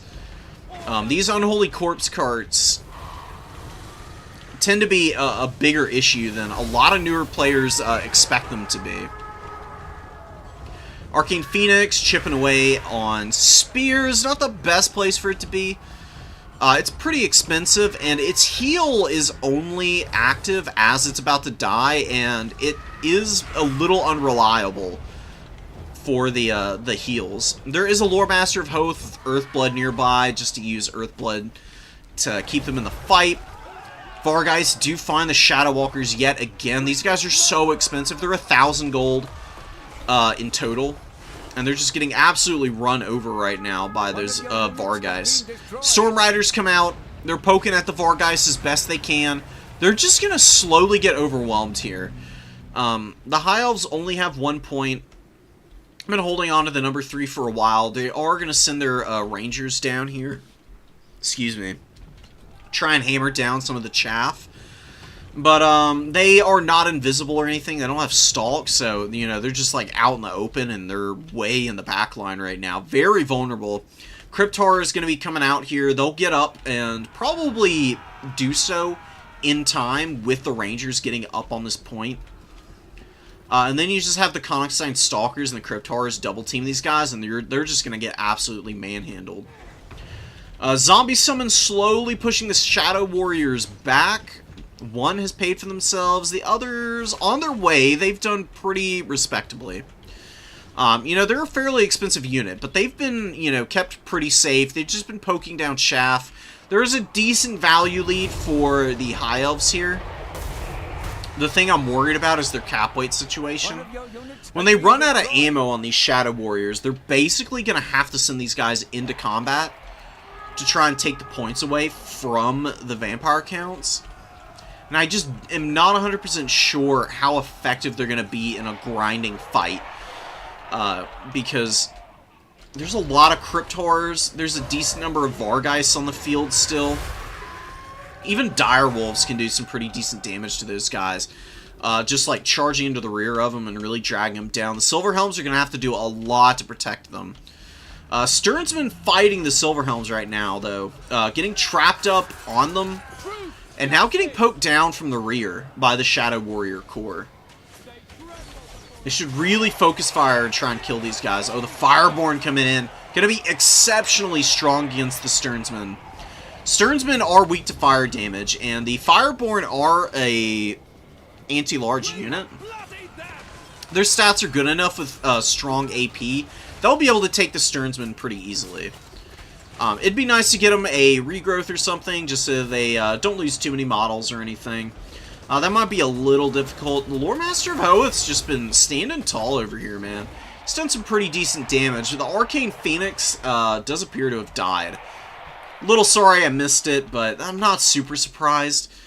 They're good, don't get me wrong, but really the best variant of the Arcane Phoenixes is the Omen of Assyrian.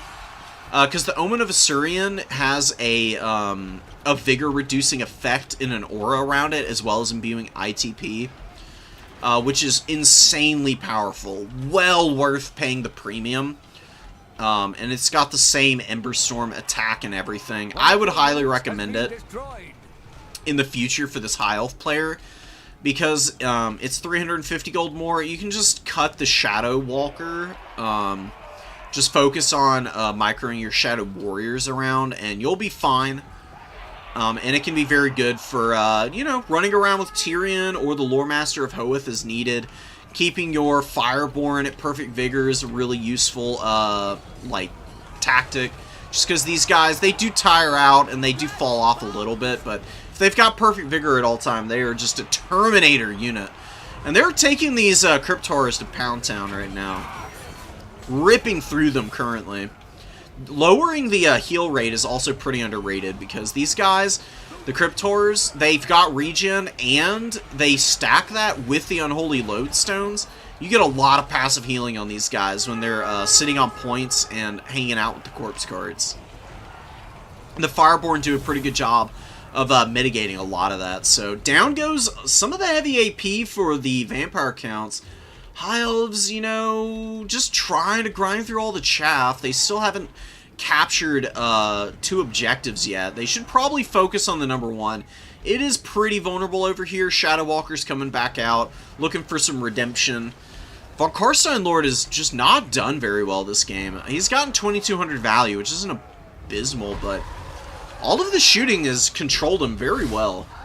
The Shadow Warriors are finally out of ammo, but they have definitely done a pretty good job of paying for themselves.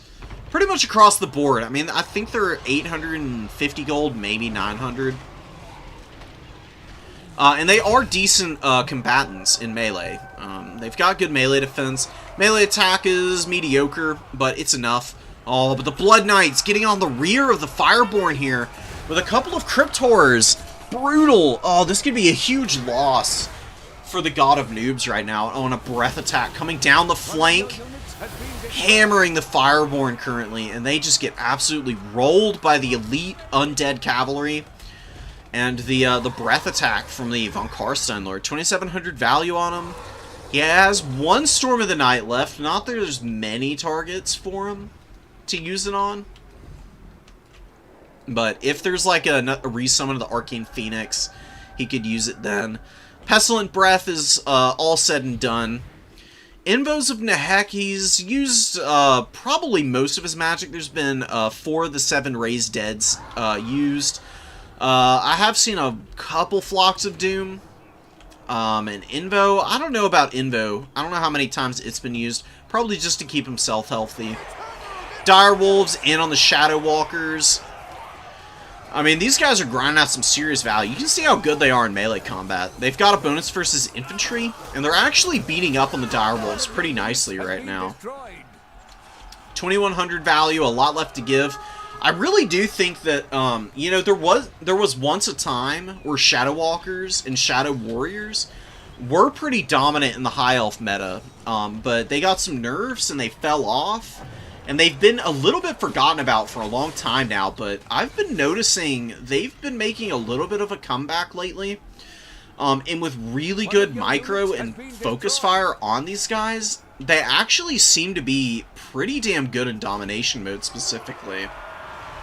They are going to get absolutely owned by the Blood Knights, though. Blood Knights are an anti-large unit, but again, they've got good enough stats and a great charge bonus to be able to grind through even infantry units, especially lightly armored infantry like these Shadow Warriors are. Getting an unsummon off here, and a lot in the bank for God of Noobs, but Feral is right behind him in the supplies category. Summon something expensive in, Vargeist. Very good choice. Crypt Horrors have actually managed to survive over here. And they'll be able to grind down the Shadow Walkers now. It's going to take a long time, just because of how good the stats are, of course, but it should be an eventuality, and not really so much a question. Flock of Doom going down, getting some good damage on the Rangers, as well as the remaining Shadow Warriors here, who have kind of been folded up now. Oh, and the Arcane Phoenix does get resummoned and immediately gets hit by Storm of the Night, and is going to get surrounded. Not just by the Vargeist, but also the Fellbats. Oh, but drops the Ember Storm in response. And that melts the Fellbats. Wow, I had no idea it worked that way. Okay, a little janky, but really well done by God of Noobs. You learn something every day, dude. I wouldn't have thought that Ember Storm would hit stuff up in the sky like that. It is still surrounded by the Vargeist, which is a big problem. Vargeists are very good at killing single entities, because they've got great melee attack and a lot of weapon strength. Most of it being AP. If they get a surround off, they're kind of like Blood Beasts. That's kind of how you should think about Vargeist, is they're flying Blood Beasts for Khorne. They may be more generalist type of units stat-wise, but their animations make them exceptionally strong at killing single entities and really anything they get a charge off on. Despite not having a great charge bonus, it's enough in conjunction with their melee attack to really hammer down expensive units. Silver Helms killing some wolves. Sternsmen back out on the field, and, you know, tanky unit. Gonna be able to get up on the number 2 objective and maybe take it back from the High Elves. The number 1 here, it would be really nice to see a Crypt Ghoul run up to the number 3 and take that away from the High Elves. The Blood Knights have gotten 2,700 value, but they're about to go down here. It's only a matter of time. It's just a question of how much more value they get.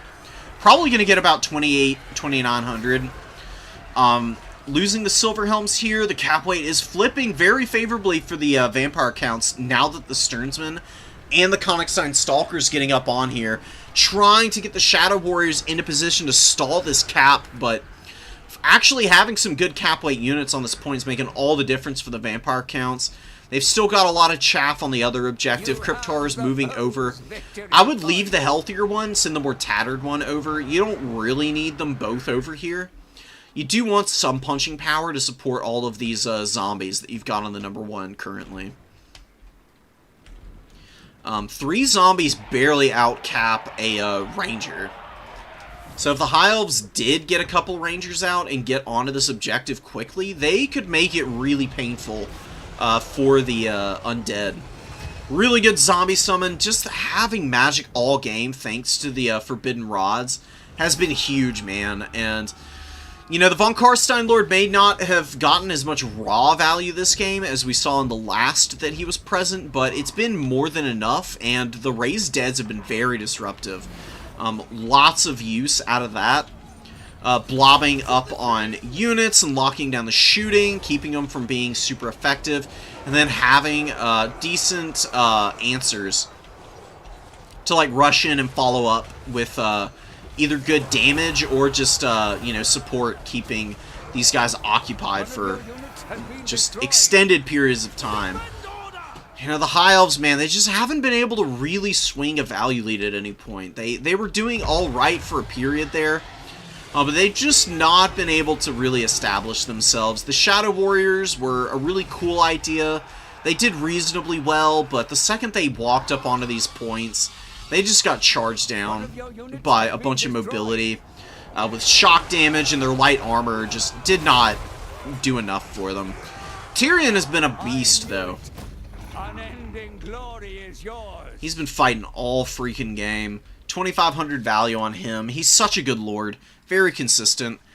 You know, he's got cap weight, which makes a big difference for the High Elves. Having a durable piece that can sit on points all game is pretty nice.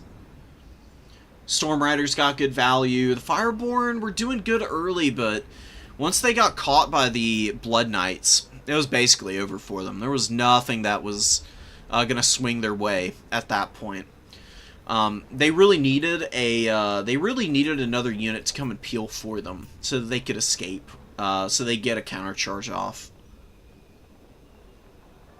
Good value on a lot of these tools, like I said, but just the numbers, dude, of the vampire counts, they're so resilient. They can just throw bodies at the problem, and they've got some really high damage value potential on some very critical units.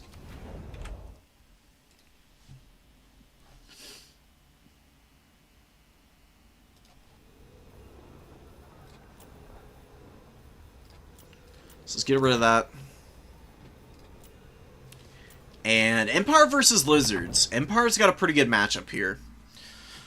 They got a lot of very good anti-large shooting on the cheap. They've got reasonable cap weight against the dinos, who are well renowned for the skink swarms in the late game to steal objectives from you. The Empire does have pretty good chaff clear, though.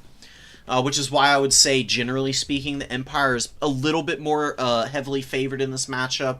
But Lizards do have enough tools to be able to win this. It's probably a 60-40 in the Empire's favor. Just because they will have the mobility advantage, and they've got some pretty cool units and combos that they can pull off. And there's a lot of very viable build strategies that they can bring in here.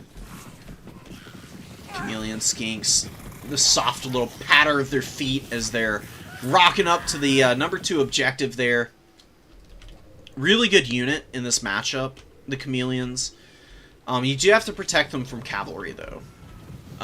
But they're very good at poking down war wagons and pistoliers and units like that. Even the Royal Altar of Griffites can get poked down by the little skinkies.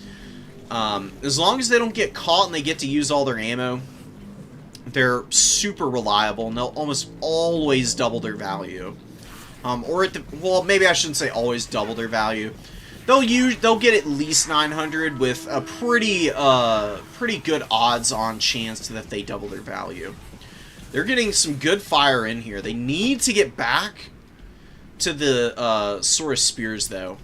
But the Royal Altar Griffites do pull off to disengage. They really need a heal. They've taken a lot of punishment. You know, a regrowth wouldn't be a terrible idea if you're going to commit to a fight here, but probably just get them Earthblood to start to heal back their HP right now. They just need about, what, 13-14% right now. Nothing too serious. Earthblood should be good enough for that. One Chameleon on the high ground. Doing a little skirmishing on the number 2 here. Don't want to lose the cap weight advantage here. You got one Source Spear. Do kind of want those skinks there just to poke down the Spearman a little bit more, I would say. Burning Head does miss the Huntsman, but just brutalizes the Spears here. Down to less than half HP. Burning Head, amazing spell. Good against any lightly armored unit. And there's a lot of chaff units in Domination mode oftentimes. It's not just like pure wide builds that you see in Domination mode, but they do tend to be pretty successful just because obviously you've got a lot of cap weight, being able to throw up lots of cheap units. Saurus here kind of getting bullied by Boris, and Boris does have Blood Roar and Crush the Weak here, so he is lowering the leadership of the Source Warriors by 12 alone, and then he's got Terror that he can cause, which is also very impactful. And the Royal Altar of Griffites are following up. They do get the actual leadership break on these guys, so very expensive unit to lose without getting a lot of value out of them. Only 44 value on an 800 gold unit is painful, man. You hate to see it. Really good fight here for the Lizards, though. The Golden Spear Riders do intercept the Empire Knights. Empire Knights got a lot of damage on this Chameleon Skink, but they're still alive. They'll be able to rally. They can get in and get some javelins off. They got a really good opportunity to just rip these spearmen apart, man. A couple of volleys with these guys not having their shields active, having this light of armor, they're just going to get obliterated, dude. This is why Chameleon Skinks are so nice. Even if they're firing against chaff units, they're quick enough with, you know, good enough speed and poison and missile damage. They can really poke down chaff from off angles pretty quickly. You know, the Spearmen have outmuscled the Empire. I don't want to overextend. Need to get them back on that point. Another Burning Head. Another miss, really. This has not been very powerful so far. Okay value on it. But the Slain Mage Priest is getting bullied by old Boris here. Good shot from the Ancient Salamander. Not a lot of damage, though. Cohort of Sotek, you know, they are unbreakable, so they can surround Boris and do some pretty good damage to him, but they're going to have a hard time locking him down. You can see he just pushes right out of them.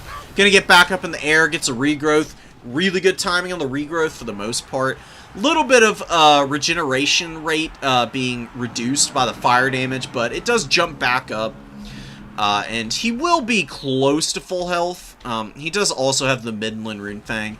I think using that regrowth there just to hedge the bets in case he did get stuck, start to take a bunch more damage, which isn't a bad idea. Empire Knights pushing back the Chameleon Skinks. Empire going to take the number 2 because the Source Spears are just running off into the distance with, you know, seemingly wild abandon. Oh, the Burning Heads are being used on the Great Swords. So yeah, there's no AP on Burning Head. Great Swords have a deceptive amount of armor. They've got 95. Even though they don't really, from afar, you know, their banner isn't super obvious. You know, the Jagged Sword can kind of make you think, oh, it's a regular Empire Swordsman. But sometimes if you're, you know, checking the battlefield, it's worth zooming in a little bit just to get a better, like, glance from up high on what kind of units you think you're fighting.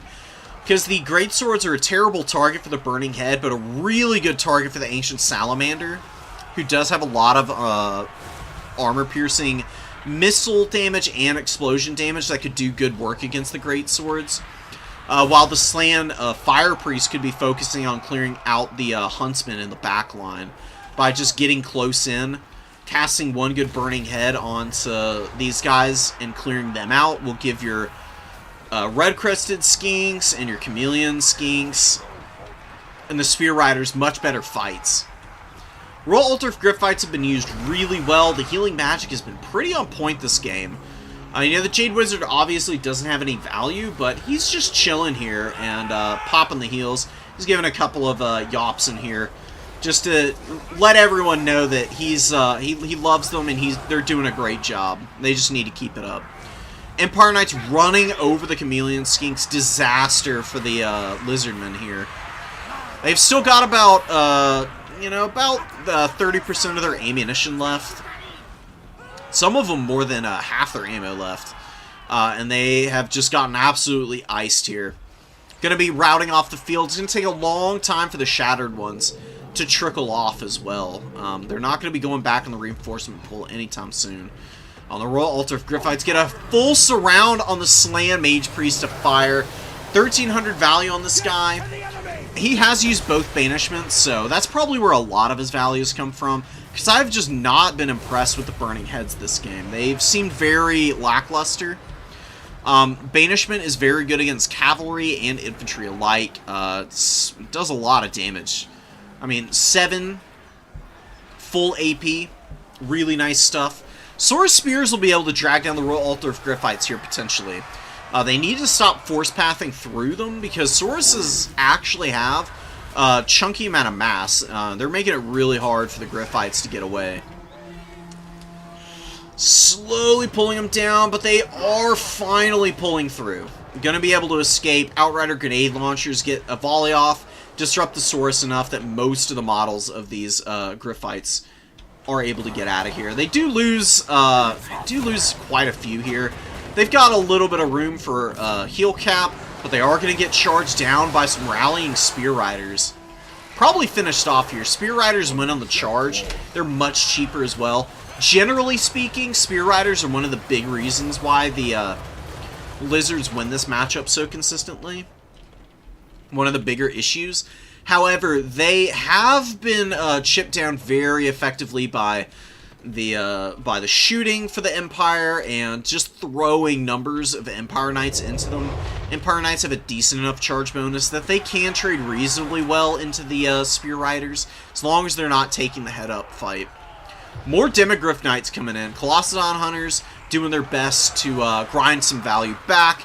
They got 10 models left, so they could win this fight here and maybe get around the rest of the battlefield and maybe find an opportunity to get another big jump on a lot of mobility, and then maybe you can get some Sora Spears out. But grenade launchers over here just wreaking havoc on these poor guys. On the numbers for the numbers, man. The numbers for the poor Lizards are just not looking substantial enough. Chameleon Stalkers holding up top. It'll be a little annoying getting rid of these guys. They've got Phys-Res, so they're fairly resilient to the Demigryph Knights just because they don't have magic attacks. They got some buffs recently. They got much better melee defense than they once did. So they'll be able to withstand a little bit of that pressure. It's just not going to be a winning fight for them, and the Lizards losing that top ground objective would basically be game over. Oh, wow, dude. I didn't realize the Empire had been holding this, and they do slow the cap up even longer. So they still have that triple going. Starting to catch up on it, and I do think we can kind of start to fast forward through this. Demigryphs really hammering down the Chameleon Stalkers. You can see they don't take a lot of damage in return. But it does take them long enough that some Feral Cold ones get in and get a decent charge off, grinding out a decent amount of value. You know, this is a 500 gold unit. They're bad in prolonged fights, but they've got a good enough charge bonus with the AP that they can generally control much more expensive Empire Knights and Demigryphs with good targeting priority and flanking charges. But that's going to be a win for the Empire. Empire played it very patiently. They got good value out of the Huntsmen for the most part. One of them was a little sad. Royal Altar of Griffites up-traded, not a ton, but enough to really make them worth having on the field. Only one Chameleon Skink really paid for itself, and still a little bit off. The Slam Mage Priest with 1,800 value, really respectable stuff, but not enabling the Lizards to get a dominant victory here. I don't think you need this many Saurus, truth be told, against the Empire. I really favor having a couple of Saurus Spears with shields. with a bunch of skink cohorts with the javelins. And then you can have 3 chameleon skinks who can be a little bit of like a flex skirmish line behind your main force. For when your opponent is like trying to charge with cavalry, you can use the chameleon skinks to kind of poke from safety. And just keep your Slan Mage Priest protected from Boris by just having a bunch of firepower. That's very hard to shut down back there, to just poke this guy while he's flying around in the sky. And then you can use some of the spears to protect this dude as well. You use the Burning Heads a little bit better, and I think it wouldn't be too hard to take out this build that Melkor brought in. Outrider grenade launchers do so much damage. They're an amazing unit. They did really well here. They weren't out on the field that long, but they had a lot left to give. Empire Knights were decent. The other halberd was doing really well. The other Demigryph halberd was doing well. Cold One Riders, doing okay. And Red Crested Skinks were respectable. I just don't think they're very good against the Empire, because you've got other options for killing great swords. You don't really need this AP. They're very squishy to like range tools of any type. The reason why you bring the skink cohorts with javelins is because, you know, they can get their ammo off really quick and trade a lot more effectively against the lightly armored state troopers, who you're going to be running into more often than anything else. You're going to see a lot of knights, probably. You'll see a lot of spearmen, and you may see like a war wagon build, which is one of the other really strong options for the Empire. I think I've been talking about... I don't know what I'm talking about. Empire has a good matchup here, as long as they've got the right tools in their army. They fall off really hard if the spear riders are able to take out the knights, and if they can't protect their shooting. But if they do all of those things, they'll almost always beat the lizards. 1100 value on the Ancient Salamander's decent as well. Was the other semis game cast already? Oh, I don't think I did. Let me make sure I downloaded it. I'll cast that as well real quick. Thank you for reminding me. Okay, we'll get it in here. And let's reload it. Oh, yeah, here we go, okay. So let's get the other semis game done. We got Lemur against Killane. Master Necromancer. Really good choice, man. These guys are super cheap. They can fly around, cast magic all game. They've got some cool combos for getting a lot of zombie summons off all at once. We don't have the scroll that lowers cooldowns, though. So not really going for the mass summon, per se, but we'll have plenty in the back pocket for popping over the course of the match here. And using a Terrorgeist as the big flyer to kind of scrap with the Bale Taurus. A little risky, because Terrorgeists do have a weakness to fire damage. Bale Taurus is obviously very fire damage and AP oriented. That's better, though, than having your Lord be the one taking the primary amount of punishment, though, in this matchup, I think. So I do really like this choice. And the Terrorgeist, as long as it's not just thrown forward recklessly, will just be able to farm value on the big scary Sorcerer Prophet. Flames of Asgore to punish blobs. There's a lot of chaff here, though. It's going to take a lot of blobbing to really get any value out of Flames of Asgore. It's going to be needed against the Blood Knights and mobility that the Vampire counts bring out. So we'll see if Lemur saves it up for that. Blazing Beards, just tons of Chaos Dwarf Warriors. Not super surprising. We've been seeing a lot of that this game. Do need, you got a lot of chaff holding this point over here. It's not a bad idea. Our Hobgoblins actually have full cap weight, but They've got pretty low leadership. They do really need Malign Authority to hang in. But it looks like the Iron Demon might be coming in to give them that. So they hang in for an extended period. That was filthy, dude. Gaze in a Gash, amazing. Overcasted Gaze in a Gash on an off angle like that, hitting something like the Blazing Beards, just massive value, dude. I mean, pretty much killed most of the unit. I mean, they've got about half their models left, a little bit less. Most of their HP is gone. All you need to do is throw a Fellbat on them to keep their blasting charges from being used, and they're going to get 0 value this game, probably. Terrorgeist does take the fight against the Sorcerer Prophet, and a good attempt on the zombie summon here to block up the Sorcerer Prophet's retreat. But Lemur does react to it, gets out of the way.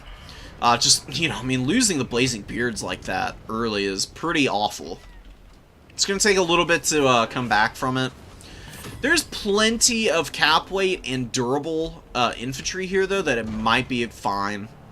The Blazing Beards, are they going to waste their ammo on zombies? It does look like Lemur's having them hold fire right now. Skeleton Warriors are definitely a better target. You know, zombies can just get shot to death and ground down slowly by infantry. Skeleton Warriors can actually hold for an annoyingly long period of time.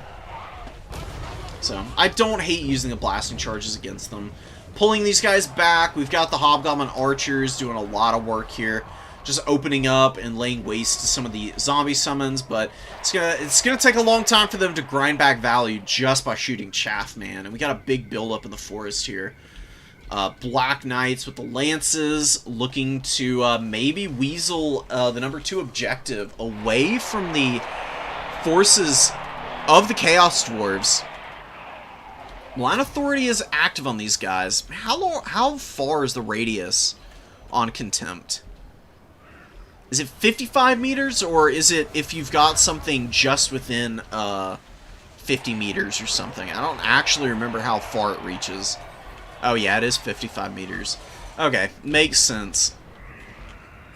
So the Black Knights diving in here on the Hobgoblin Archers. No mass to stop this dive. And a zombie summon shuts down on the other end here. Necromancers, you know, using their Forbidden Rods, and they're on the Unholy Lodestone Corpse Carts. So they're, you know, giving the passive healing as well as the extra ones of magic. And because they got regen, they don't even care about damaging themselves. It's a nice combo in some matchups. It can be a little risky because they are a little expensive, I guess. But if you're going to bring the Necromancers, putting them on the carts...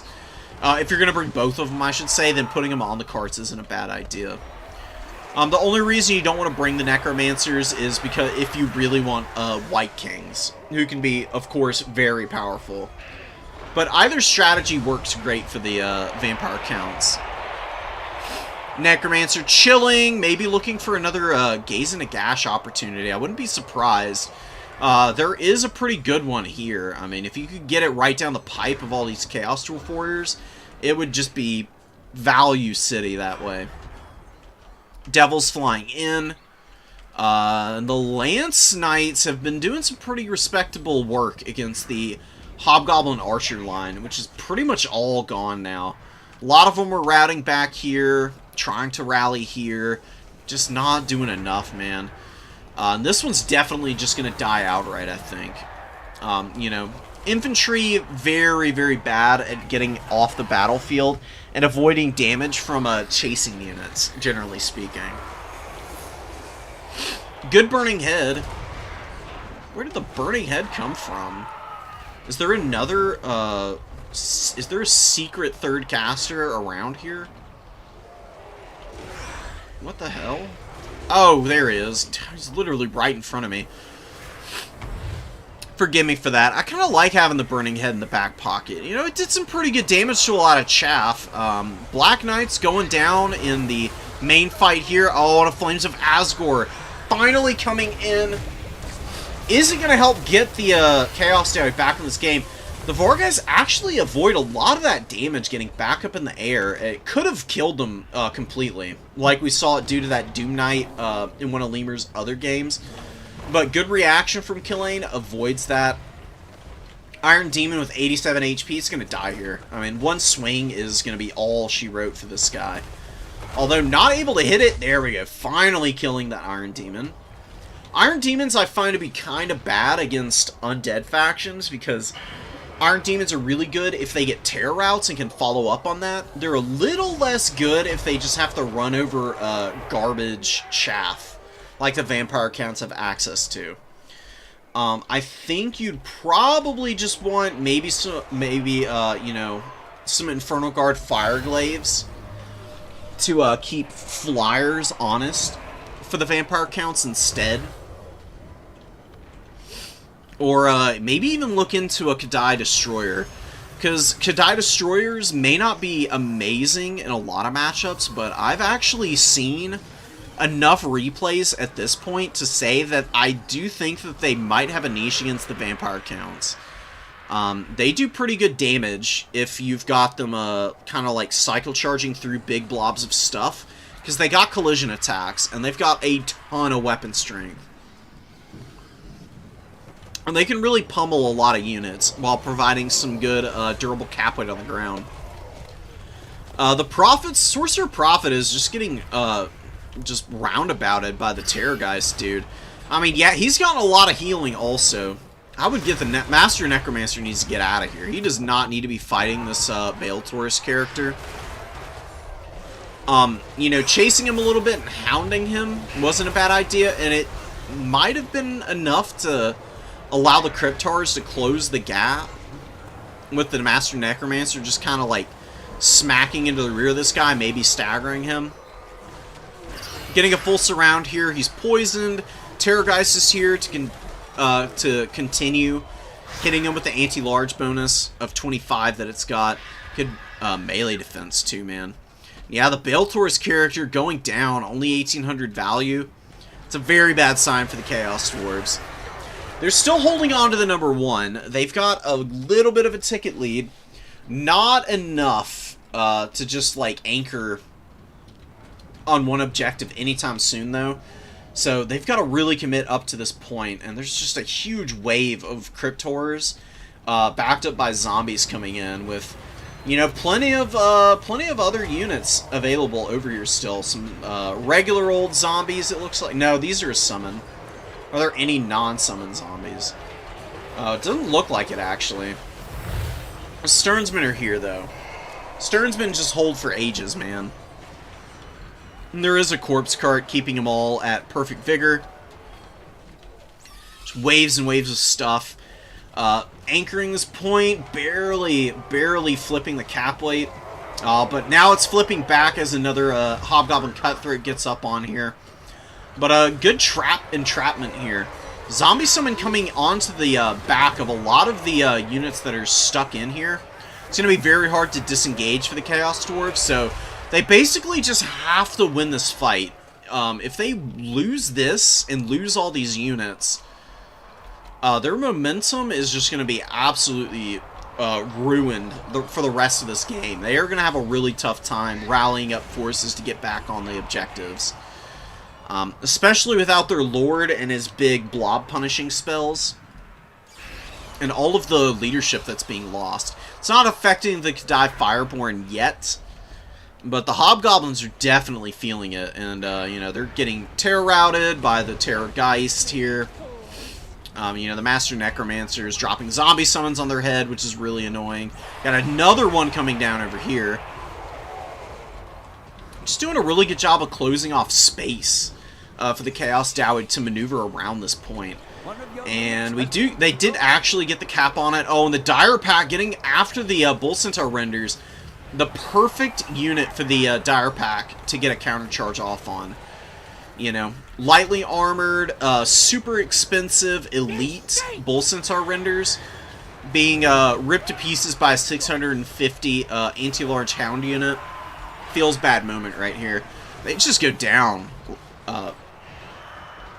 like it's no thing at all, man. And they only got 150 value, just brutal. Brutal loss. Kadai Fireborn still holding out, 1400 value on him. I really do think all you need is some Kadai Fireborn. You don't really need the Bull Centaur Renders in this matchup. These guys are way tankier. They've got magic and flaming attack, so they got all the utility in the world against the vampire counts. They can kill Ethereals, they can kill Cryptors with some support. They're good mass. They can clear chaff really well. There's nothing that they can't do except fight Blood Knights, but, you know, arguably, Bull Centaur Renders can't even fight Blood Knights. Even though they've got a good bonus versus large for the Great Weapon variant, their low armor means that Blood Knights, with just a little bit of healing, will absolutely flatten these dudes in a head-up fight.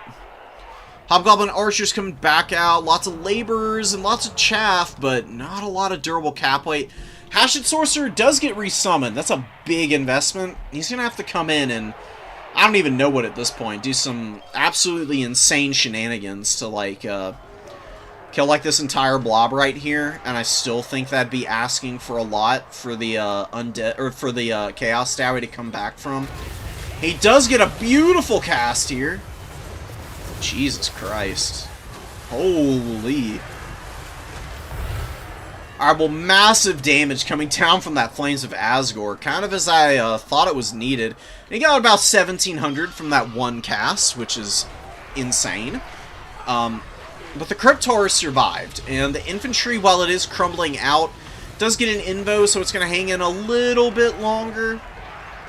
And give the vampires time to, like, push up some more crappy infantry, just to be cap weight and meat shields for the Cryptors. Master Necromancer chilling. Oh no, and the Hatchet Sorcerer, dude.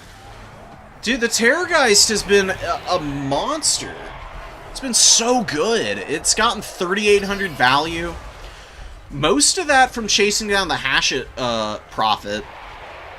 But it did also fight some of the Kadai for a minute. It's been running around, terror routing a bunch of stuff as well. It's been well used by Killane here. Oh, trying to stuff the momentum of this guy. Lands in with the Master Necromancer to do so. He's just having, he can't get back up in the air. He's getting poisoned, which is the big problem. Because he's reasonably quick on the ground. But as long as there's Fellbats nipping at the heels of this unit, it keeps them from flying up into the air. You don't actually have to have surrounded a flyer to keep them on the ground. You really just need units on them, like making contact with the model, and for whatever reason, oftentimes it keeps them locked down and off the or on the ground, and keeps them from getting off of it. There are some funky interactions with chasing mechanics in this game. That's where a lot of the jankiness comes from.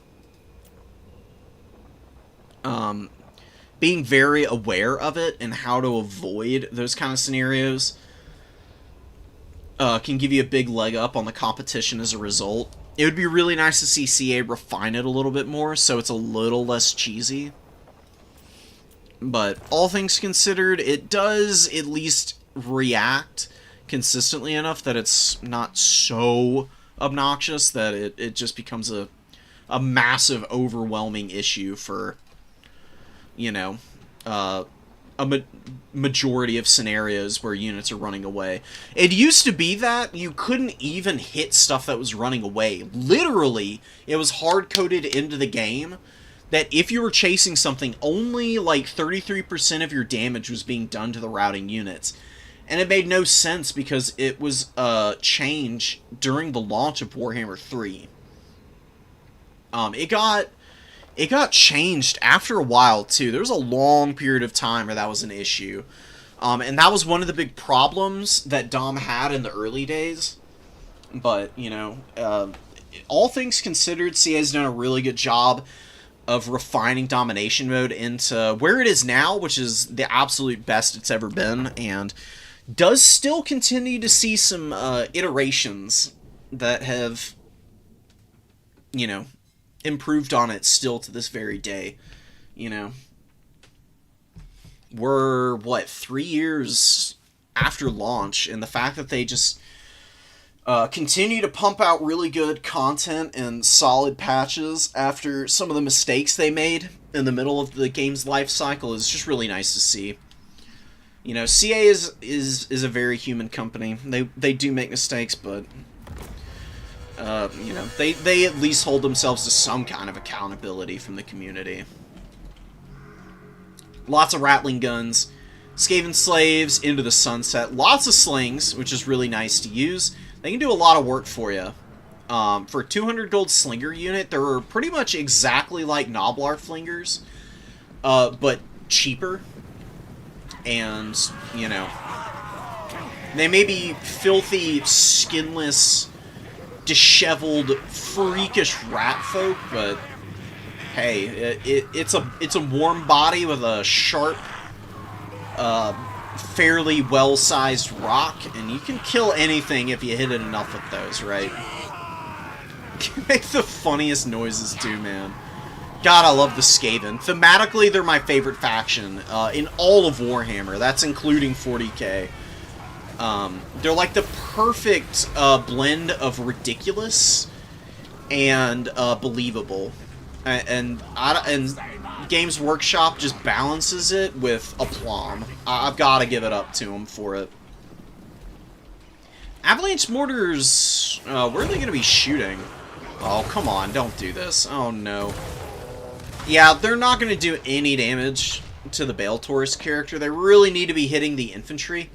And it does look like they'll be switching target fairly quickly. So Lord Grey not wasting a ton of ammo, but the Bale Taurus character could just land here right now and beat up on those guys. Although, truth be told, while Bale Taurus characters are really strong, I do think this is a matchup where a Lamasu can actually be a little bit better for you. Just because Lamasus are a little bit tankier with some more missile resistance and spell resistance.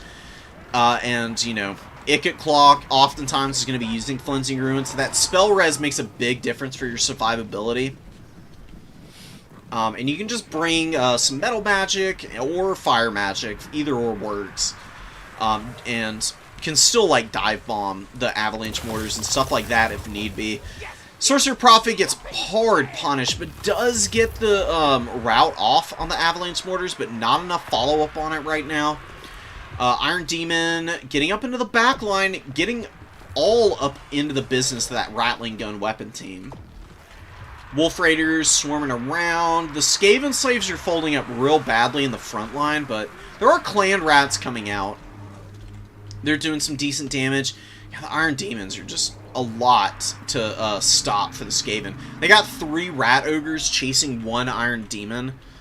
You don't want to do this. The reason that you don't want to chase with multiple Monstrous Infantry units, you don't need this many for one. Also, they're kind of just, like, running into one another, you know? They're, like, clumsy, bumbling monstrosities, you know? They're having a little bit of a hard time catching this. And they're not any faster, and does it have help? It does, so it's got perfect vigor. They're just gonna have a really hard time locking it down. Lord Grey does have a value lead, but most of that is because of the Sorcerer Prophet being so beat up. Just about everything else is going horrendously for the Skaven. Storm Demon does nail this guy, takes a little bit more HP out, but he's alive, and he's going to get healing from Chalice next cast, presumably.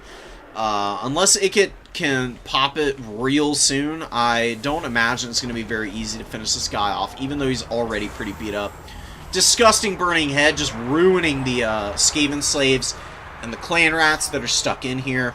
Breaking all of their leaderships, leaving the Rat Ogres totally exposed now to the full weight of the attacks of the Kadai Fireborn, the Wolf Raiders, and the Chaos Dowry Warriors, as well as the Iron Demon. Iron Demons aren't great against Monstrous Infantry in melee combat, but their collision attacks mean they do some damage as they roll up into them.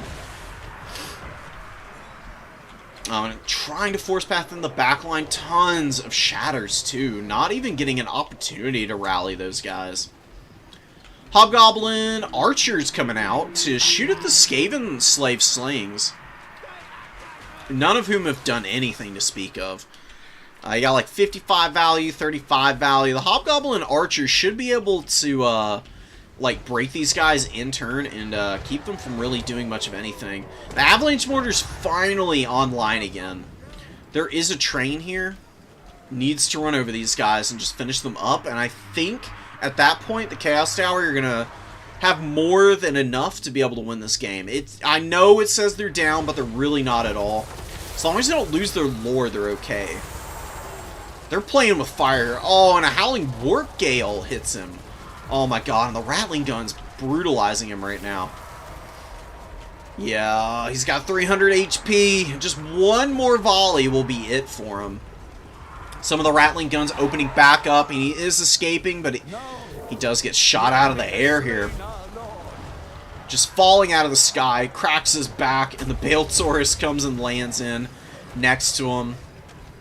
Very sad thing to see, honestly. The bodies for the Skaven, as long as Ikit does not die, are going to be able to do a lot better now that the Lord is gone. There's not going to be as many terror routes. They just need to clean up the Iron Demons, and that's really all they need to worry about. The Hobgoblins and the Laborers are just going to be atrocious for the rest of this game because the Lord Dead penalty is just going to be too punishing on their low base values. Same thing with the Wolf Raiders. Wolf Raiders are very good as long as they're getting cycle charges and flanks, thanks to the Cowardly Despoilers. But without that, there's really not much that they're going to be able to do. And they're trying to intercept the Dwarf Thing Menace, it looks like, but they do end up rerouting. Going to be going after the last 5 models of the Avalanche Mortars. Rerouting again. I think the Avalanche Mortars are still the better target to try and kill. I guess they're trying to allow the Iron Demon to continue rampaging around. The Rattling Guns are a bigger threat to the Iron Demons than the Avalanche Mortar is. They're opening fire on it, which is a big waste of ammo. Although they're doing a little damage to it. Not nearly enough, though. Just shoot the Hobgoblin Archers. Don't waste your time trying to hit the Iron Demon. The Iron Demon can just ride around and just be really frustrating and annoying. And it's very hard to counter without some Jezzails or some Rat Ogres stopping it up. And you could use the Avalanche Mortars to kill the Chaos Yowie Infantry, so that the Iron Demon at least doesn't have more cover to like pop into and kind of peel stuff off of it. Both Centaur Renders hanging in here. There's a lot of big, scary stuff left. Yeah, the Pitfires of Hell's Deep on this side. More Hobgoblin Wolf Raiders. Clean up more Skaven units. The Skaven kind of losing momentum, maybe. Even though they killed the Lord, are they going to be able to deal with all of the Kadai Fireborn? I mean, that's one way to get around losing your Lord, and you just avoid bringing Chaff out completely. Bring out your Unbreakable units, and then after that, you can maybe push in some, not Hobgoblins, but the Chaos Dowie Warriors. Oh, and Ikit does get trapped up in here. Oh, and he's surrounded. One of the Bull Centaur Renders dies if he can run away here. Maybe the Skaven will be okay. Oh god, no, don't let it happen. No, Ikit, not like this. Ikit gets pummeled. He's got 567 leadership. Oh, and the charge speed for the Bull Centaur Renders keeping up with Ikit pretty nicely. Shotgun cannon firing in there. Doesn't actually hit Ikit, but this one Bull Centaur actually gets a couple of attacks in on Ikit Claw here and shatters him. Brutal stuff. Oh no. Lemur might be able to walk away with this game as a result of that. As punishing as losing your Baltor's character is, for the Skaven, losing their Lord is arguably even worse. Because at least there's some high leadership units available to the Chaos Dwarves. The Skaven don't have any, hardly. They've got Plague Monks, and that's it. Everything else is sitting around like 50 leadership. Plague Monks have 68, which really isn't all that much anyways to begin with, and are kind of reliant on their Frenzy and the ITP to stick into fights, so without that, it might be pretty grim, especially with the Iron Demons still causing big problems. The micro on them has been amazing, and there's been no answers from the Skaven for them. I thought that when the Lord went down, the rest of the army for the Chaos Dowie would kind of falter, and then the Iron Demons would get caught surely by something. But Lemur has just been so evasive with them, and still been able to rack up a lot of value. Iskadai Fireborn beating up with some Clan Rats and Skaven Slaves. Still racking up a lead. Holding the high ground here by the skin of their teeth with these Wolf Raiders who've gotten 253 kills. But barely any value. Guess coming in to just mop some stuff up. Hobgoblin Archers up here. Goblin Laborers here. Fully resecuring this point. It's going to be a very long grind for the Skaven to get that again. And it is a triple cap territory for the Skaven, no matter what at this point. And they just keep bringing in garbage, dude. The Skaven slaves rout immediately. They didn't even get touched before they started terror routing. And then took a bunch of damage after the fact. That is just so silly. Very flavorful Skaven performances here, man. Bull Centaur renders a 2600 value, dude. Brilliant stuff from them killing Ikit. That is going to be a tap out from our Skaven player. Very unfortunate for Lord Grey.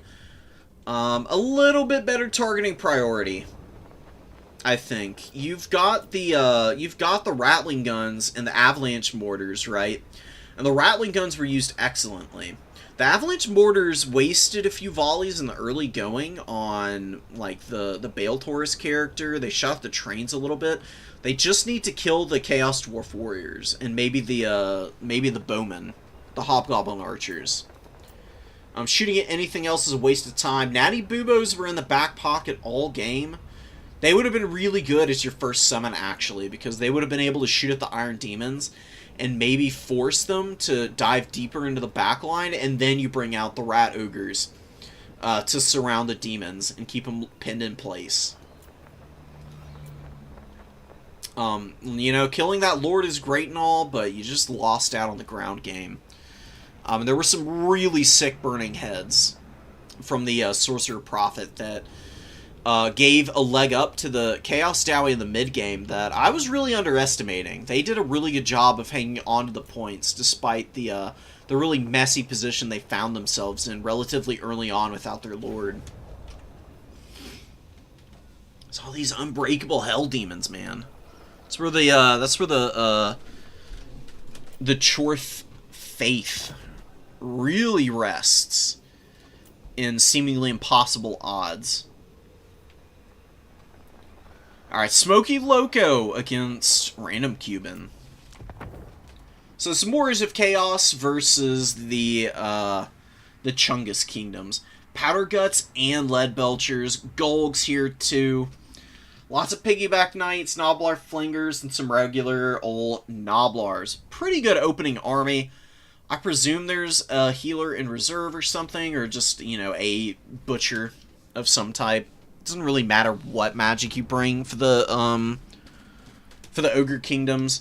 All of the lores are good. It's just that, some of them are a little stronger than others, depending on matchups. Against the Warriors of Chaos, you can honestly go with any and all of them.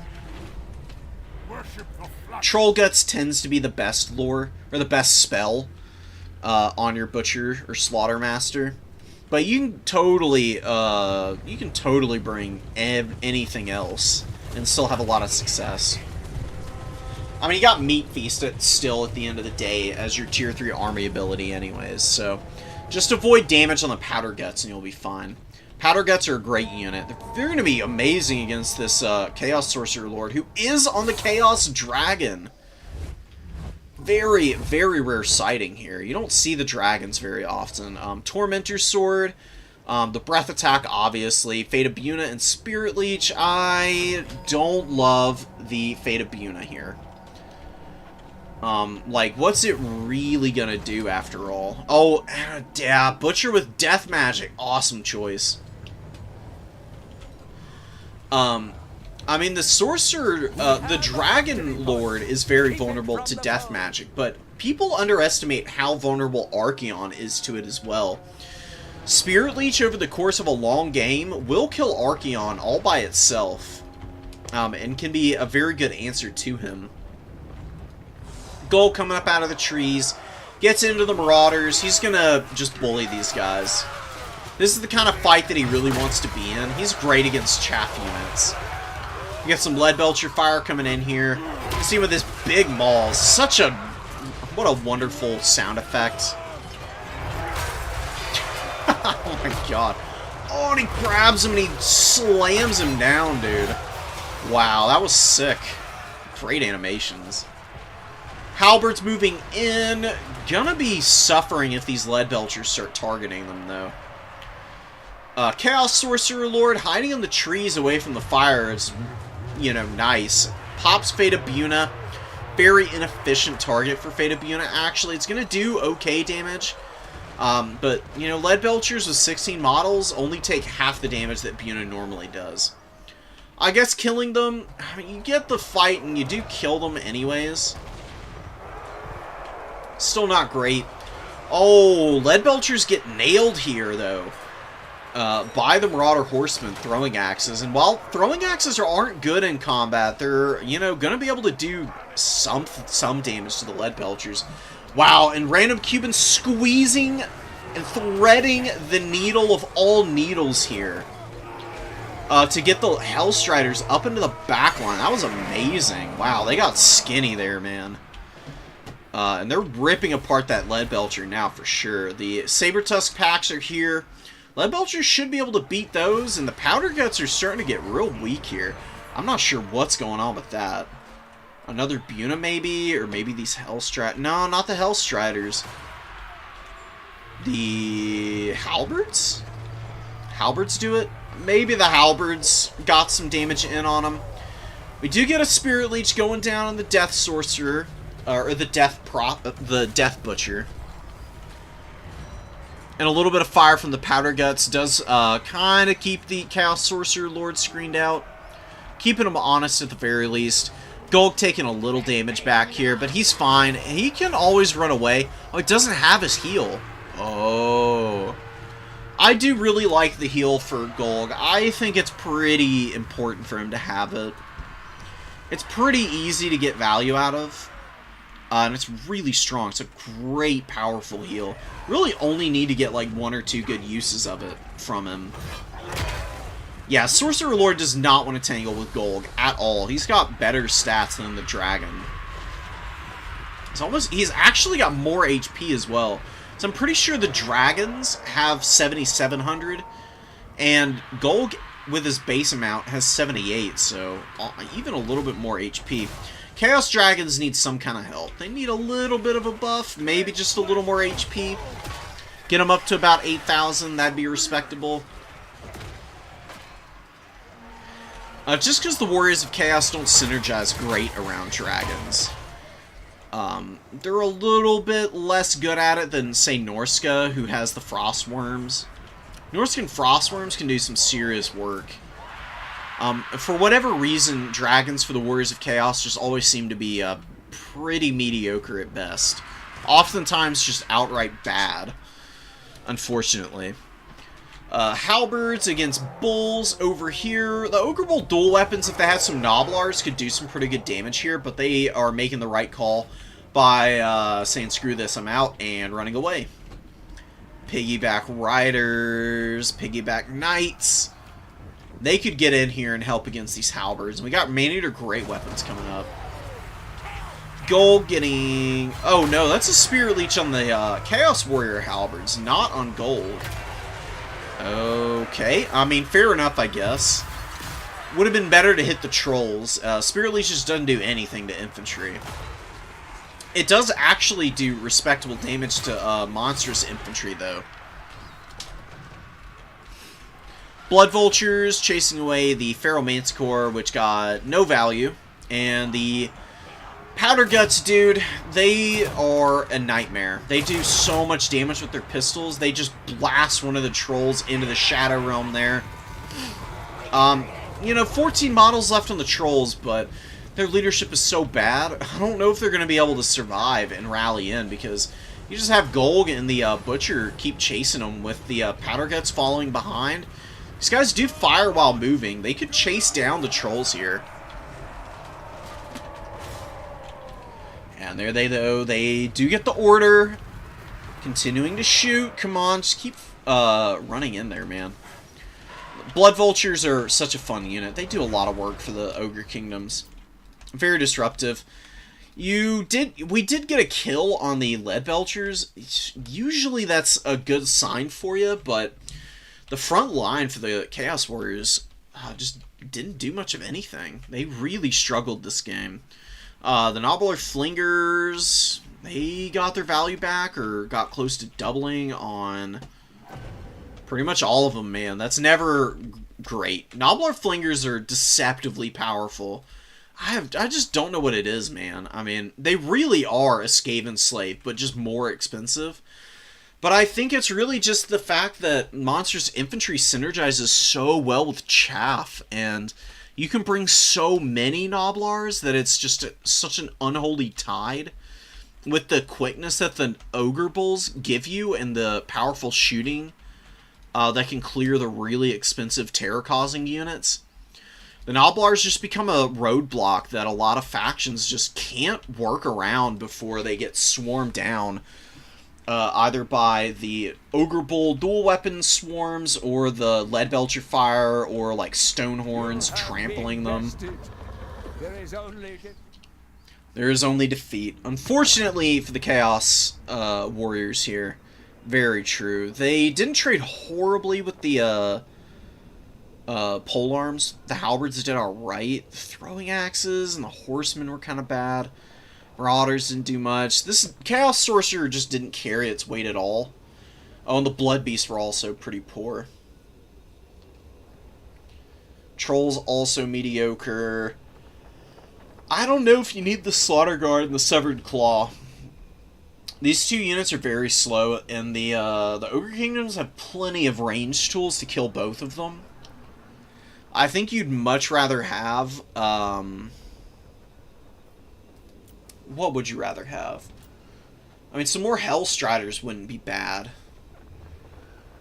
But you could also bring the Rotting Riders, or just regular Rot Knights and Skull Crushers.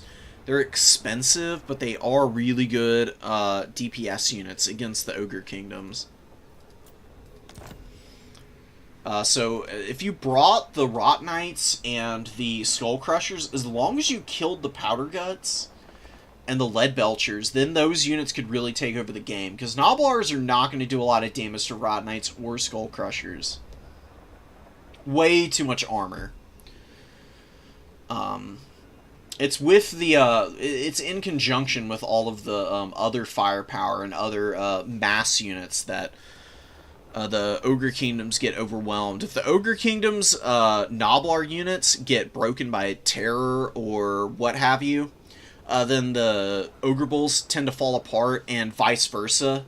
If the shooting and the Ogre Bulls get intercepted, then the Nobblars tend to kind of trade down at that point, just because they do have really low leadership. So it's kind of all about pulling the Ogre Kingdoms apart, which is really difficult, but can be done. So I got Mr. Fly with double Changebringers against the Lizardmen. Changebringer's very bad against Lizardmen. Lizardmen have too much good shooting to poke these guys down. And I saw a match between Charix and Oishi, where Charix brought Oxyotl and just used the little guy to run around and poke the Changebringers all game with the assistance of Chameleon Skinks. Didn't even have Ancient Salamander or anything, and was still able to easily deal with these guys. We do have a Rev Crystal here. I think against Zinch, you don't really want the healing. You really do want the Solar Engines with their magic damage, which is going to be a little bit more impactful. Maybe you could bring one in reserve, but I really wouldn't leave home without at least one solar engine. Because the blinded effect is also good at disrupting the Changebringers, because these guys have really poor accuracy, debuffing it more and popping their shields, and then firing wildly, and then taking extra damage that way. Can be really, really hideous for their, you know, value trading and their survivability. Because they've only got 500 on their overshields, and they have, like, no HP. 3,000 is pathetic, honestly. And the Umbral Tide getting some really good shots in here. We do get a Searing Doom coming down, but really good reaction from Rika. Just moves right out of the way. Continuing to push down the really expensive shooters up top here. Skink Cohort looking to go after him. Oh my god, and Sartorial just got obliterated by the focus fire there. All of the shots hitting him, basically. The Chameleon Skinks... No, they're not really the culprits. Was it really just the Umbral Tide? Wow, dude, that's a lot of value for him. It's kind of crazy, but hey, you gotta play the matchups as you see them. I would probably not bring Sartorial against the Lizardmen. He is probably one of the best Zinch Lords. It's him and Kairos. I would probably bring Kairos for the nets. His Gaze of Fate, as well as Blue Fire, which is pretty good at hammering down single entities and units like Salamander Hunting Packs from a distance. And you got Pink Fire. Do you have Pink Fire on Kairos, actually? I'm gonna have to check. I'm pretty sure he does. Even if you don't, you can bring something else for Chaff Clear. I'd be careful about the Changebringers. Yeah, big damage on those guys. You probably just want one of them. And an Exalted Flamer, I think, could do a little bit better, but maybe going for some Pink Horror and Blue Horror lines wouldn't be bad against the Lizardmen. You can put a lot of pressure on their Skink Cohorts, and also put a lot of pressure on their Sora Spears by bringing units of that type. Good protective lines around the Slan here, so it doesn't get roasted. You do have the #1 objective, but we really do need to see some caps elsewhere on the field. Excuse me. I'm getting pretty tired here. Get some Chameleons out of the Vanguard or the deploy zone and get them up on the #3 here wouldn't be a bad idea. Force Zinch to commit something over here. Maybe save up some supplies, actually. So what you can do is you save up about 1,600. You can bring out one Skink Cohort, preferably with some Javelins, to try and push the #3. Then with whatever you've got left in the bank, you can summon out an answer to whatever your opponent sends over to try and kill the Skinks. Furies get a great set of attacks in on the Colossadon Hunters. Colossadon Hunters are absolute trash against Furies, and they're taking a lot of damage here. Really need to use a Rev Crystal heal on those guys right now. Get them a little bit of healing. Searing Doom coming down. Changebringers with big damage on the poor Salamanders. A little bit of extra work. Sartorial lands in, gets the Terror out, and the Salamander Hunting Pack definitely not going to be rallying anytime soon. Changebringer's still going at it. Zinch is actually out-muscling on the #1 objective. Oh my god. Mr. Fly pushing up the Chosen behind the Zangor. Zangor's occupied a lot of attention on a lot of units, and then the Chosen getting up here are going to be able to beat just about anything else, including the Legion of Chaqua and also these Saurus shields. Sour Guts are fighting in the trees. You know, they are a pretty respectable combat unit, believe it or not. Their melee attack and melee defense really isn't too terrible, and they still have pretty good damage potential just by exploding on the unit that's killing them. Legion of Chaqua getting a little bit of a Earthblood there. And the Life Slan just trolling about, trying to stay alive. Good shots from the Salamanders back here. The Umbral Tide have been very impactful. They've done a good job of keeping Centaurs out of the back line. Sartorial's taking a lot of damage from them also. Chameleon Skinks just rushing around, continuing to poke. Tzeentch is keeping them pinned up pretty well, but they're losing the value trade game, and losing it pretty badly. And I do think a lot of that damage is just going through the shields, so I don't think that the overshields are making that much impact right now. Skink Cohort hammering the Senties. Getting hit by the Changebringers in return, though, who are going to obliterate them. Down they go. Rev Crystal has a long way to go on getting all of the uses on that on the heals. It's got 4 left, and it's very low. And one thing, oh my god. Oh no. Okay. Bastiladon dead. Bye-bye. It's not rallying. The Bastiladon Rev Crystals can't use their ability on themselves. They can only use it on allies. So they can be a little tricky to keep alive. And if you've got life magic already, I don't think you need the Rev Crystal. Man, that Bastiladon, the Solar Engine really would have been great, man. The Changebringers, they took a lot of damage early, and the Solar Engines are very long range. Could have poked the Changebringers more on the way out. You do kill one of them with some good fire from the Umbral Tide, but there's still one left. And the Centaurs are up in the backline. Oh my god, disaster incoming. Oh, not quick enough on the reaction. Big dead. Cohort of Sotek just going to get completely annihilated. Source Warriors with the shields also going to go down. The Chosen didn't trade amazingly, but they kept a lot of units occupied for that army ability, man. And Mr. Fly was down on value, but it's probably kind of closing the gap just from that one really powerful army ability, and still has the ticket lead. The Lizards are just not doing a very good job of getting up out of their deploy zones. And I mean, I love the idea behind trying to hold on one objective and then value trade your way into a winning position to get the others. But that has to be done with a little bit more finesse than I've seen from the Lizards this game. The Tzeentch player, Mr. Fly, has done a little bit of a better job more consistently of preserving his expensive high-value units while being able to pressure multiple points on the battlefield and keep a value lead. Although Sartorial takes a big pounding here. He is maybe going a little too deep for the Slan. Slans are hard to kill, very hard to snipe. Got 1,900 gold. You need to get stuff in. You've got 2,000 gold. This is too much float. This game is really close. The value lead you're down on, it is deceptive, yes, but you've got to be really careful at this point in the game. You think you've got a winning position, you're getting a little too complacent.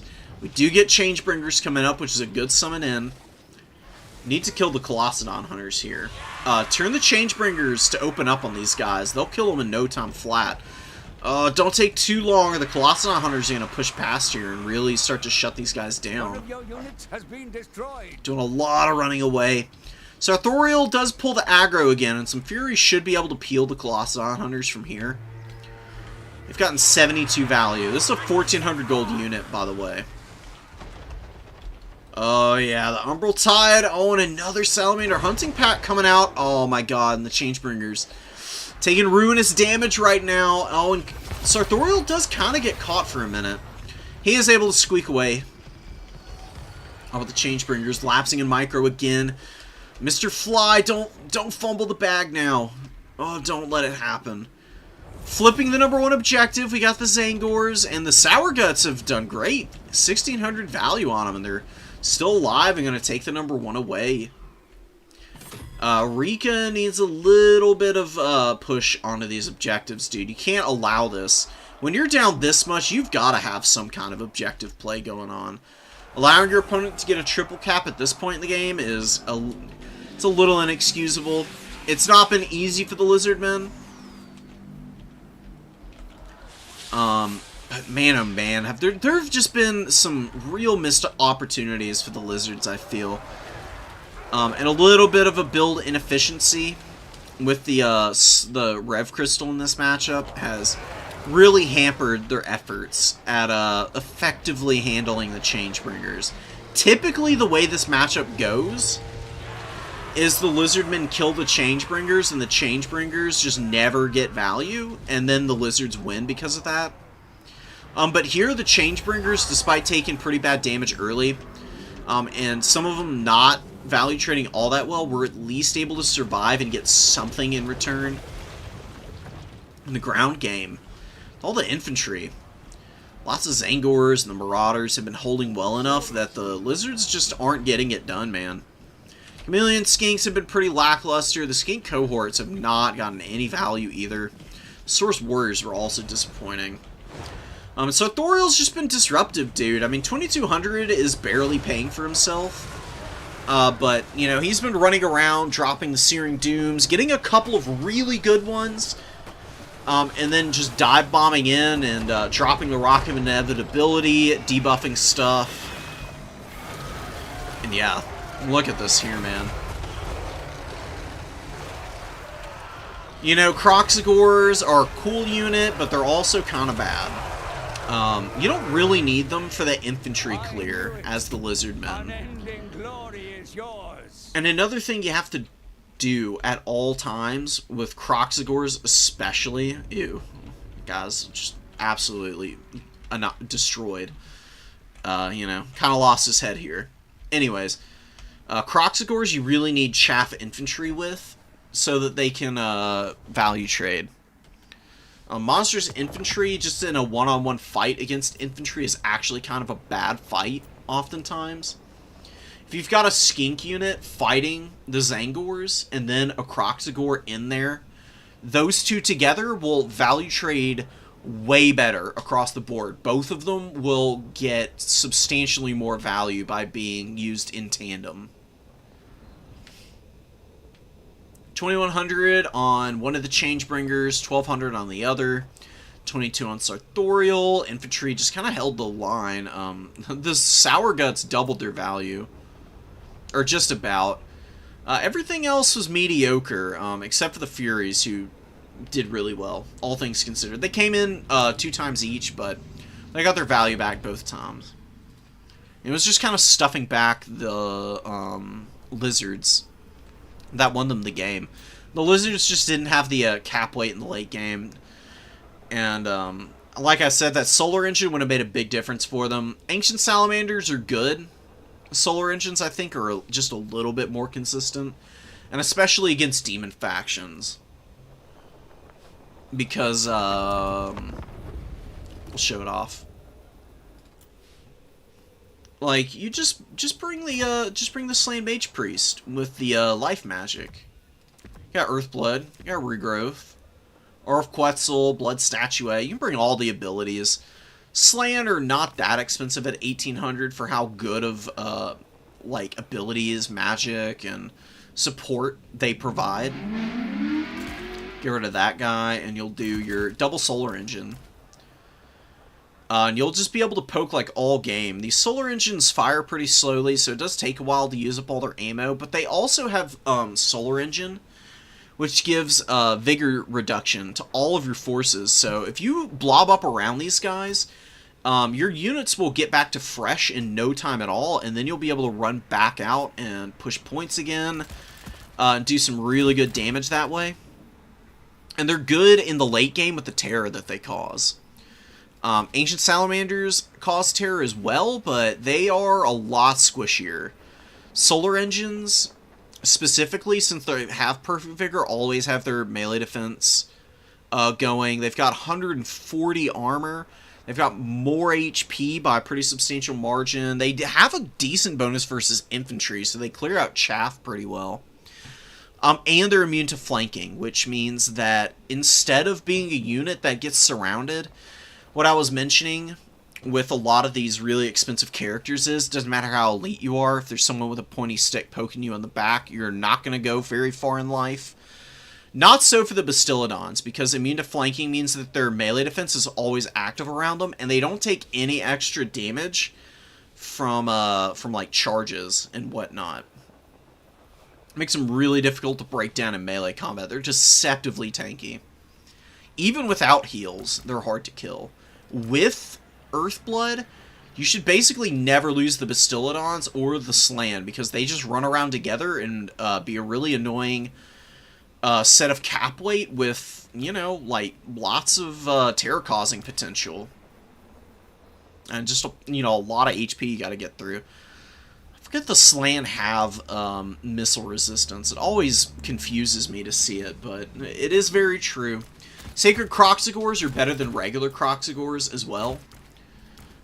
Just against any demon faction, but also, especially against Tzeentch, which does tend to bring, well, actually, maybe not against Tzeentch, because does Tzeentch really bring a lot of units with Physres?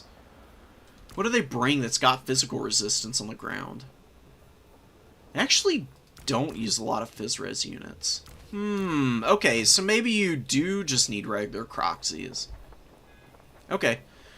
So, never mind. You can do 2 regular Croxagores if you want to. I would probably recommend sticking at 1. Because these guys are just very specialized and very niche, and you can just bring Coldwind Spear Riders, who are much better in the mobility game, and the Croxagores only come out if there's like a chosen unit you need to kill. And you stack them with Saurus Spear or Warrior or some Skinks to, like, you know, buffer for these guys. And then they can do some good damage with the bonus that they've got here. Good stuff, though. Just a little bit of refinement on the build for Rico. Or maybe just a little bit better target priority, and you can win that. The Chameleon Skinks did get bullied a little bit by the Searing Dooms, which is a little sad. And I didn't see the Skink cohorts getting good use out of their Javelins. The Skink cohort Javelins are a great unit, but you have to utilize them to get their missiles off. If you're not getting value out of the Javelins, just bring regular Skink cohorts. Alright, we got... I can do one more. And then I gotta get off. I gotta go eat and stuff. Don't Salamanders have higher range than Changebringers? Yeah, I mean, the Salamander... You do want to bring the Salamanders. I'm not saying don't bring them. But the Ancient Salamander, its range isn't that much better than the Hunting Packs. The Hunting Packs are better than the Ancient Salamander. You bring the Bastiladons because they're even longer range, and they've got better damage output, because this guy doesn't have magic damage, so the Changebringers do actually resist a little bit of the poke, even though they get outranged a little bit. And the blinded effect is so good for any fights. You can use it on plenty of targets that are fighting in melee, just to give your melee units a little bit of a leg up. That's another little bit of a extra use of them.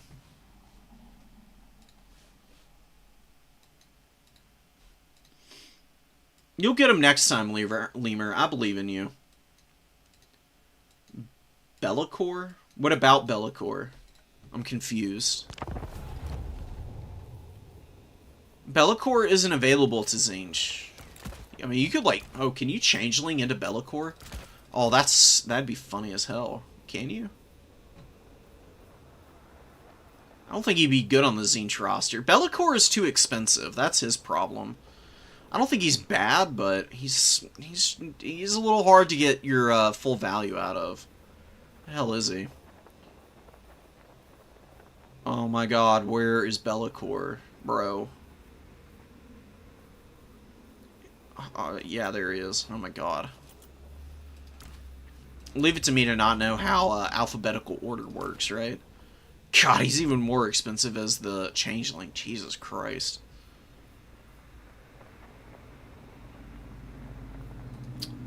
$4,400. You get most of his good stuff, though, at least.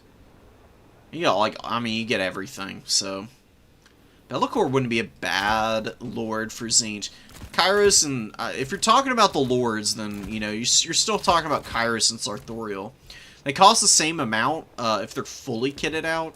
Sartorial, though, you want to cut a lot of the stuff on him. Bring Greater Arcane Conduit, Searing Doom, Plague of Rust, Final Transmutation, just in case. 2585, and you don't really need any of this other stuff. Metal Shifting can be alright. You don't have to have it, though.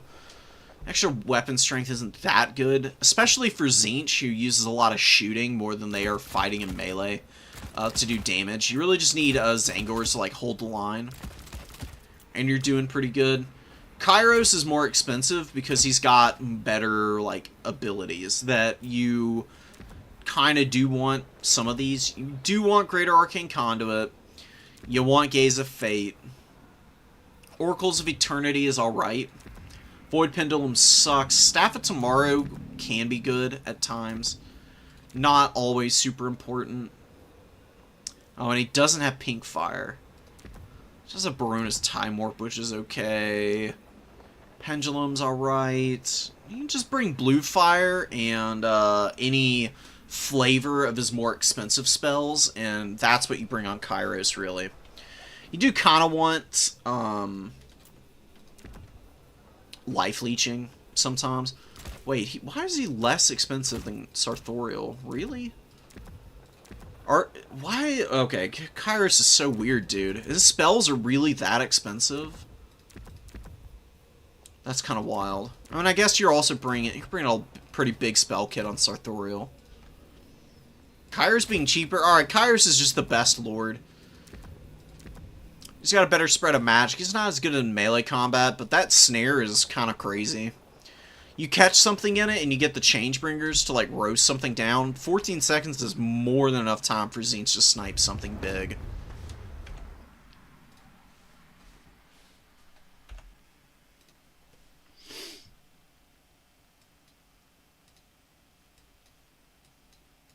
Confirm. Changeling is a lot better than people give him credit for.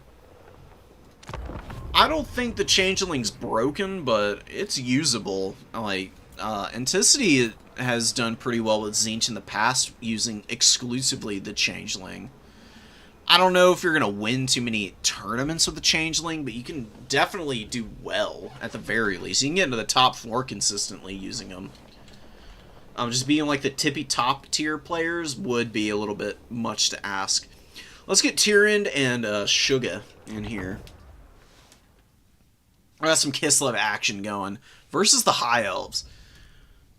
Who wins this match? I do think the High Elves might have a pretty good matchup here.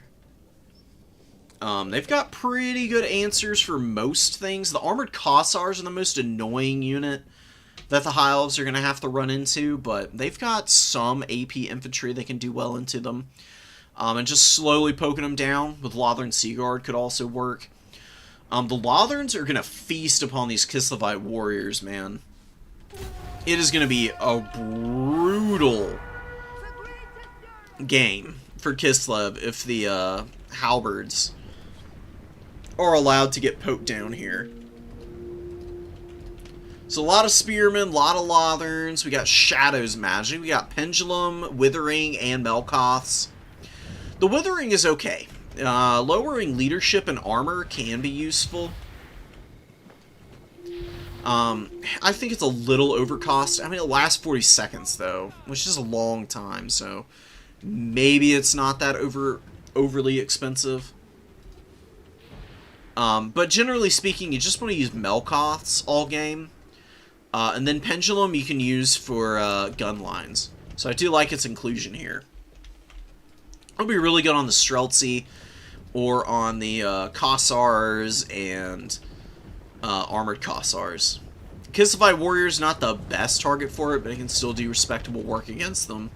It does fall off a little bit against armored units, but Kislev's armored units aren't up there in like the hundreds, where they're mitigating all base damage. So Pendulum will get a majority, or always get more than half of its the Pendulum's damage profile. Good grief, man. After you've been talking for so long on stream, sometimes it really does feel like all of your words just start to blur together. The Kislevites Warriors taking a pounding here. Oh, what happened up top here? Oh, Illyrian Reaver Archers just absolutely wrecked the Horse Archers up top here. Did they get... Oh, they got into a melee fight, didn't they? Wow. Illyrian Reaver Archers saying, I'll take you 1v1, bro. Let's see it. Definitely getting a leg up in that fight. Pendulum comes down, but whiffs. It's got a very narrow contact effect, so you have to be very, very sure that you're going to be hitting your enemy's unit if you use it. Would have been better used against the Kislevites Warriors on the Spearmen here. Lothern Seaguard doing a pretty good job of focus firing, but their Lord is getting pounded by the Armored Cossars. They're just pushing right up into the Lord's face and just shooting her to pieces right now. Tyrion pulling her back. We've got some pretty good overlapping fire from some Lotherns out on the flank. Turning their attention to the Armored Cossars. Those Silver Shields going to be really nice for mitigating a lot of damage. One Kislevite Warrior pushed back. Oh, you gotta hit this dude. Pendulum all day right there. Punish your opponent when they blob up infantry like this. Every single time. Every single faction has some way to do it in some capacity. Some are better at it than others. That Pendulum was not worth using back there. Here in the front line, man, I'm telling you, you're going to get way better value there than hitting those Streltsy. At least right now. If it were just one unit, then you could use it on the Streltsy. Man, that Archmage of Shadows is just getting bullied right now. You know, Kislev is good at shooting down air characters. Playing on the ground can usually work out a little bit better for you. Just because you're not getting hit by so many guns. Because gun units are a little bit terrible at firing over stuff, obviously. They have a very flat trajectory on their shots. And that's why terrain is so disruptive to them. That's why they're not very good at... like, if your Lord was on horseback and was behind the Lothern Seaguard, even though your Lord's a little taller than the Seaguard, it's going to be a little harder for the Streltsy to acquire the target. They'll be a little bit more obstructed. And you can play a little bit safer back there. Fireborn, charging stuff down across the field. There's a lot of... This is just Kislev spamming out infantry for the most part. They got some winged lancers up top here, though. They should just... Maybe pushing back here for the Illyrian Reaver Archers is a bad idea. They need to do something up here. You don't want to just sit there and get poked down. They've got good armor. They've got a shield, which is nice, but they will get worn out continuously by the volleys here from the Illyrian Reavers. And they are going to be moving in now. Keep an eye on that up there. Kislev, because they didn't get punished here, they do grind through the Spearmen, and they have secured the number 2 and the 3. The number 2 is well held. The number 1 over here, it's pretty even between these two. I think the High Elves win this just because their Spearmen are a little healthier, and the War Lions are getting a little bit of value, even grinding into the Kislevite Warriors just because they have some buffering from infantry units. That's how important it is. Even in fights against otherwise inoptimal targets, you can still get some respectable value. Winged Lancers kill one of the Illyrian Reaver Archers. Big loss there for the High Elves. They could mop up the other Illyrian Reaver there. More Silver Helms coming in. The Silver Helms struggling mightily right now.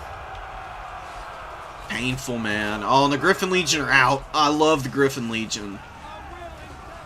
Griffin Legion are kind of crazy. I don't know if they're broken, but for whatever reason, their extra stats over the standard Winged Lancers, maybe it's the fact that they cause fear. The Winged Lancers cause fear too. I don't know. Griffin Legion just seemed to hit so much harder than the regular Winged Lancers. Maybe it's the weapon strength. I think that might really be what it is. The enemy has slain our lord. I don't get that much more AP, though. I don't know. Griffin Legion, if you bring, like, 3 of them in a match, and just use them to, like, hammer stuff down, they are just beast mode every single time. I can't tell you how many times I've used, like, a single Griffin Legion to get, like, 1800 value, and do so, pretty consistently. And with enough of them out on the field, they just will overwhelm your opponent and just absolutely brutalize anything that's lightly armored. And that is kind of the High Elves in a nutshell, so I like the inclusion of them here. I think they're a very powerful unit to utilize. Lothern Seaguard traded very well this game. They got a lot of value. The Spearmen really let the side down. Yet again, Spears proving just how awful they are.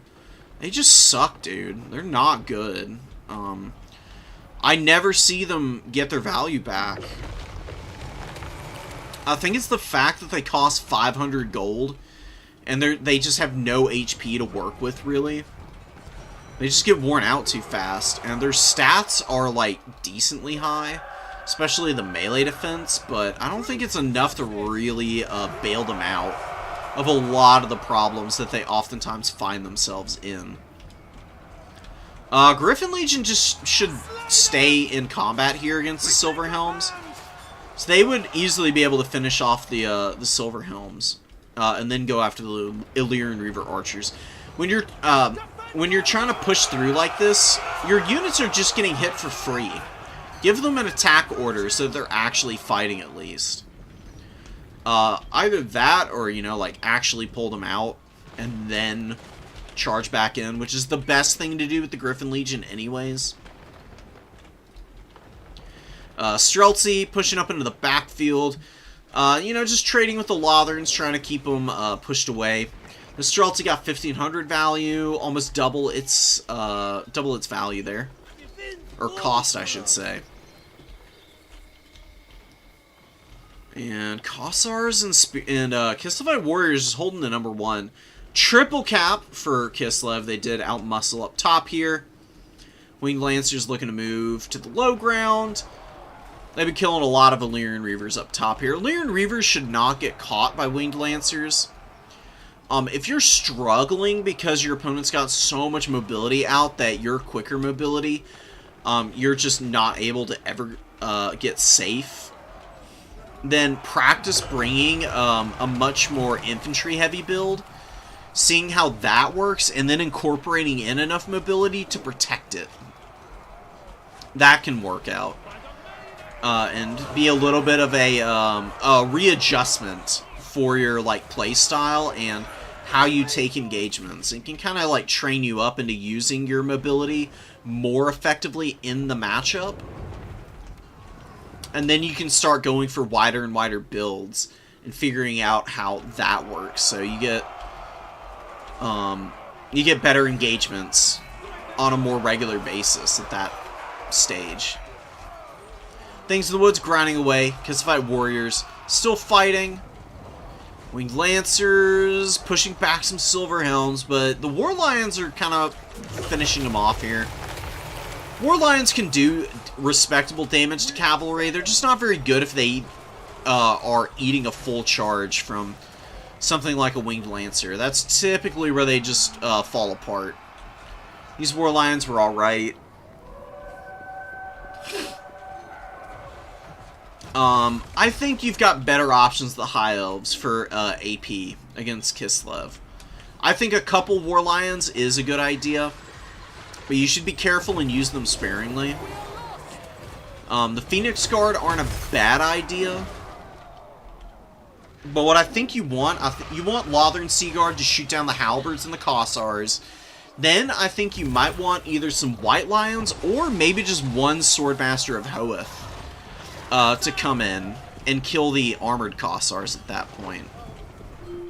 Either the White Lions come in and they just slowly outgrind the armored Kossars, or you bring in Swordmasters of Hoeth, make sure they stay healed up and healthy on the way in, and they'll absolutely run over an armored Kossar unit. Streltsy holding back some Illyrian Reavers here. 2,200 value on these guys, man. I love Streltsy. They're a pretty solid unit. You know, you gotta protect them and make sure that they can get some value with their shooting before they close the gap, but they are decent enough hybrids that once they're low on ammo, or if they need to just hold a point, you can throw them in there and expect them to not do so poorly that they put you in a really awkward down trade scenario. Hive's just in desperation mode. They lost their Lord pretty early on, which sucks. Frost Maiden's gotten some good value. Death Frost against the Archmage. Then Ice Maiden's Kiss has been clearing out some of the chaff, I would imagine. There is only defeat for the poor High Elves here. Fireborn struggled. I love the Fireborn. And starting with them's not a bad idea. You gotta be a little bit more cautious with them, I would say. Especially against Kislev that's got all this shooting available to them. They have their own decent cavalry and anti-large units to answer them. Play very sparingly with the Fireborn. You bring them in, hold them back a little bit. You want to use them not to charge down infantry at any point, but to counter the Griffin Legion, who might be trying to push into your back line. You want to use your own ranged tools to force Kislev into you. You should be a little bit more durable to your shooting, because you got more silver shields than Kislev does. Yeah, Armored Kossars all have... These guys all have silver shields, but Kislev does get limited by the fact that all their shooting is hybrid. So at a certain point, they have to commit to bringing in stuff that's like fairly low armored, whether that's Kislevite warriors or some Kossars or horse archers, dervishes, and Streltsy have decent armor value, so they don't have a shield at all. So Lothern Seaguard could even win a trade against Streltsy in numbers. I like the bow cav. I think you should probably bring the bow cav earlier. Swap the Fireborn out for your Illyrian Reaver archers. Just make the Fireborn your high priority first summon. If you don't need the Fireborn, then just bring out some War Lions and then maybe some Silver Helms. And the Phoenix Guard... Just probably not against Kislev. I think that the White Lions, but really just one Swordmaster of Hoeth would probably do a little bit more for you. These guys do block arrows on the way in. They've got good armor, so the only thing that's really gonna kill them quickly, ranged-wise, is Streltsy. If Armored Kossars or Kossars with like spears, the regular bow variant with swords is shooting at them, they should be able to make it in fairly healthy and then just win with their way better combat stats, dude. These guys absolutely shred. I mean, they've got 54 melee attack at base with Martial Mastery up. You add in the bonus versus large, you're talking about a unit with, what, 70 melee attack against infantry? Like, where the hell is Kislev? Here they are. Like, yeah, these guys have 40 melee attack. That ain't nothing in the face of a Swordmaster of Hoeth. And same thing with the Zargard.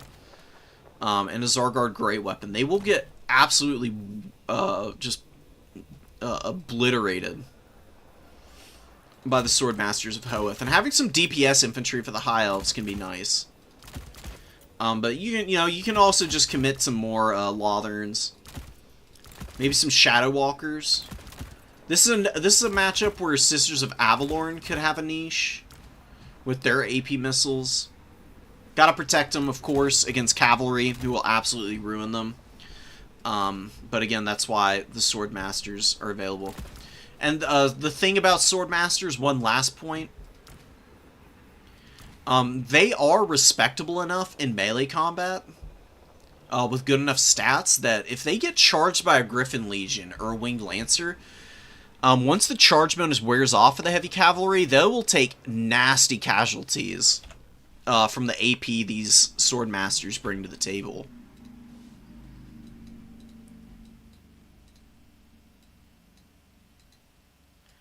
The problem with bringing halberds against factions that bring lots of cavalry is that halberds have no way to force fights against cav. Like, your opponent will just maneuver their cav away and avoid you more often than not. I mean, I'm not saying that halberds are always terrible. They can be really good. But the issue for the Phoenix Guard, especially in that specific matchup, is that Kislev just has so many AP shooters. And also, like, Little Grom. Little Grom feasts on elite infantry. It's not even funny. It is so good at killing stuff like that. And the Phoenix Guard are just less well-suited for aggressive pushes than the Swordmasters. I'm a huge believer in greatsword infantry supremacy. I think that they are pretty niche, and you shouldn't rely on them in huge numbers, but I'm of the firm belief that mixing one in to your builds in most every matchup is a pretty good idea.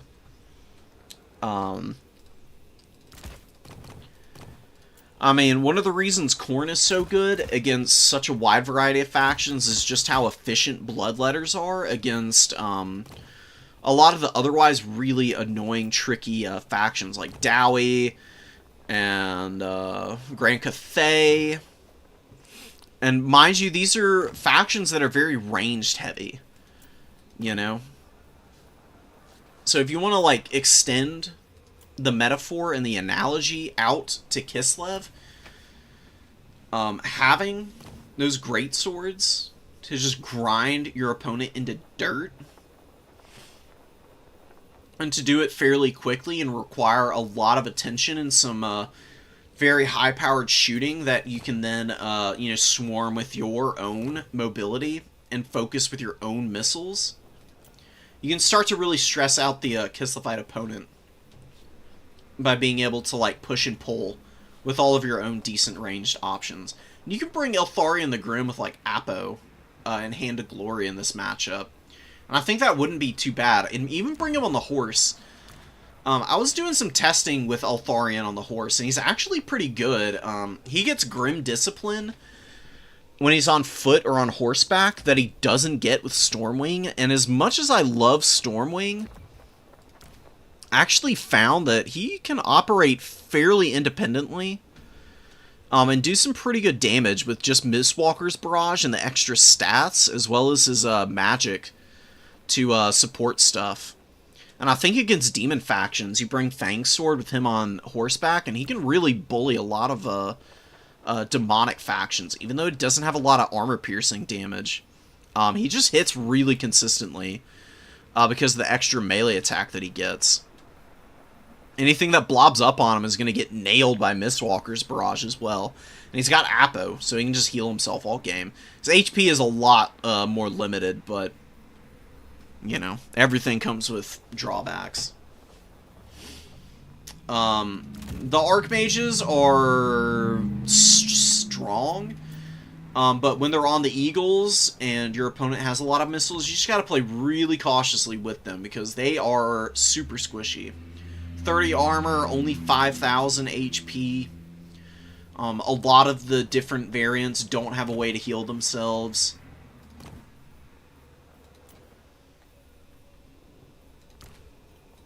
I mean, Tyrion's always solid. Teclis can be good in that matchup if he gets the right kinds of spell casts off, as long as you don't let him get shot up too badly. It's tricky, though. I mean, like I said, High Elves are a very, very challenging faction to learn, man. They've got so many weird off-meta units and just bizarre interactions going on with them. They just kind of got passed by with the release of Warhammer 3.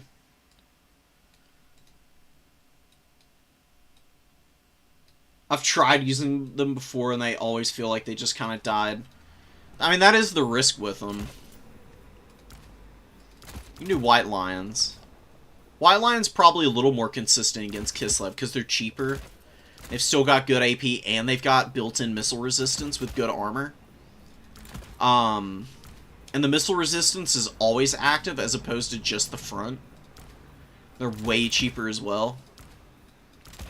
Do a build with them, maybe. This is me kind of spitballing.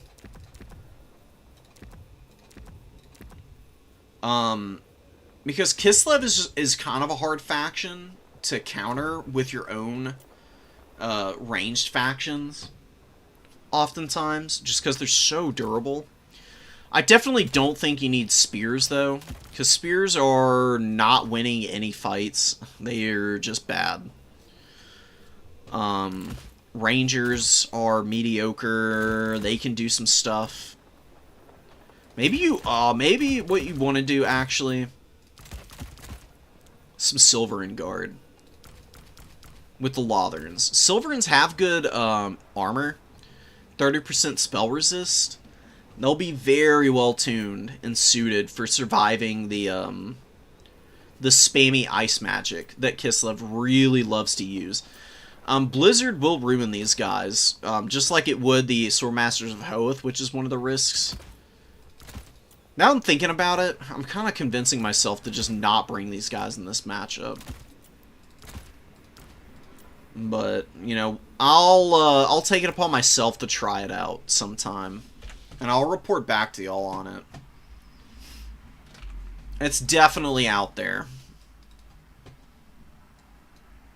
Yeah, well, the thing about the High Elves, they are flexible in terms of build style, but you have to skew really hard into your builds. Like, if you want to go range tools, you need to bring a lot of range. If you're going for, like, single entities, you typically want to go really heavily into them. High Elves don't build very flexible domination rosters because they're so expensive. Especially all the really good stuff tends to be way more expensive than their counterparts, without nearly as many cool additions and benefits. Like, you look at Swordmasters of Hoeth, they're just bland. You know, they got like a shield, they got martial mastery, that's nice. They got no ITP. They've got like no Phys Res. The Phoenix Guard get those things. They do have better leadership. Expert charge. Oh, they have expert charge defense too. Alright, maybe, I don't know, man. Y'all just ignore my rambling. I don't know what I'm talking about against Kislev. Against Kislev specifically. I don't have the matchup experience. Every time I look at these High Elf units, I just don't see where and when you're going to be winning advantaged fights with a lot of these units. I don't think the elite infantry is going to be good at all. I think you just have to go for all of your mid-tier units, like the Silverins and the White Lions,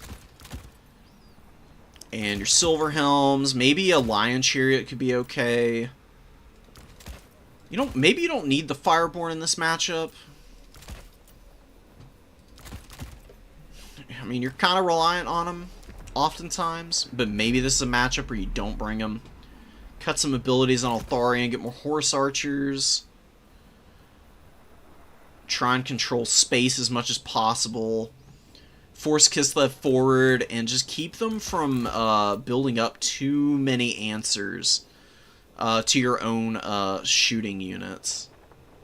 You should be able to win the range trade. I say that, and I feel fairly confident in the High Elf supremacy in that regard.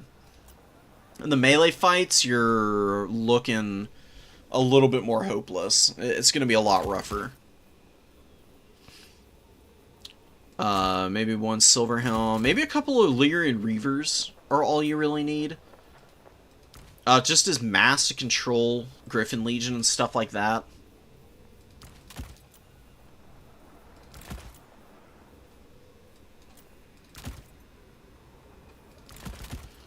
Nah, man. The chariot, probably not. Because the chariot will get wrecked by little Grom. There's a lot of shooting still. They're pretty big also. 30% missile resistance is nice, but AP focus is going to kill them. Even the Griffin Legion can kill chariots. You know what? I want to test something real quick. Before we go, we're going to do one quick test. Let's go to Arnheim. It's pretty close together.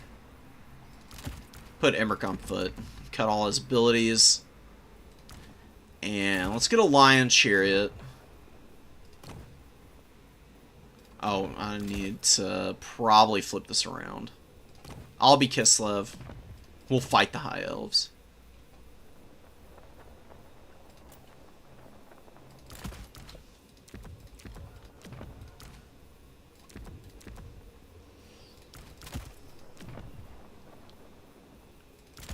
How's the Lion Chariot doing to Griffin Legion? They cost the same. I feel like the Griffin Legion are going to win this really easily. Yeah, the map-wide buff is really good on Emmerich.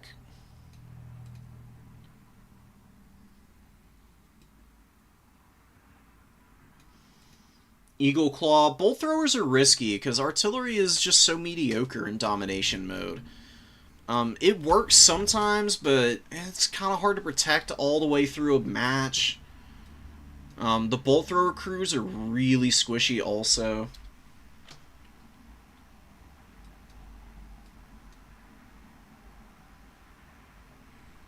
Yeah, High Elves do better in Conquest though. They're not as bad.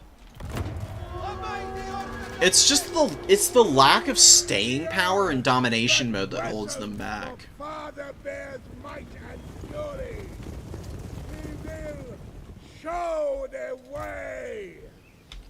Yeah, dude, Kistalton's voice actor freaking killed it. It's just a shame that the actual character is kind of bad. Griffin Legion!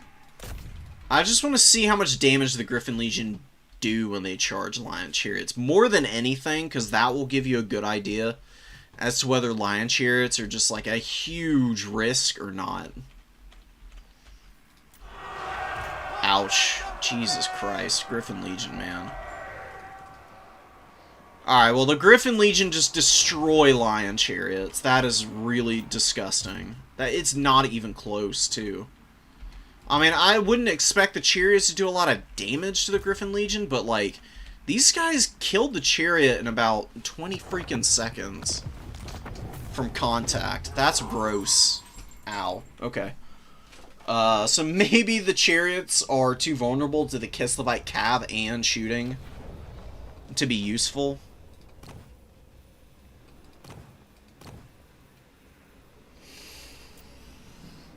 Oh, man. Maybe you go... Nah, single entities... Single entities with healing could work.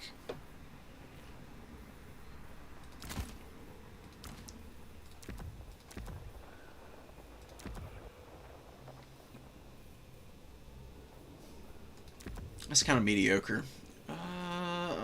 Alariel on the Eagle. Maybe just on the Horse. She doesn't have very good spells for Kislev, though, does she? Fast Protection, not that good. Maybe you could bring Banishment, Boon.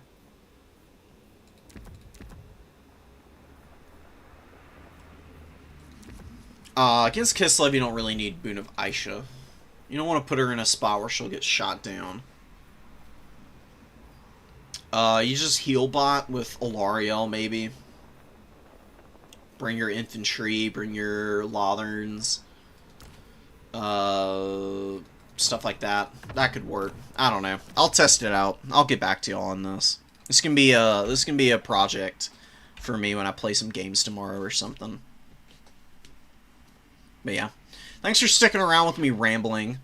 I don't think we got any closer to figuring that out for the High Elves.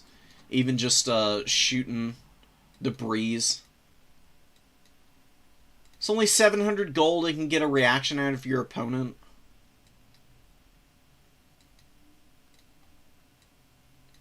Yeah, what in the High Elf roster stands up to the kiss of Artie and Cav? There's just not really anything that can. But like I said, guys, I'll test it out. I'll see about Bolt Throwers. I'll see about, like, War Lions. I'll see about Silver Helms. I'm gonna play some High Elves for a bit and see if I can maybe get something going with them. They just seem like they should be good, but, I mean, every indication just tells me that they continue to and maybe will always just not be very strong as a faction. Not until they... I mean, maybe they get the DLC, though, with, like, all the Slaanesh stuff. That's the hope, for me, personally. They get, like, some... They get more aggressive units. You know, they fill out the infantry a little bit more. And maybe they get a little bit of a look-through at their baseline abilities and resiliences and get some changes. It's just silly that High Elves don't have ITP on, like, anything except Phoenix Guard. These dudes are supposed to be super, like, high leadership and mega resilient because they've experienced battle and they've fought the horrors of both the warp and the mortal realms many hundreds of times. Why wouldn't they have ITP on their, like, mid-tier units and up? Like, I get if you don't want to put it on Spearmen and Rangers, fine, but White Lions of Trace, Silverin Guard, especially the Swordmasters of Hoeth, just seems silly not to have ITP. What do I know, though? I'm not, like, a lore nerd or anything, so... Anyways. We don't know. Some people think it's going to be High Elves and Dark Elves just because it's Slaanesh. Like, why wouldn't you add in elf stuff with the Slaanesh DLC? That's like the whole point, right? They're militia units in the lore. Alright, fine. Well, they don't get ITP. They can be big babies that poop their pants and need the other High Elf units to, like, come in and save their ass. That can work.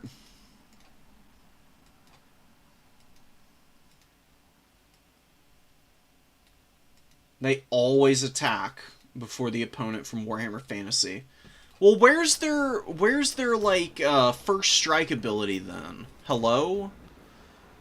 It's not like they're that much quicker than anybody. They honestly just are worse Wood Elves, dude. Like, Wood Elves are the High Elves, but actually good. Everything about the Wood Elves is just objectively better. That's why Wood Elves are the only elf faction with a winning, with, like, a properly good win rate on Total Tavern. You know?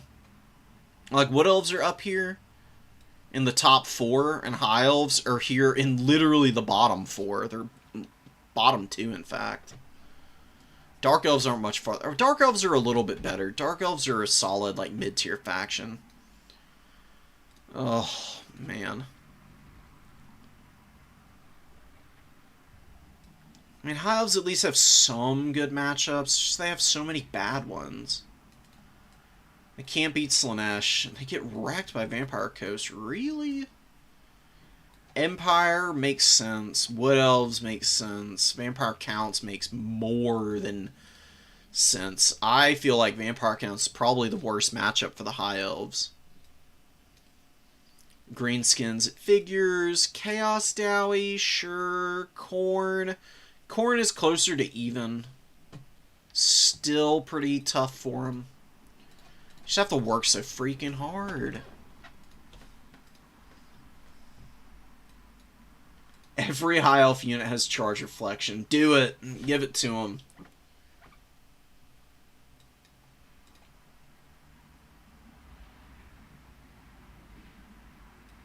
Well, yeah, if White Lions are, like, guards of the kings, then, yeah, ITP, like, they're the elites. Hello?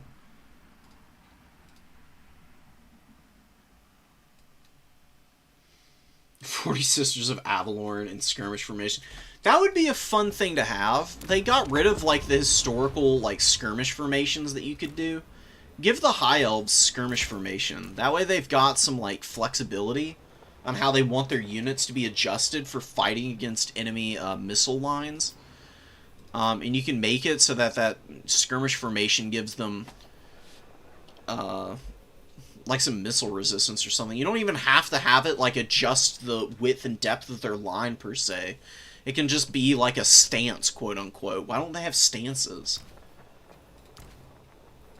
Like, a bunch of other, like, factions have been getting that over time. Like, you got it for, like, Black Orcs and stuff now. Wood Elves have had those for forever on a lot of their units, in fact. And a lot of different varieties, too. Food for thought. We'll come up with something. Phoenix Guard have seen their own death and have a vow of silence. I guess. Oh, against Khorne you want to build tall for sure. First Khorne, you bring the flying clown squad for the High Elves. I'll show you the High Elf build against Khorne before I go. And then I absolutely gotta go. I keep getting trapped in here with y'all. Y'all are so damn charming and entertaining to talk to. But I'm getting sweaty. I'm getting tired. I'm really starting to run my mouth and babble a lot. Moondragon, Omen of Asturion. And you just max out on Illyrian Reavers. You need to bring like one Lothern Sea Guard, I guess. And then you bring some Reavers and another Archer. You can bring Silverhelms. You can do the Fireborn if you want, but you don't have to have them here. They're useful, though. I think they're worth bringing. A couple more Lotherns. You need the Pure Main Company and the White Lions, and you just do this. And basically, you just use the Flying Goon Squad to kill everything. Because the Omen of Asturion gives you ITP, Vigor Reduction. You've got Perfect Vigor, you got Earthblood, and you just cast that all game. Regrowth if anything takes big bursts of damage and needs a heal critically fast. And you've got all the Terror and all the breath attacks that you could ever need. And you've got Ember Storm as well, which does pretty good damage. And, you know, Khorne can't do anything about this build, pretty much. They just hope that they can cap points and avoid as much damage from your mobility as possible. And that's kind of hard for Khorne. Khorne is pretty easy to kite around. I'm starting to play Khorne a little bit more. I'm figuring out some anti-kite stuff, but, you know, I got a long way to go on that. Alright, guys.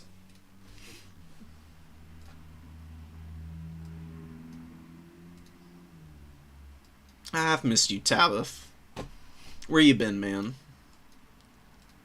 Yeah, Ember Storm is gross. It does so much damage.